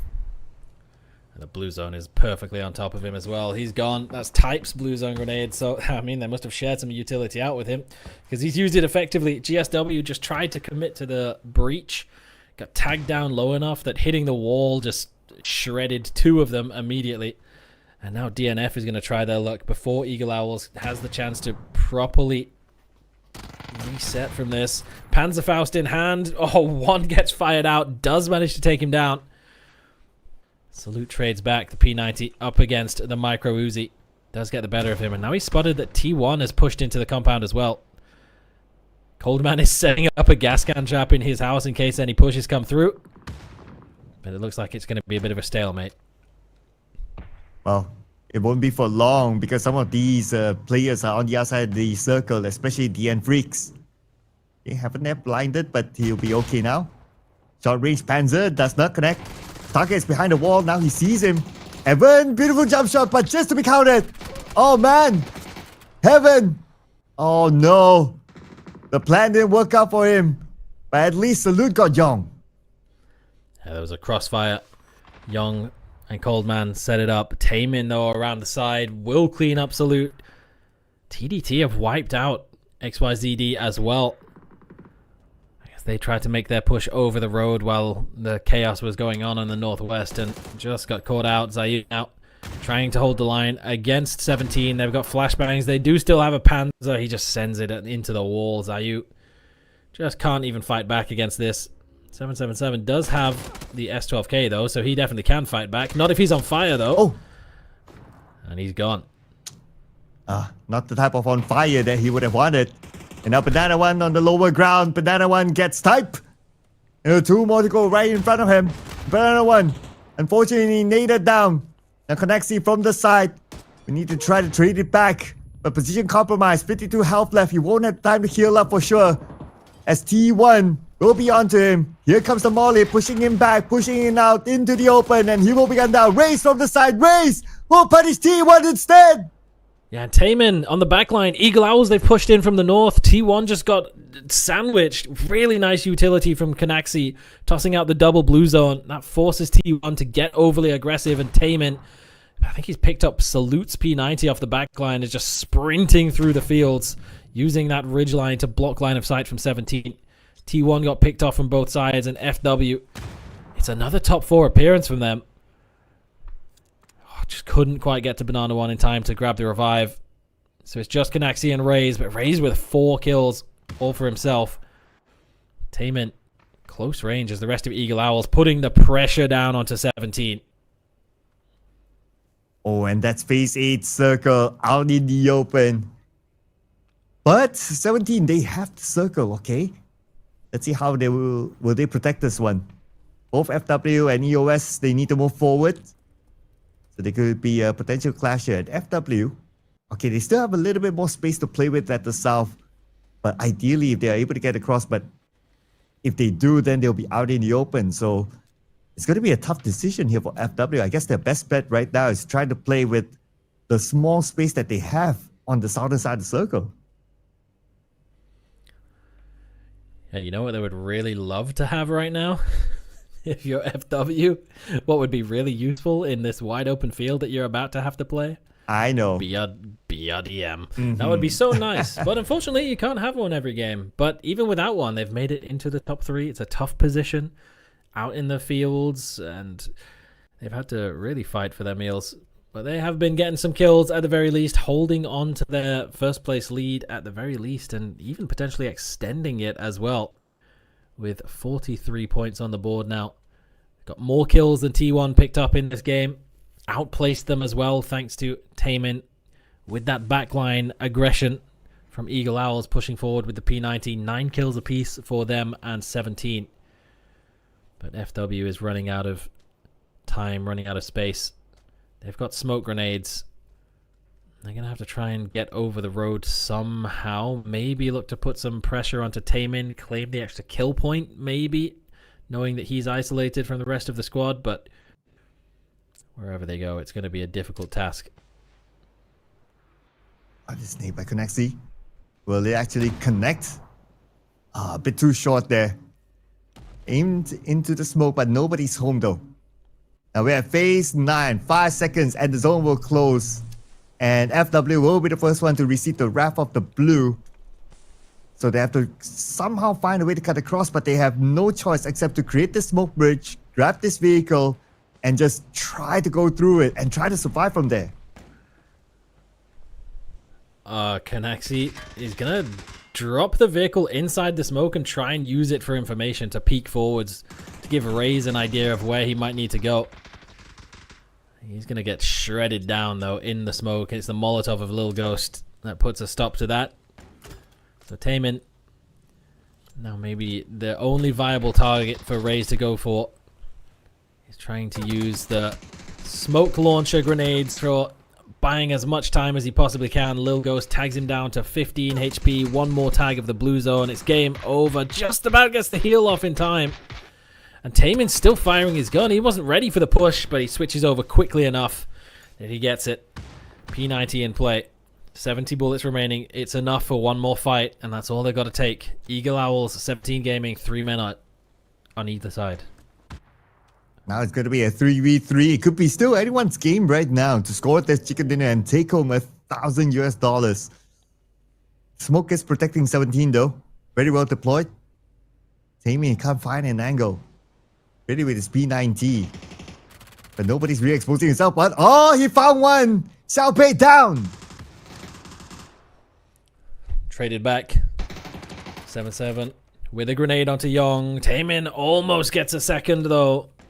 One more bullet would have got the job done. Doesn't even get the reload off in time before the blue zone starts to force him forwards. But 1 HP! Lil Ghost stands up, gets shredded. At 7-7, he can't know how low he is. Oh, it doesn't matter. He gets picked off. Cold Man with the headshot AUG. Oh, what a crazy tight margins fight that was all the way through. But it's Eagle Owls that come out ahead. Oh, what a great move by Taemin as well. Like from the side, off angle. His opponents were distracted by his other teammates on the other side. Bam, he got 1, got 2. And he, at some point he had like what? 1 health? And he was able to survive that one. That was crazy by Taemin. There you go, the tick of the blue zone as well. So, yeah, fine margins, but it's those little millimeters that add up to make the miles, and Eagle Owls pick up the victory in match number 4 of the day. And it's been a hard-fought victory. They had to defend their home against 3 teams breaching them at the same time, and then pushed out, got some really good aggression timing onto T1. Played it really well, and then Taemin held off. Solid solo effort as the teams like FW trying to push in from the south and then finding picks onto 17 at the end. Big impact from him, and the P90 to go along with it. Much deserved victory for Eagle Owls. Yeah, he was giving claps to himself. Yeah, definitely worth a big shout out there for Taemin. If Taemin didn't have that off angle and he didn't get like at least 2 knocks, so it would have been so difficult for them. But still, it was a good run for them. Now, looking back at some of the highlight moments here, and we see that there's a lot of gatekeeping by the side, especially on the right side where there's a lot of these teams, as you can see here. There was pretty much a bloody fight here on the right as they tried to move slowly within the circle. Yeah, sometimes you can kind of tell which team is most likely to win a game when you look at the minimap and you see one team that doesn't have anyone within 200 meters of them, and then every other team is like next door to each other, all in terminal. But it's not quite as easy as that for the Eagle Owls. They did have a lot of teams putting pressure on them towards the later stages of the game, especially with DNF and GSW coming down from the north. They had to fight their way through it. They pushed down, really good timing to get some aggression onto T1 as they were looking to take the push to clean up FW. And then those tiny little margins, that 1 HP, if that didn't go his way, that could have been a completely different outcome to the game. But having the P90 and the level 3 gear just made all the difference for Taemin, and he's able to lead the team to a win in match number 4. Yeah, great work by Taemin and also the team. And with the fact that they scored this chicken dinner, of course, they take home $1,000 together with them. And also they move up a good amount of notches, because last we checked, I believe the team was on the second half of the overall rankings. So this is going to be a significant boost for them. Now we're going to get to know exactly what the numbers are. But before we get onto that, the match leaderboard for this round, 18 points for Eagle Owls, 17 Gaming, 13 points. So we only have 2 teams with a double digit here this time. Yeah, and so far we still have not seen a team win a game without having double-digit kills. So maybe that was kind of a question at the start: is our teams who are in good positions, are they going to be like more aggressive to push out and try and find kills? That's exactly what Taemin did in this game. They could have quite happily sat back in their compound, waited for T1 to wipe out FW and play a little bit more passively to try and secure the victory in the game. But he got proactive. He pushed out. He had the P90, had the element of surprise on their side as well. And not only does that help them get the win, but it also gets them those extra kill points as well. So there's a whole lot yet still to be decided. Teams playing out of their minds so far. We've had some crazy aggression in the early and late stages of the game, but we've got 2 more games left to go. Are we going to see hot drops on Miramar and Erangel? Let's find out after a quick break. A new collaboration, movable death boxes, and some changes to Miramar. All this and more as we dive into the update 37.2 patch report. First up, the desert's about to heat up again with a visit from the iconic artist G-Dragon. You'll be able to find an emote stage on the starting island. Special G-Dragon map decor such as a decked out gas station and fan room, and other themed visuals such as planes, blue chip towers, and care packages. And be sure to head over to the G-Dragon truck stop to immerse yourself in the recreated Power music video set. Next up, we're improving the way you interact with some of the objects around the map. You'll now be able to reposition death boxes to get them to a safer location before looting, or use them to lure unsuspecting loot goblins to their demise. Doors can now be opened inward as well as outward, and all those gas tanks you've been wanting to shoot for years will now explode when you do so, leaving behind a large cloud of smoke to cover your movements. More details on where you can see these changes in the patch notes. And speaking of Miramar, the Minas Generalis area has gotten an overhaul this update as well. We've streamlined building layouts for more efficient looting, added more item spawn locations, simplified the terrain and structures, and balanced out the engagements between high and low ground in the area. There's also a new Survivor Pass, the return of Survivors Left Behind and Hungers Left Behind, some updates to Team Deathmatch and Intense Battle Royale, and more. So check out the patch notes for full details.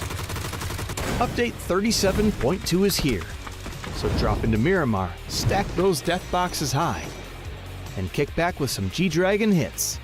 We'll see you on the battlegrounds.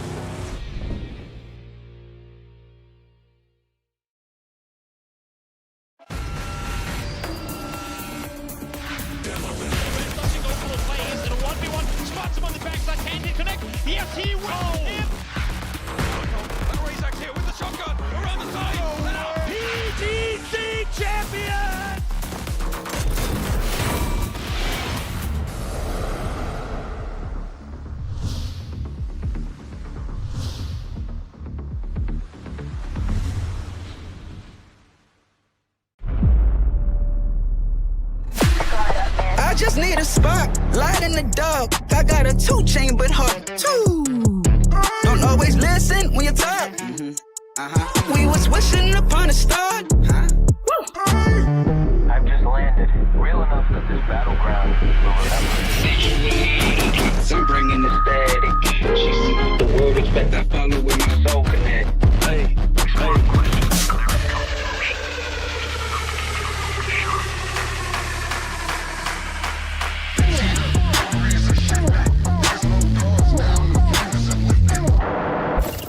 They draw the line.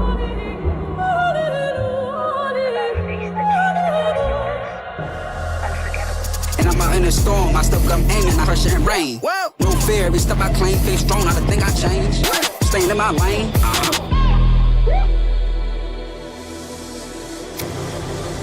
내가 선택한 플레이.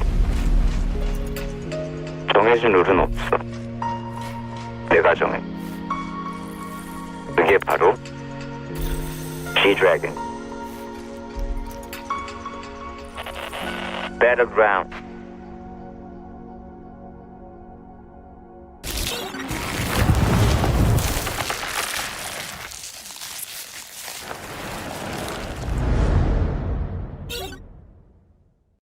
A new collaboration, movable death boxes, and some changes to Miramar.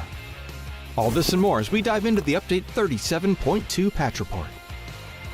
First up, the desert's about to heat up again with a visit from the iconic artist G-Dragon. You'll be able to find an emote stage on the starting island. Special G-Dragon map decor such as a decked out gas station and fan room, and other themed visuals such as planes, blue chip towers, and care packages. And be sure to head over to the G-Dragon truck stop to immerse yourself in the recreated Power music video set.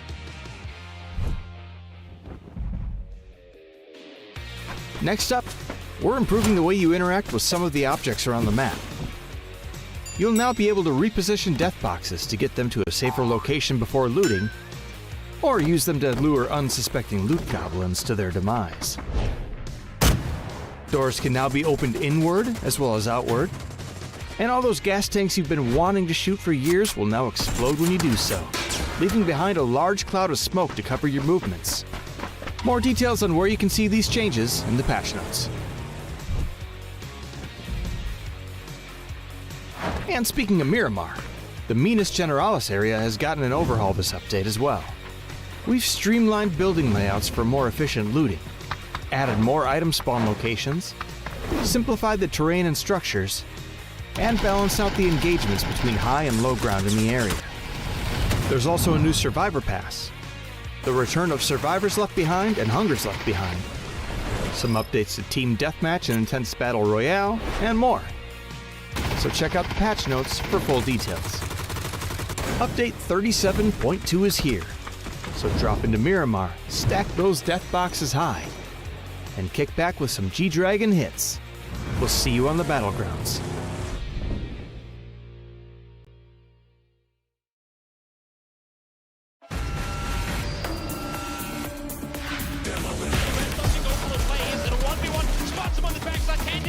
Yes, he will! Razak here with the shotgun around the side! PGC champion!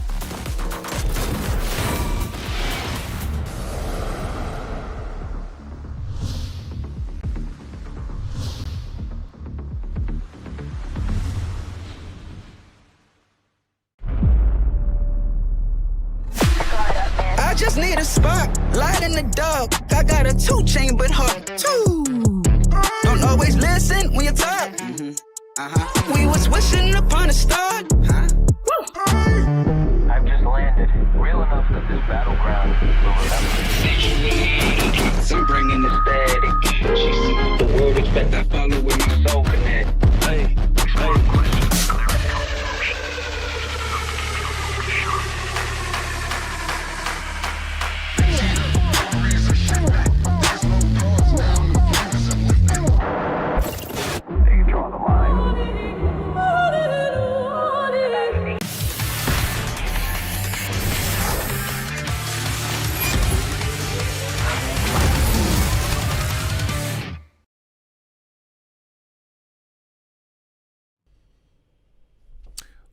Wow, what a day. What a day it has been. So many spicy games all throughout the day. 4 different winner chicken dinners picked up on 4 different maps. But we're going back to basics, going back to the start, Erangel and Miramar for our final 2 games of the day here at the PUBG Player Masters Asia 4. With me, Saga, and Sir Cloud, what are your thoughts so far? Well, I guess the question that we had during the pre-show on like, oh, what sort of gameplay are we going to see today, especially with this mode, with this point system?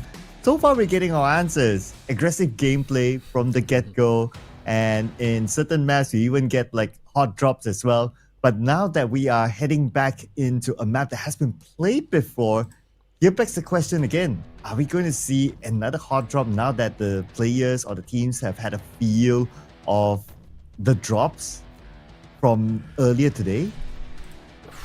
It sure could be. It sure could be that way. Although, as we get into game number 5 of the day, Miramar, for the second time, where we did see a couple of early game fights on game number 2, there's been some clarification about the invitational for Players Masters 5, particularly for APAC. The Vietnamese squads, they've already kind of decided who's going. It's going to be the global partners. So that's eArena and TE from APAC. Plus, there's going to be Anyone's Legend as the highest Vietnamese TPP points throughout the year. And Thailand will be sending the highest points performer, the best Thai team, in PUBG Masters Asia 4. Right now, that's looking like FW. They're looking really solid. And if you are a team like Full Sense, maybe having this information now at your side means, okay, that hot drop we did last game, let's not do that again. JDG and T1 have no such thoughts. They're just going straight for it again. Heather just about gets... he gets a K9, but no, Raining just picked up a Panzerfaust on a hot drop. There was 2 weapon throw kills, a quick trade of machetes being launched at each other, and Cold better hope he can get a real gun and quickly. Oh, that'll do. Yeah, you'll take that. He's got a 1v3 to deal with now. And with a Car 98K, I don't know about that. Well, and it doesn't seem like he has anything else on that floor. He's got a Panzerfaust. I mean, that works. That's something. Okay. Well, let's see. What can he do? What kind of heroics does he have in store for us? And it's Full Sense, once again, going to be hearing these gunshots going off nearby in their typical drop spot of Chumacera and look to creep forwards. Cold gets 1 around the side. It's going to just go for the secure on the kill point. Gets the headshot onto Raining around the side. End goes for it. Can't switch over to the pistol in time. He gets taken out. Good effort. Drop shot with the Panzerfaust, gets 1 more. There's another fight going on as well. Team Magic and DNF surrounding them a little. Heaven, no helmet to be found. Has to try and fall back, maybe. Might be able to get back into the vehicle and get out of there before he's in too much danger. But he's got to make it quick because they are pushing. Hang is up above. Hang's Eye and Peng Peng. And they're looking for their angles. Oh, Zibian just got taken out somewhere else. Anyway, that's a 2-2 win for T1 against JDG.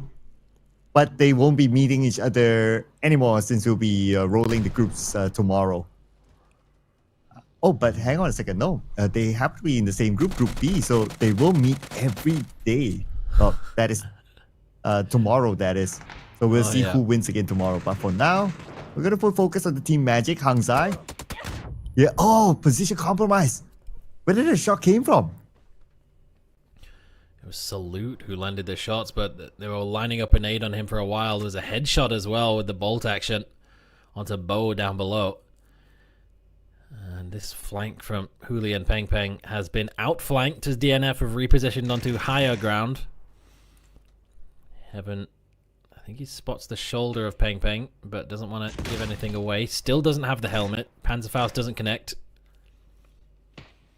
Salute's looking to wrap down, maybe try and find an angle onto Huli, who's putting some shots out right now to try and buy some space for him to grab the revive. DL with the Vector is just going to pop up, take some long-range shots. Pump action shotgun for Peng Peng, trying to get the shots in through the window. He does manage to get them. Okay, that's a bit sketchy for DL. He was thinking about running in through the Molotov. but his own health was a little bit too low to commit. And now tries to line up the Molotov onto the tree. If it lands well, it should be an instant re-knock. It does land well. And he gets some good tags onto Julia as well. Just about not far enough on the Molotov to clean up.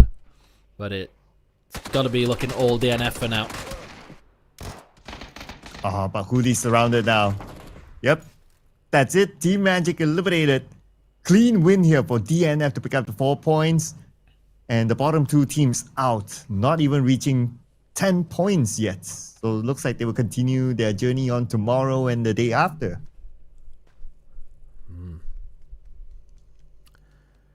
JDG, they will have to consider if they're going to switch up their Miramar strategy.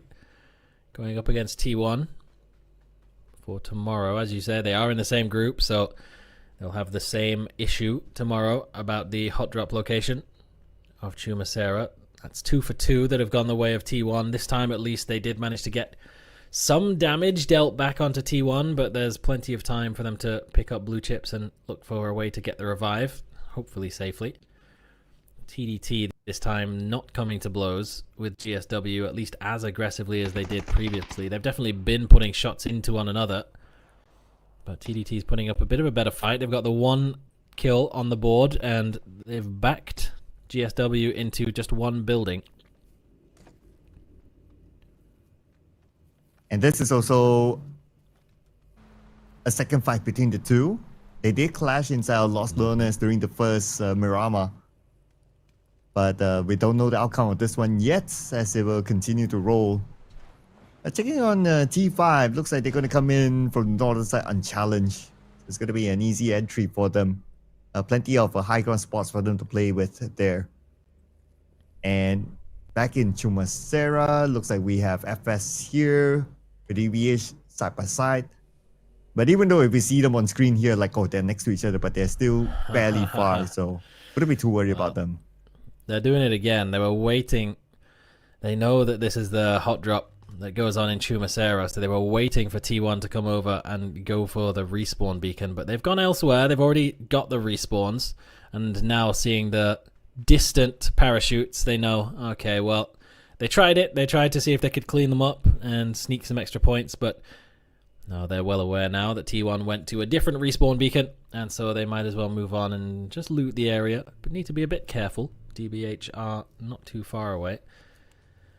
And this is probably going to be a stalemate that lasts a very long time, as GSW, not really any incentive to push out from their positions, don't really even need to peek for information. TDT don't really need to peek either unless they have a line of sight through the windows. CC might be in some danger if Van can find an angle. But if they do commit to a push, they've come prepared. They've got the S12Ks out. They've got pump action shotguns. They're ready for a close range fight if it comes to blows. It's going to take a while. As long as they have the circle, I guess it's going to be a stalemate for now. But Haisaki, no stalemate for him. Haven't takes him out. So DNF, ooh, they pick up their 5th elimination point very, very early on. I don't know how that happened.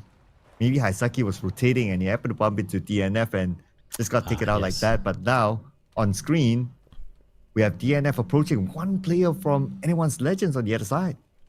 I think that's the dead body of Haisaki. I think he just went up to that hilltop by himself to do some scouting and got picked off. That happens to him quite often. He is an IGL that is willing to try and take risks for some information, go off a little bit solo, and oftentimes it can backfire.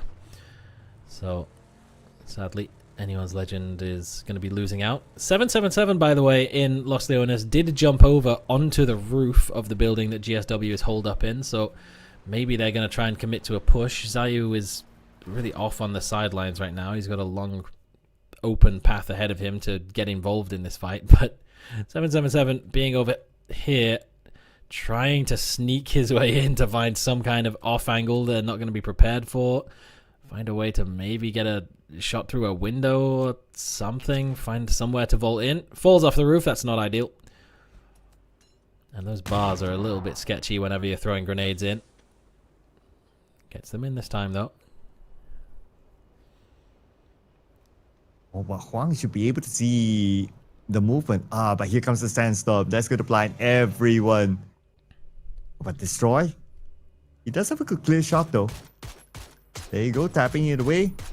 Does a bit of damage. But DNF able to step away. It's an NK12 though, so it's not a one hit, one not sort of weapon. So as long as they don't receive a back-to-back damage, they should be able to find cover for themselves. Himas lurking.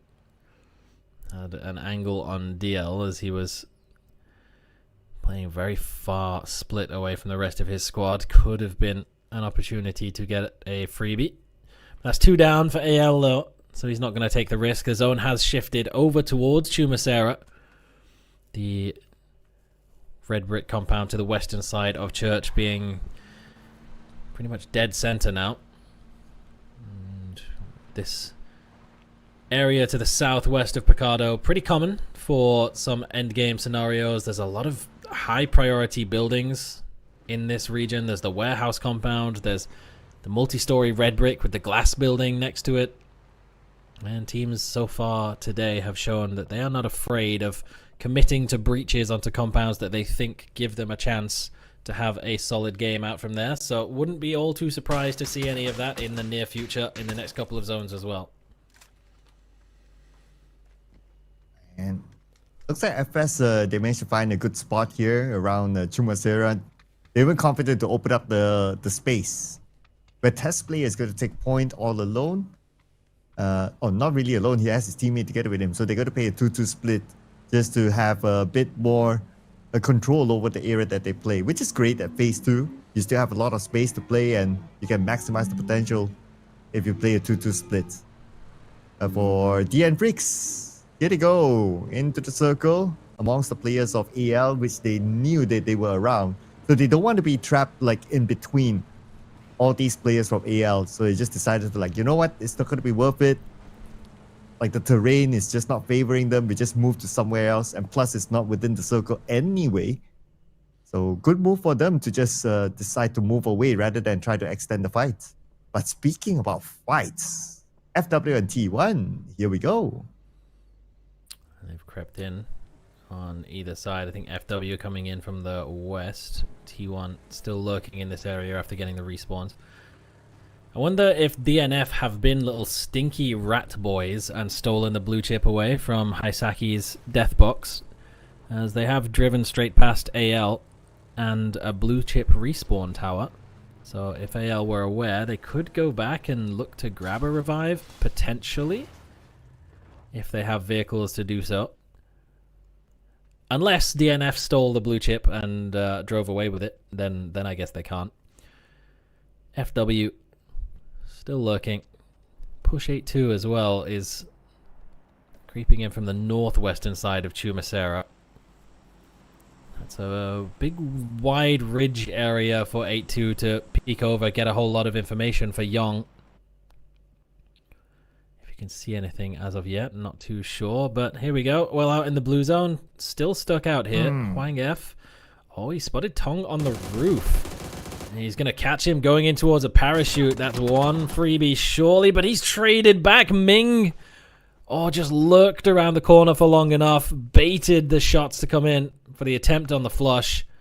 And the rest of TDT is already a long distance away. CC's on the way up to get that flush. And he's probably got some choice words to say to him in voice chat as well. But hopefully they will have the voice chat to still say it, because right now they're still spending time in the blue and we're at phase number 3. There's going to be a lose-lose situation for the two teams in Los Dones. Yeah. I guess for TDT right now, the news of like the APAC teams qualifying, they know that they're not going to the international. It's already going to be TE and AL, so for them it's, I guess, playing for pride. Might be a different story for the Chinese team. So GSW just looking to defensively hold on to their location. Not sure exactly how that's going to work. But Huang F is not getting revived. He's bled out now. And this might be the most optimally timed sandstorm that GSW could have hoped for, as Ming just sprinting around, Panzerfaust still on his back. So close right now to Zayu, or 777. But he just doesn't know. 777 definitely heard the footsteps. He knows that there's a player right on top of him. But Ming doesn't seem aware. I mean, whatever it is, there's still $1,000 US on the line for the chicken dinner in this round. So, I don't know. We'll see later. Oh, but Ming just got gunned down by 777. Okay. A full sense moves in. And looks like they've been okay so far with their rotations. They're even able to find this compound. But back onto Lost Learners. Yep, I guess these two teams, they're just ready to give themselves up to the blue. That happens sometimes on these hot drops, which turn out not to be as hot as previously anticipated. More of like a lukewarm or maybe even a cold drop. Just posturing and threatening one another rather than actually fighting. Well, Six Sacks might be in for something similar as well, as he's crept his way forwards into the compound where Heaven is waiting for an opportunity to disappear out. CC has been tagged down. And that leaves Tong as the last man standing. We'll spot the vehicle of Zayu as he does finally start to make a move over towards his own. Van gets caught out crossing the road in the middle of the open as well. And it comes back to bite both teams. Well, I don't know about if Tong can still survive this one, even if he's able to loot more first aids. But I guess by the time it reaches phase 4, the circle will be too far for him to get in. Anyway, on the left side of the circle, we have Six Sacks here on foot, tanking the damage. He does have 5 first aids though, so he should be able to survive this one. Wouldn't be too worried about him since there's no other gatekeepers waiting for him in front. But we'll also check out the next phase of the circle, and it moves slightly towards the right side. Majority of the teams in the circle already. GGP, Eagle Owls, and Full Sense. 3 teams with decent position already locked down. DNF is just trying to make a send. They've gone directly towards GGP. And they've lost one for doing so. Tanadol pushing out, trying to put some threat onto TDT. Coming out of the blue zone. Have lost Leona super late, but he just gets splattered by an AWM headshot. So a test player is going to have to climb that tower quickly to try and grab the revive. Safe enough to do so, though. Did not, thankfully, get knocked on the roof. And we're still in the tower, so not able to be flushed. But still, just a reminder to be a little bit careful next time that you're peeking. Here comes Belmo, tapping away. Not able to land those shots, not even able to puncture the tires. He's second attempt. Oh! He got it! Okay. Wow! What a shot! Wow! That was falling off the cliff as well with Shuan. I learned my lesson not to doubt these players, okay? They're still able to land it. Crazy. Tapping away. Gets it done. Oh, FW.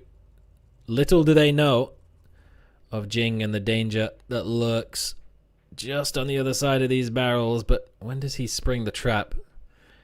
He's giving the information over to the rest of his squad. He might just wait. Oh, he stood up a little bit too early. Oh, he does finally recover. Get the knock. Gets a second as well. Just needs to check there's none behind him, but that's not going to be the case. He's overstepped his boundaries a little bit. Wasn't ready for Raze on the far right angle.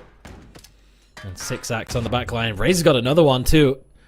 This could be a big fight back for FW if they're able to pick up the pieces. Shyway wasn't ready. Oh, Raze just dipped down along the ridge, pops up on the opposite side. He gets all 3 and cleans things up for FW. That could have been disaster for them, but he rescues them from a pretty horrendous fate. And now turns his attention directly over to TDT. And he's getting them down as well. Okay, and so 7 will be the first one to fall. The rest of TDT now trying to escape. They should have the terrain to protect them. Okay, they are far enough right now. FW, they'll be happy with the current fight. Or the fight before this that they had 4 elimination points in the bag. All of them through Raze. Solid. Really nicely done. That could have easily been a huge play from Jing, getting the first 2 knocks down. Maybe could have done with just holding a little bit more passively, waiting for support to come in from the rest of his squad, knowing then that they had a 3 versus 2. But just got a little bit too over-aggressive, overstepped slightly, punished for it. And the rest of his team pay the price. Banana1 gets up onto the high ground now. He's got angles down onto T1 on the northern side of the Chumasera Highway Road. And T1, I mean, they've been here the entire game. This is where they wiped out JDG about 4 minutes into this game. Just on the opposite side of the road from their current position. They've not had to go very far at all, apart from to grab the revives and then come back. And they're in a pretty good spot to make it late into this game. Still going to be 9 teams left that need to be eliminated before we're into placement points, which is different to typical super settings. But Rosity JR is going to try and expedite the process. He's got a Panzerfaust sprinting over towards the 2-man AL. Destroy backs away, anticipating the grenades to come through. But none of the grenades connected yet. He does have a Panzer though. Now with Molly to try to flush out his opponent. Oh, but on the right side he sees another one. But the elimination feed is now running wild. Now Rosita JR with the Panzer, looking for that angle. It's on the outside, but he doesn't know. Okay. Oh no, that's a dead body there. But anyway, Junior is fine. Don't know if they noticed that Guyon just killed both of the AL players. They obviously didn't know that they were fighting AL, but they took some shots into a body, realizing it was a dead body, but hadn't spotted that Guyon had already killed them both. So thankfully, not wasting that Panzerfaust on any dead bodies, because that would be embarrassing. And Guyon now has more defensive duties to do for GGP. Good cleanup to pick off both of the remaining players for AL. Now hearing all of the grenades, knowing that there's another push coming through from the north, anticipating that T5, they're going to have another move to try and make, and it might just be directly towards the rest of him and his squad, priming the grenade to get over the side. The first one gets a little bit of damage, his gets a little bit more, and T5 starting to try and fight back.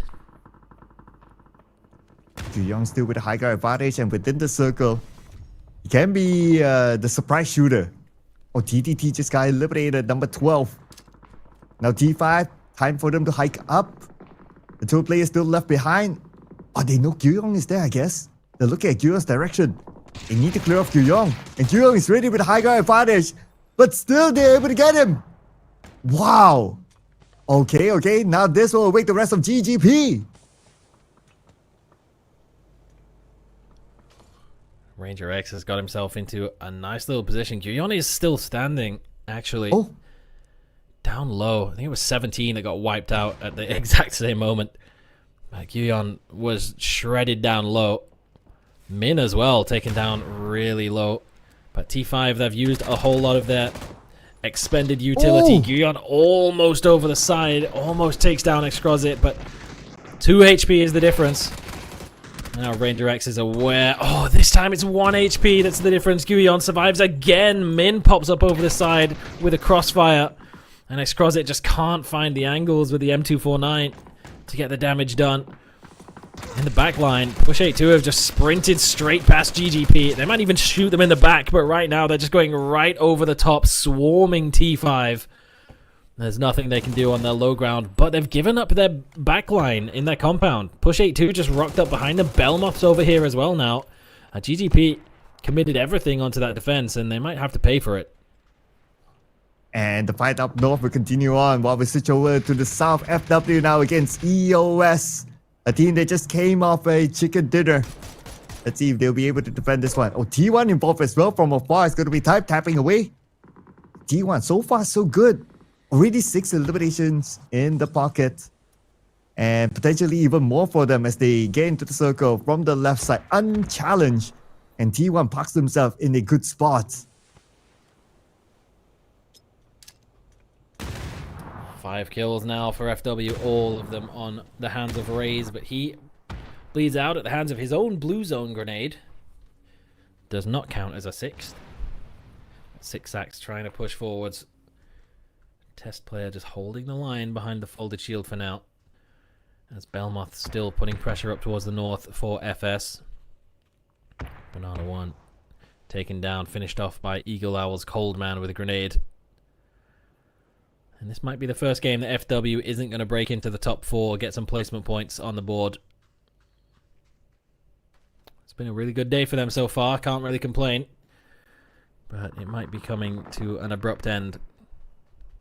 I mean, with the change of how placement points work, to still be on close to 10 points per game is kind of wild, as is what DL is doing right now, just sitting down 2 players from 2 different teams, GGP and Push82. I think now, seeing that in the kill feed, seeing it is 2 different teams, he might have to reconsider about trying to take the fight against both at the same time. But does he have a choice? He's getting shot in the back by T1. They've got so much space now. He's going to have to put some smokes up if he wants to retreat. Absolutely. The space and the control of the circle by T1 right now is the best. Everyone else is going to be busy with each other, and T1 can shoot from behind. And look at how they're controlling not only those teams on the right side, but on the northern side as well. And here comes the nade. And Belmoth got EN from T1. Okay, but I'm pretty sure that he can be recovered. Yeah, T1 just has so much control, and the zone favoring them again as well. Type pushing forwards. Ian is not going to get recovered. He actually goes down to the Molotov of Coldman, but Type can use these smokes just to lurk on the low ground. Now aware of Belmoth and that Lynx just one-shotting their teammate. So okay, they need to be a little bit more cautious, play on the low ground. There is a bolt action over there in the hands of GGP. Test player's folded shield has gone down. Belmoth with another headshot with the Lynx. And Salute pops up over the side, cleans up plus 82. Singham and July 20th taken down in the same spray. And Full Sense are going to try and make a move forward. It's Belmoth pushing in aggressively into the compound as Coldman gets taken down. That was his headshot with the Lynx, so they know that this team is somewhat vulnerable and they have an opportunity to make a move. They're not going to let that fall away from them. Oh man, look at the circle also favoring T1. Now the teams on the right side will need to settle the score. FW, one of those teams involved, as they try to block out all the other teams around the area. Coleman has got eliminated by Belmo. Salute goes out as well. Taken out by Test Player. That's going to be the final player of DN Freecs. And here comes the tap by Connexi, trying to connect those shots. It did though, but not enough damage to get a knock yet.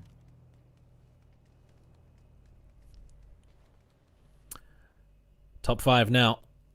One more team yet to be eliminated before the placement points come into effect. GGP have survived as long as they possibly could. Test Player just trying to make his way over to the rest of the squad. Launches himself off the cliff. Taemin does get the knock, but it's the momentum that carries him forwards to the safety of the wall. Belmoth just repositioning slightly. And they might be ready for Yong to make an aggressive play on the outside, trying to capitalize on this knock that they've just picked up, putting down some preemptive utility. Big grenade, 82 damage onto Yong. Test Player finishes him off. There's a blue zone grenade as well. That's going to really squeeze Eagle Owls, but Taemin with 2 headshots on the ace can't get the better of them. Guyon just pops up over the top of Full Sense, cleans up the rest of Eagle Owls, and now Test Player knows, he's in some real danger, doesn't have time to get the revives. Blue zone is already here, already pressing. And he knows the pressure has come. 6 sacks from behind. FW, hey, they're not going to lose their streak. They are in the top 3 once again. Wow. But so is T1, the team right behind them in the standings. And the best part is that T1 and FW, they're both from Group B. So it will be really interesting on how this will go out throughout this course of this tournament. But anyway, looking at the current position, it looks like T1, they still have control of the circle. They have Raining right in the middle as an anchorman. And now they will try to block out both GGP and FW. So far, they were the best position, unless both GGP and FW takes out the players of T1, then they can both be in top 2. We said, so far today, we have not seen a chicken dinner picked up with less than 10 kills. This might be the game where that comes to be. Still technically possible for FW and T1 both to reach that margin. It means they've got to wipe out pretty much everyone in front of them. They're going to hold down to their position for as long as they can. They do have 3 players standing for T1. Raining holding the point towards the center of the zone. Type using the safety of the building while they still have it in the zone to try and look for some angles over towards GGP. FW just expending all the utility they have, anything defensive. But they're getting swarmed from both sides. It may not be enough for FW. T1, look at this. They're pushing towards the right side. They want to finish this round fast. Or they want to focus on the one team at one time. But this is where if you're the team that comes in later, you have the advantage of being the third party. And that could be GGP, because they're not given much attention. FW has to focus against T1, as T1 is the one who's pushing them. Oh, but GGP now showing themselves 6 sacks, managing 2 teams or 2 sides at the same time. You have to go for the vault. That's crazy.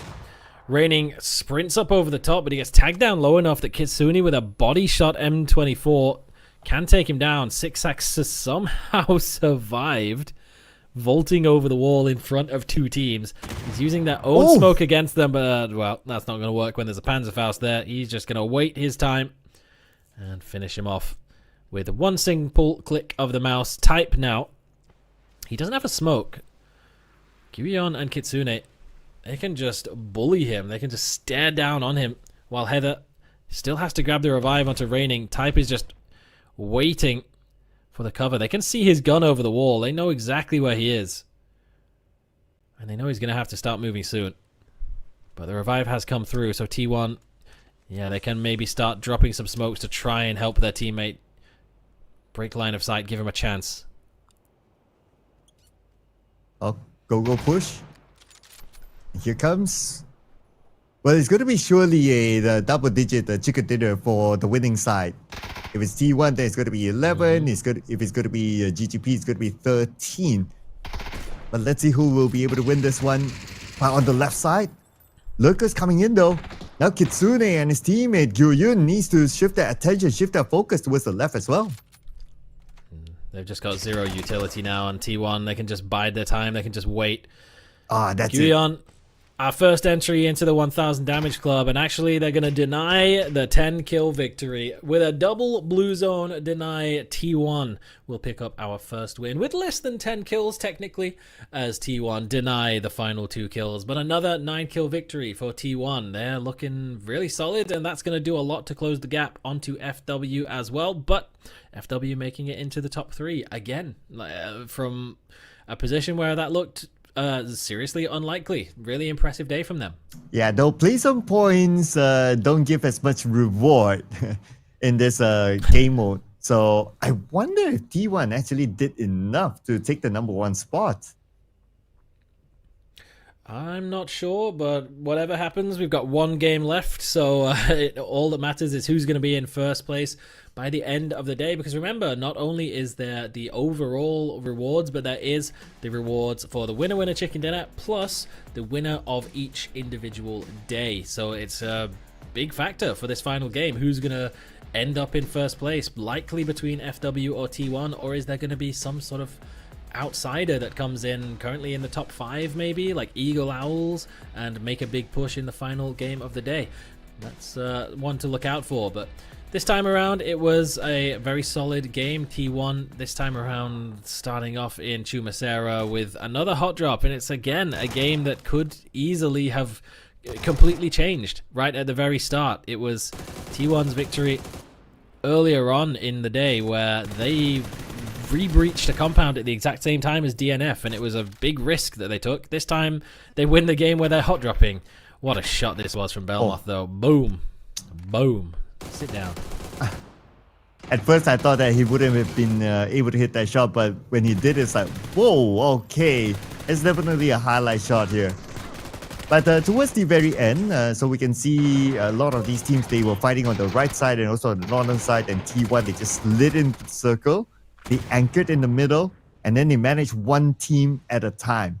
And their first pick was FW, which was a good pick because obviously they need to catch FW at the top. So for them to eliminate FW at 3rd place, it's a even ideal situation for them to try to take back the #1 spot, because the daily winner would take home $5,000 US. That's a lot.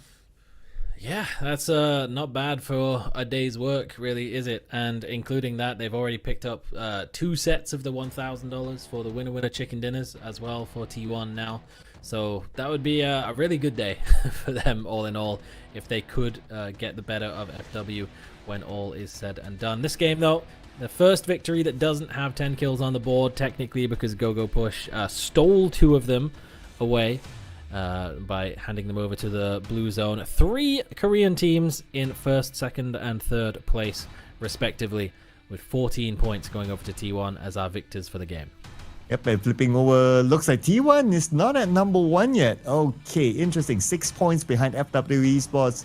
So the final game will still be a big decider whether T1 can overtake the number 1 spot to take home the $5,000 today.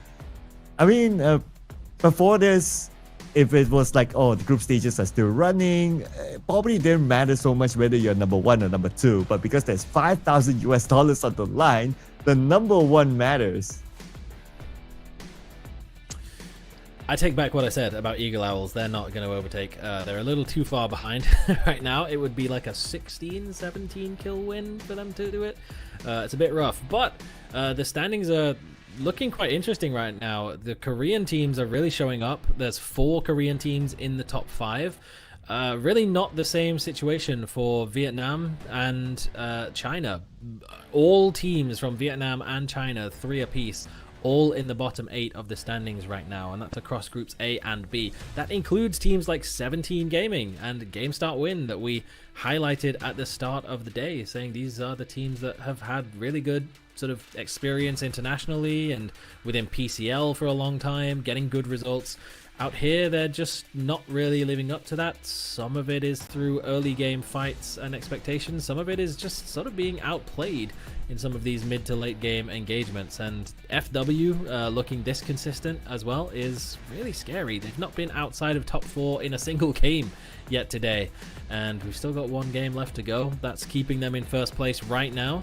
And it's only a little bit of a gap between themselves and T1, who are looking to try and steal that away from them in our final match. It looks like their idea of surviving still working out for them, but it's not only about like playing passively and just play until like the top 4 or top 3. Not really for FW. They're still able to bring in a lot of elimination points, or at least a decent amount of elimination points along the way as well.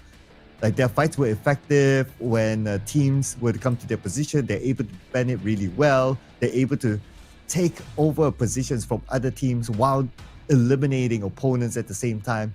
So FW, they've been showing that they are very versatile in terms of their approach to the game. And also, I guess that's why they are rewarded with the fact that they are always very consistent in every single round so far. Yeah, it's just keeping themselves safe out of harm's way, playing those sort of slower late game rotations, and they've not even needed BRDMs to do it in these past couple of games, which is interesting because that was their whole thing at the start of the day, was the BRDMs.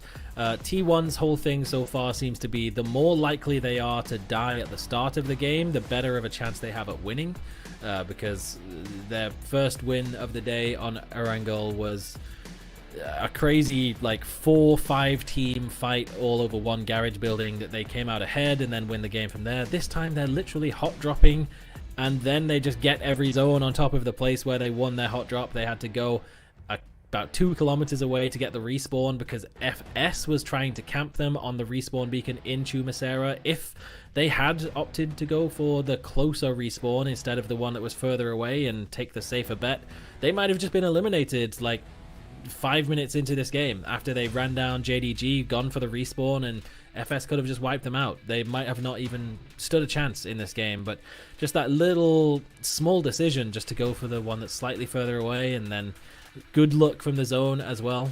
It's sometimes all that it takes is just one little good decision, a little bit of luck, and you're in with a real chance, even if it looks pretty dire for T1. So keeping themselves in the race for first place after 5 games here of the PUBG Player Masters Asia 4, where there is so much on the line. There is all the money, the individual accolades, and qualification to the event at the end of the year, just before Christmas, the Player Masters 5 LAN Tour in South Korea for $200,000. So every single team bringing their A game now. For some of these teams, this is going to be their halfway point of games before tomorrow. Others will need to wait until Sunday to play the remaining 6 games they have. But right now, it's Erangel, our final game of the day. And here we go. Flight path is going to be pretty nice as well. Even nicer than the first Erangel that we had earlier today. So, cutting across the middle, majority of the teams should be able to get to their regular drop spot. Now, if we were to reference the first Erangel today, there weren't any hard drops. But of course, things could change depending on the team strategy and whether they see fit, whether they see it's necessary for them to hard drop any other team. But so far from the spread of drops, I don't think we'll see one this time. We should have a good start. Yeah, it looks like this is the one map where everyone's kind of settled on their drop locations, apart from 7-7, who for some reason is 4 kilometers away from the rest of 17. I think maybe just like tabbed out and forgot to jump out of the plane. So he's over by Mansion while the rest of them are looting in Pochinki. T5 under some early shots though, as JDG this time actually get to play the game. And they're going to be holding on to South George as T5 make their move north over the river to the north side of Georgopol. But they're not going to have a big rotation to make, as we have gone all the way over west once again. And it's going to be around Gatka, maybe the observatory, the swamp kind of area will be the central position of phase number 1. So slight western favorage, not all the way west guaranteed yet. This could still shift a little bit east, maybe as far as Chopsticks or something. But definitely a lot of those teams who jumped out of the plane a little bit later are going to have some rotations, maybe look for wide wraps or emergency parachutes to get into decent position in this zone. Or you could even shift towards the west side. And if it goes towards way on the west side, lots of open space. There are a few compounds to play with there. But because there are only a few of them, so we can expect like teams try to rush in to try to take those compounds. But then again, it's a rare kind of circle. I guess a common one is one of those like what you said, right? Or even maybe around the Gatka field area. That's more of a common kind of circle towards the end. Whatever it is, these teams, they've had thousands of hours of experience playing on this, but maybe not in this exact way. And definitely not for Xiaopian. I don't think he's going to be getting much of a chance to play. But actually, Flash doesn't land the opening bursts with the M16. Will land the follow-up, though. And needs to be real careful because there is teammates, there is backup here for GSW.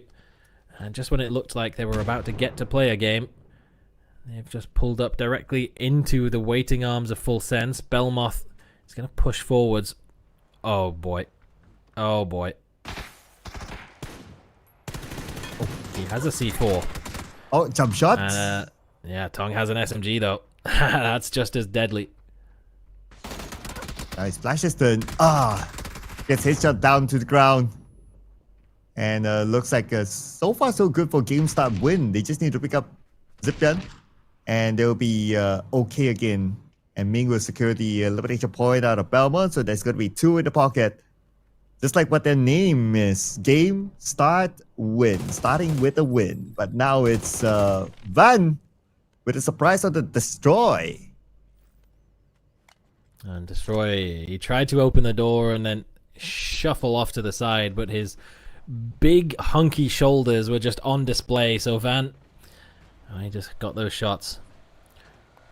And that's another early loss for AL. I mean, really has not been the greatest of days for them so far. TDT, though, now pushing themselves up into the top half of the standings, as is Full Sense, who will be overtaken after losing 2 in the early phases. If Belmoth could have got that C4 down, maybe there was something, but that thing takes a while to explode. He probably just gets ran down by the MP5 regardless.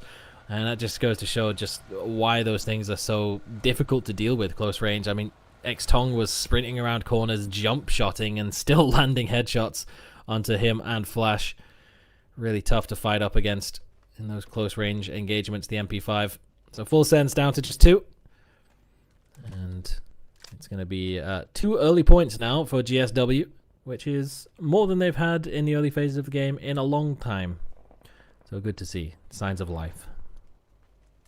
Is the current result of a full sense surprise to you, considering that they came off winning a championship?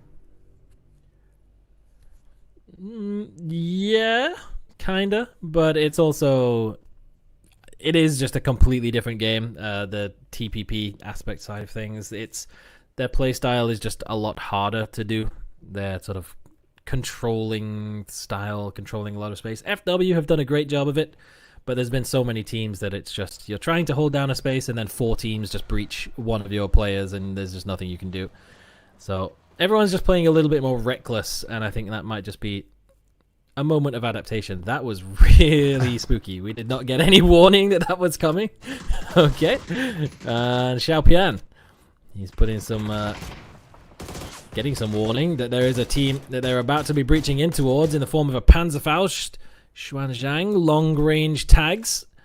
And GSW might have taken that good winning start to the game that they've had and just be throwing it at the closest enemy and seeing if it sticks.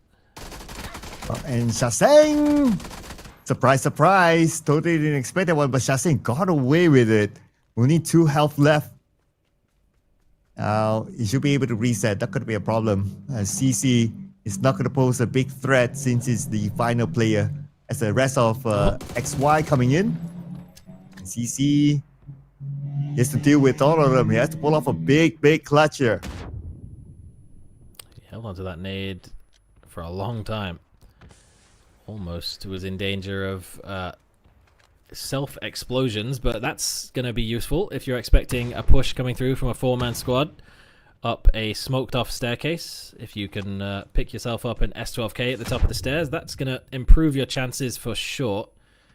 Molotov makes it a little bit more difficult for him to find an angle, and now a rebreach as Cold has just crept up from the northern side. He's found an angle onto Xuanzhang. Gets a 1 knock. That's going to help out CC. He gets onto the balcony, gets his head down without being spotted from the barn on the opposite side yet. And he gets the extended mag in the S12K as well. But Baji's trying to climb on the roof. I don't know whether he'll be able to spot the backpack of CC from up here. Surely he should be in third person. Should be able to if he peeks up over the top of the roof. Then it just depends if he has grenades. They're really taking their time though with the final player, but we switch over to T5 now. XYZD sees a lot of damage. The second nade will definitely be landed onto him and he will go down, and it's T1 against T5. See who has the bigger number here. With T5 only 2 players left. Remember, the closer that T1 look to dying in the early stages of the game, the better of a chance they have of winning. So if T5 almost wipe them out here, but then leave one alive, they can get the revives, then there's a very good chance that T1 go on to win this game. They've cleaned up XYZD and Ranger X, Raining and EN still yet to be flushed or revived. It's difficult for either team to get in the position to do them, either of those things. And now Cold has come over here to third party this fight. He just drove like 2 kilometers to where there's more gunshots, and he's looked for something else to third party. That's fun. It's DNF getting tags from miles away. That might be all the way up on Everest, putting shots into T1. It's kind of forcing their hand to get down off this hill. Flucky should be able to secure the flush onto EN before Type can get there. And he makes a rotation. Raining's gone down as well. Well, very different start for T1 this time. Now we're only 2 players left, and with T5 still around the corner. And JDG, Cole monitoring the situation. I guess what's running at the back of the mind of Cole is that if they're able to get their revenge against T1, it will be perfect. I think he's just, there's people fighting over here. Let's go see if I can shoot any of them. That's what he did earlier on the fight a little bit down south between GSW and XY. I think GSW did eventually get cleaned up from that whole engagement. Now, zone has shifted up north. We are going west side of Gatka, south side of South George, into the radio tower fields. So JDG might just look to regroup. DNF as well. Central teams, but their compound options are pretty limited in this quadrant of the zone. And Type trying to make a run under a little bit of pressure from Flucky, though, still watching from the windows of Hospital.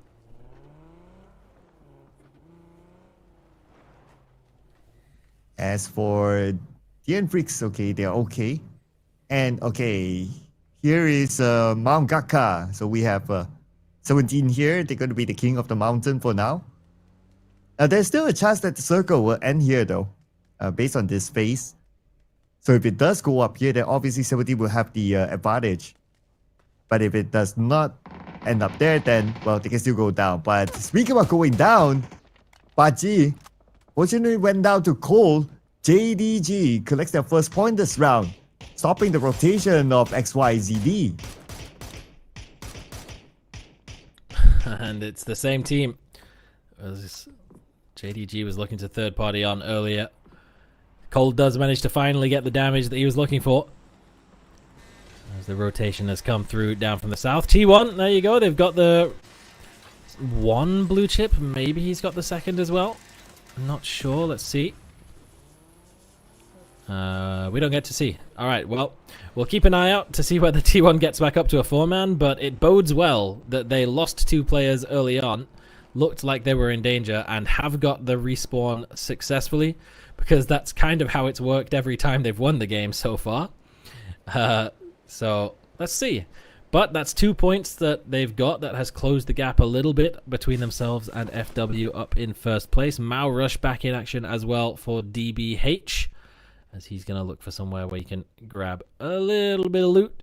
Hopefully a vehicle as well, because this is wide open fields. Or maybe he can grab a lift from a teammate. Shaseng into the swamp. He has gone. And GOGOPUSH is lurking, lying in wait for him to make a single misstep. Oh, and they know that Shaseng is in this building. Getting closer and closer. Shaseng receives a bit of support from afar. But now GOGOPUSH, they will push in. Sends a knee into the building, but Shaseng punishes Guyon.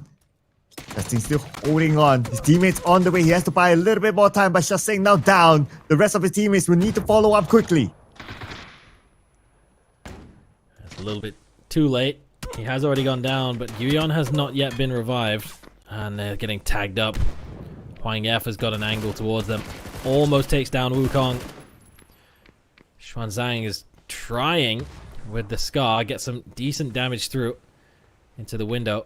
And there's a man in a ghillie suit just standing menacingly inside a smoke grenade. They just don't really have the lethal utility to flush all of the corners that GGP could be lurking inside of. And Kitsune on a flank around the outside, using that ghillie suit to full advantage. The off angle of Xuanzang didn't catch him out of the corner of the eye. Tagged down a little bit by Hudat. But now it's just down to Wukong. 1 versus 4. Hops over the side. He does get taken down by Himas, actually, from the northern side of the road. And AL are not going to stick around. They're not going to try and hold GOGOPUSH for any longer than they absolutely need to. They're actually pushed forward, and they might catch Van as he's reversing out of here way behind the rest of the squad. Not ready, but Destroy runs out of bullets. Van, get out of there quick. Where's the suppressing fires? Are you? Shoot him. Oh, too late. I still got it though, so Destroy at the end of the day still got that 1 elimination point. But now he needs his teammates together. Okay, TM getting into the battlefield. And looks like TM. Okay, very, very far for them. But anyway, JDG is around the corner as well, so that's going to be interesting. And EOS coming by. We have Yong there. I wonder if they do see. I'm sure they do see it. It's waiting for the right moment to take the shot. Check on them later. Oh, he even got Ranger X from T5. Okay, so it looks like T1 and T5 still not over yet. No, T1 did only manage to get 1 revive, but I mean, if they clean up everyone else in that area, T5 still has a couple players lurking, maybe. Then they could still get back up to full strength, but regardless, they've closed the gap again. 2 more points picked up for them. Only a 2-point difference between themselves and FW now. TM, maybe they didn't notice TM flying up in the air above, as Eagle Owls have just driven straight down. Taemin just dominated Hang Zai. He was on 4 HP with the repeat. Double headshot takes him out. And they have just rampaged through this defense of TM. They're going to get Taemin inside. They can get the revive as well. Eagle Owls just swarmed this compound so effectively. And here's Young rushing in. It's P-Pack right now. Gets into the building. Resets himself. Nice, good molly. Oh, and an S12K as well. Fight's not done yet.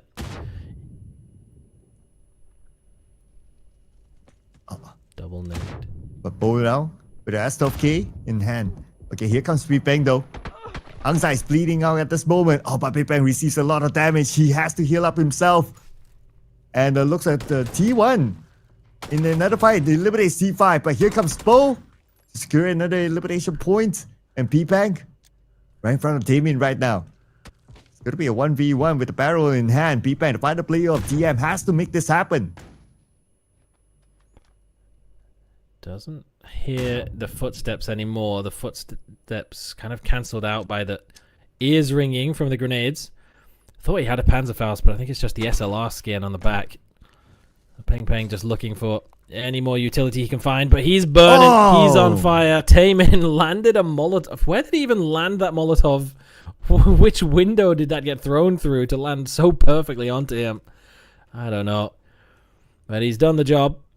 Eagle Owls survive for now, and they're actually right on top of a blue chip respawn tower as well, so we can maybe grab the boys, try and get them back in play, but I'm not really going to be able to loot any weapons from this compound at the very least. They might have to try and find something else, some other semblance of a fight that he can maybe third party onto, try and look for something, some way to steal some weapons.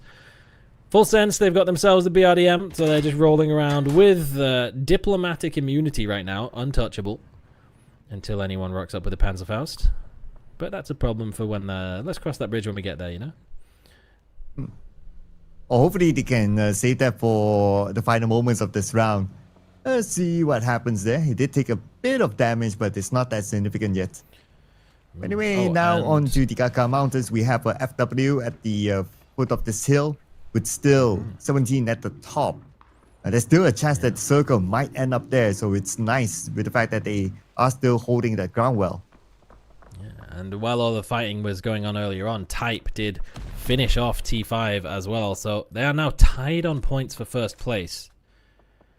However, T1 is looking like they're under pretty heavy pressure from the top of the hill. Xiaobei and the rest of 17 not going to feel any pressure on themselves. Typically, if you're playing this sort of high ground Everest position, there's a team pushing you from your east, but that's not looking like the case right now for 17, because Xiaobei is sprinting down the hill. He's got himself...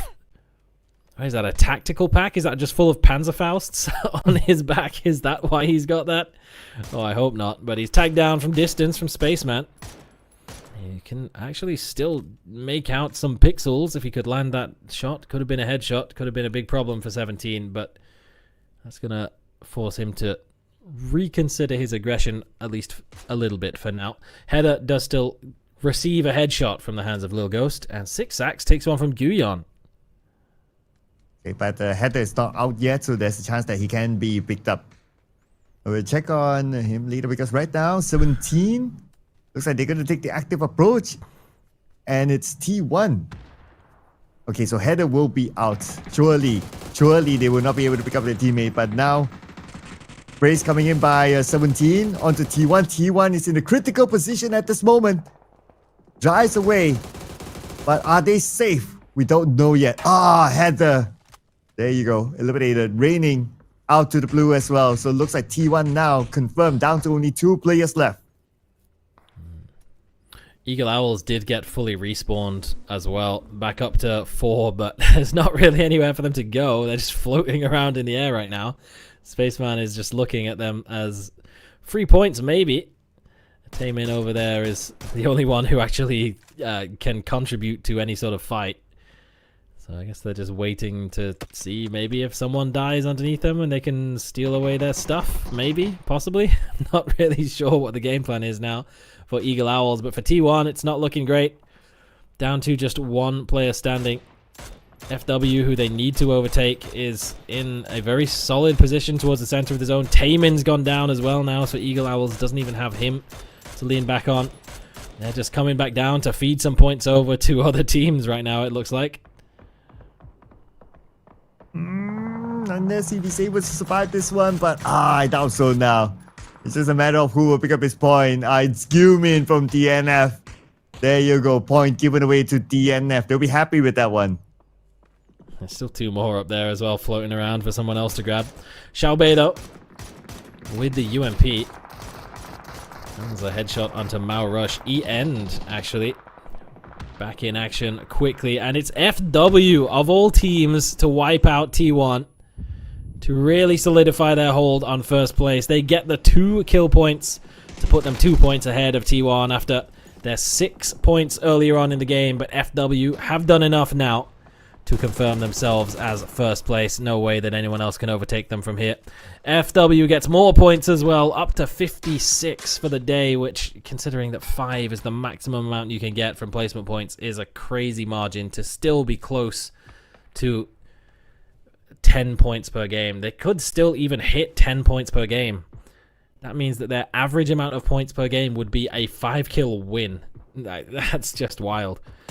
But it's a good job for them right now, but they've still got a little bit of defensive work to do. Eagle Owls is young. He's got a UMP from somewhere.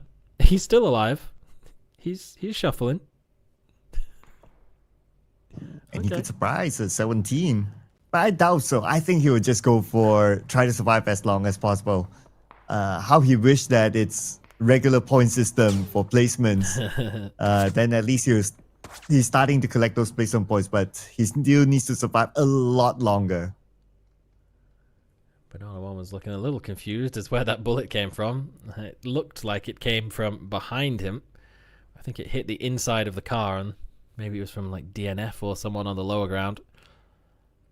But it was a little confusing looking. But Young can shuffle forwards, and actually 17 are flexing out so far, just not anticipating that there's going to be anyone even contending that high ground. Well, that's one way to deal with the BRDM. Xiaobei just sprints down, and there's your answer. What was in the tactical pack? Panzerfaust? Oh yeah. Yep. Plenty of Panzerfaust. So he just jogs forward, puts the gun away in the tactical pack. He's going to go repair the BRDM. He's got a repair kit as well. So he's just going to go fix that up, and now 17's position gets even more OP and broken. Crazy stuff. DL with a Panzer of his own as well, using it defensively as the breach comes through. Min does get one onto Gumin, but that push is getting shredded for GGP. And 17 looks like they are being challenged. But anyway, now Heaven takes a lot of damage. But Heaven still able to finish off GGP. And that's GGP. Now eliminated. And here we have 17. They have to defend their ground here. 82 coming by. Everyone wants a piece of this high ground right now. Let's not forget about Young. They're still on the outside of the circle. That could surprise 17. Yeah, 7-7 has gone down. That's one of the high ground players. The rest of them are going to have to come back. Xiaobei has the BRDM, but I mean, bringing that thing up a mountain, that's going to take forever if it's even possible.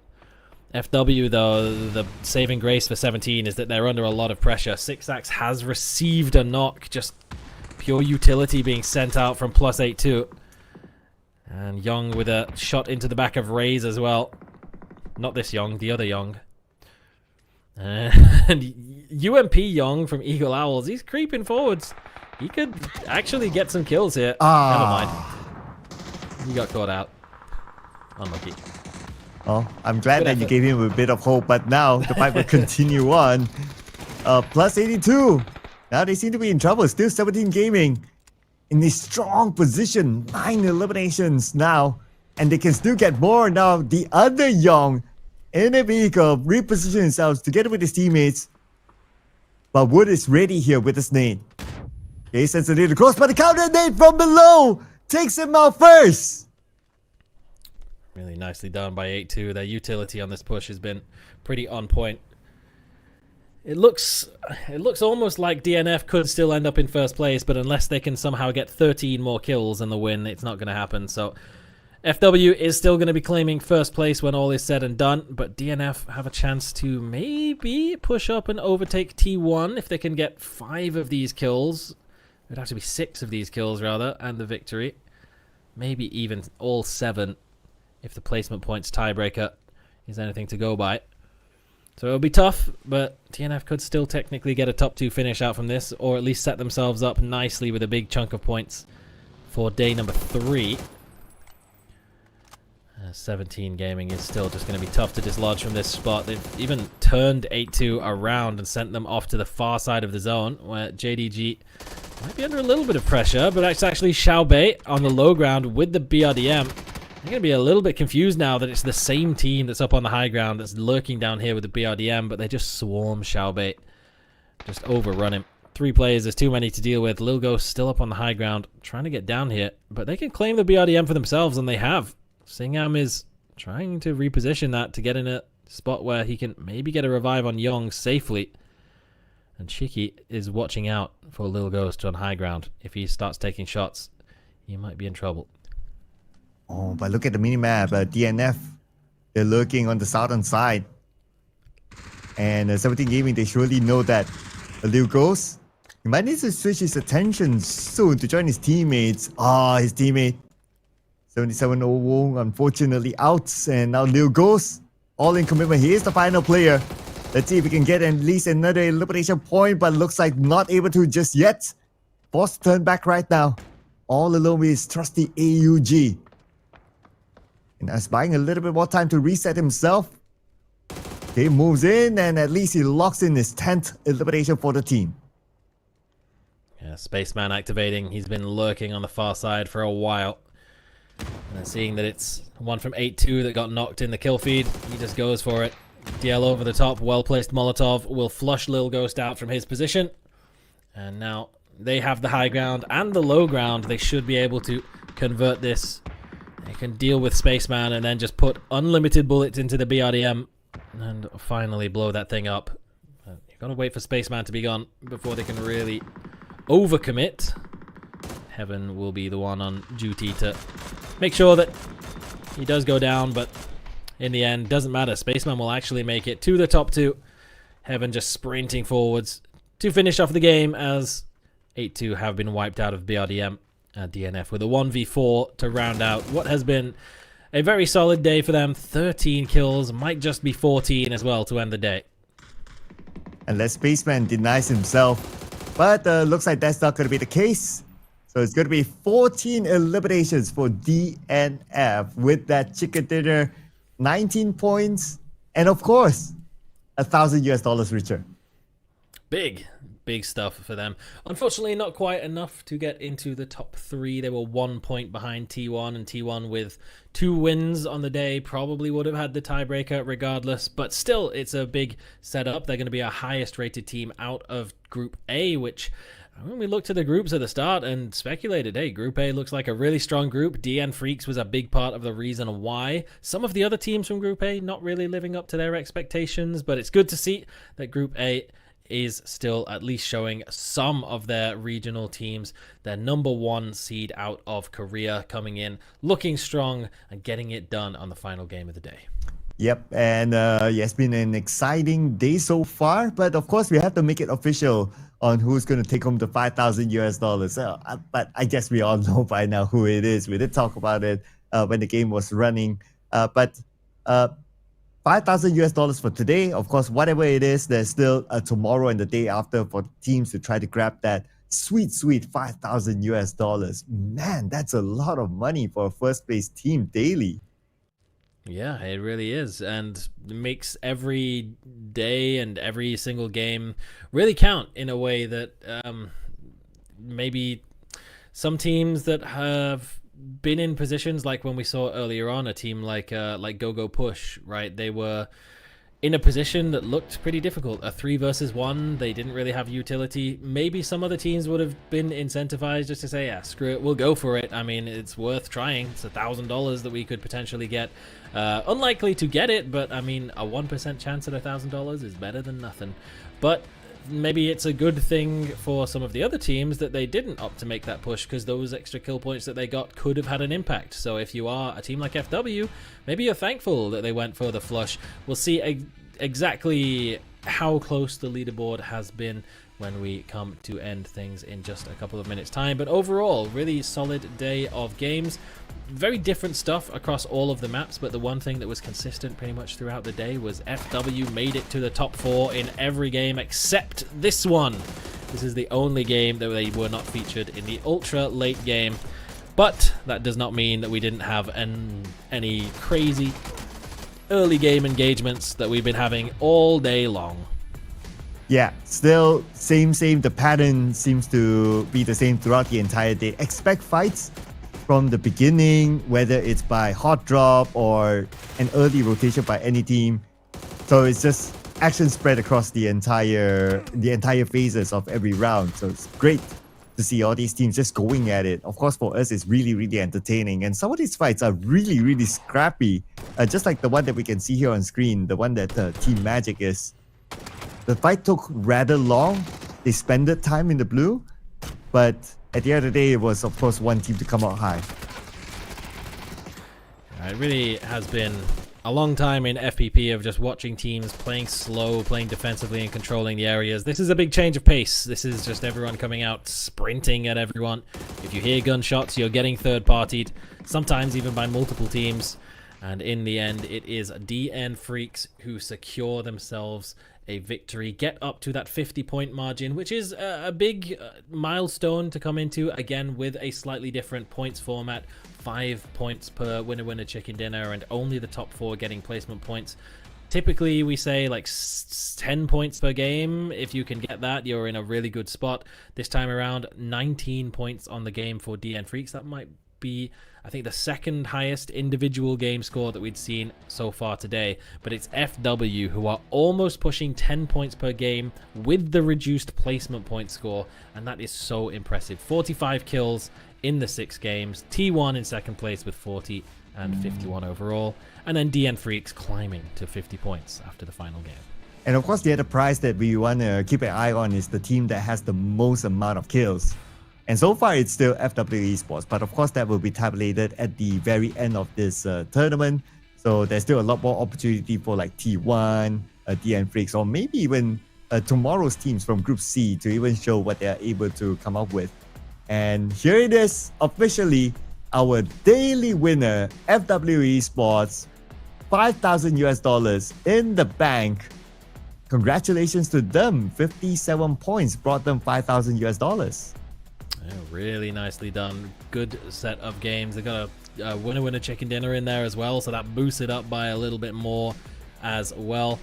I really hope that FW can stick to this level of performance, because Thailand right now is looking like an insanely deep region of talent. If we look at some of the results out of PAQ, the teams that were leading the charge the entire way through, it's constantly a sort of adjustment of some different teams, back and forth of who's going to be on top in all different periods of time. Looks like there's an interview over with T1 as well. That looks interesting. Good fun to have. But no, it's really cool. The FW wasn't really one of the teams that showed up in PAQ, so to see them show up here and have a very solid day, and hopefully they can convert that as well as we progress through the tournament. They'll be back tomorrow with Group B to take on Group C, where we're going to see a few additional teams added into the mix as well. The likes of Baegopa, Petrichor Road, 4 Angry Men, Team Flash, Alter Ego, and more. So definitely stiff competition. So if they can keep up this level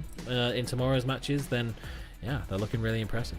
Yeah, and still a lot more money on the line tomorrow. For every chicken dinner, $1,000, and of course the daily prize that can be grabbed by these teams. So today, of course, is the first day. So I'm pretty sure, like the teams from Group C, the fact that they are able to just kick back today and just look at all the other teams play, they're able to see, oh, what sort of gameplay would be with this point system, with this kind of format, how different it is from the regular FPP that they normally play. And I'm sure they are discussing on like, oh, it's very, very different. So they also have to switch their own strategies in preparation for tomorrow as well. Yeah, they get a little bit of a chance to do some research before these games, and this is a tough thing to research. It's hard to find information on a lot of these teams. You can maybe find twiers from some of the cups, but not all of the teams were playing in all of them, and the level of competition varies drastically, and the style of play. So yeah, it's tough to get your research, so that is definitely a benefit of coming in from tomorrow. And the big benefit is if you are not one of the Group B teams, it does mean that you're playing on Sunday. Group B skipping Sunday means after the end of tomorrow, that's it. Their games are done, and there's a lot on the line when it comes to qualification as well to the Player Masters LAN event, LAN 5.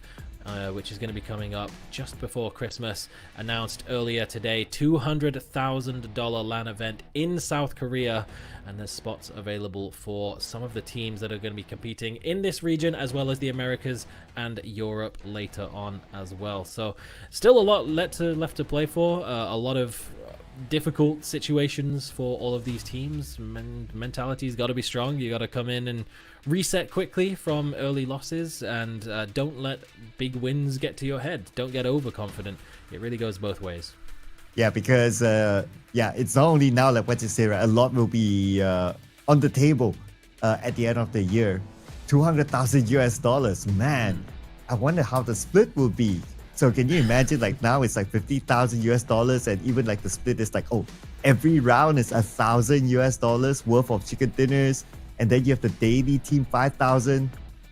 I wonder how that will be like. Maybe per round, maybe it'll be like, I don't know, $4,000 US for a chicken dinner every round. That is crazy. And it's coming very quickly after PGC as well, where a lot of the teams that will be competing at the Player Masters LAN will also be competing at PGC. That's out here in Bangkok throughout sort of late November into December. And that's going to be a combined event for the first time between PUBG PC and PUBG Mobile. So that's going to be a crazy event.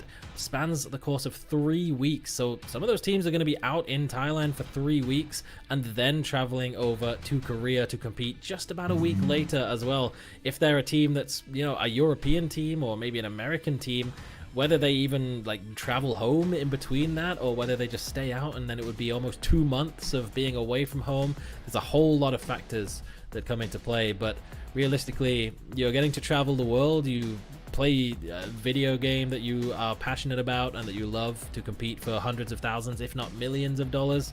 It's such a crazy experience, and the fact that we're bringing this player tour in to kind of expand the player base a little bit, starting in with the in-game player tours cups and then building up into tournaments like this.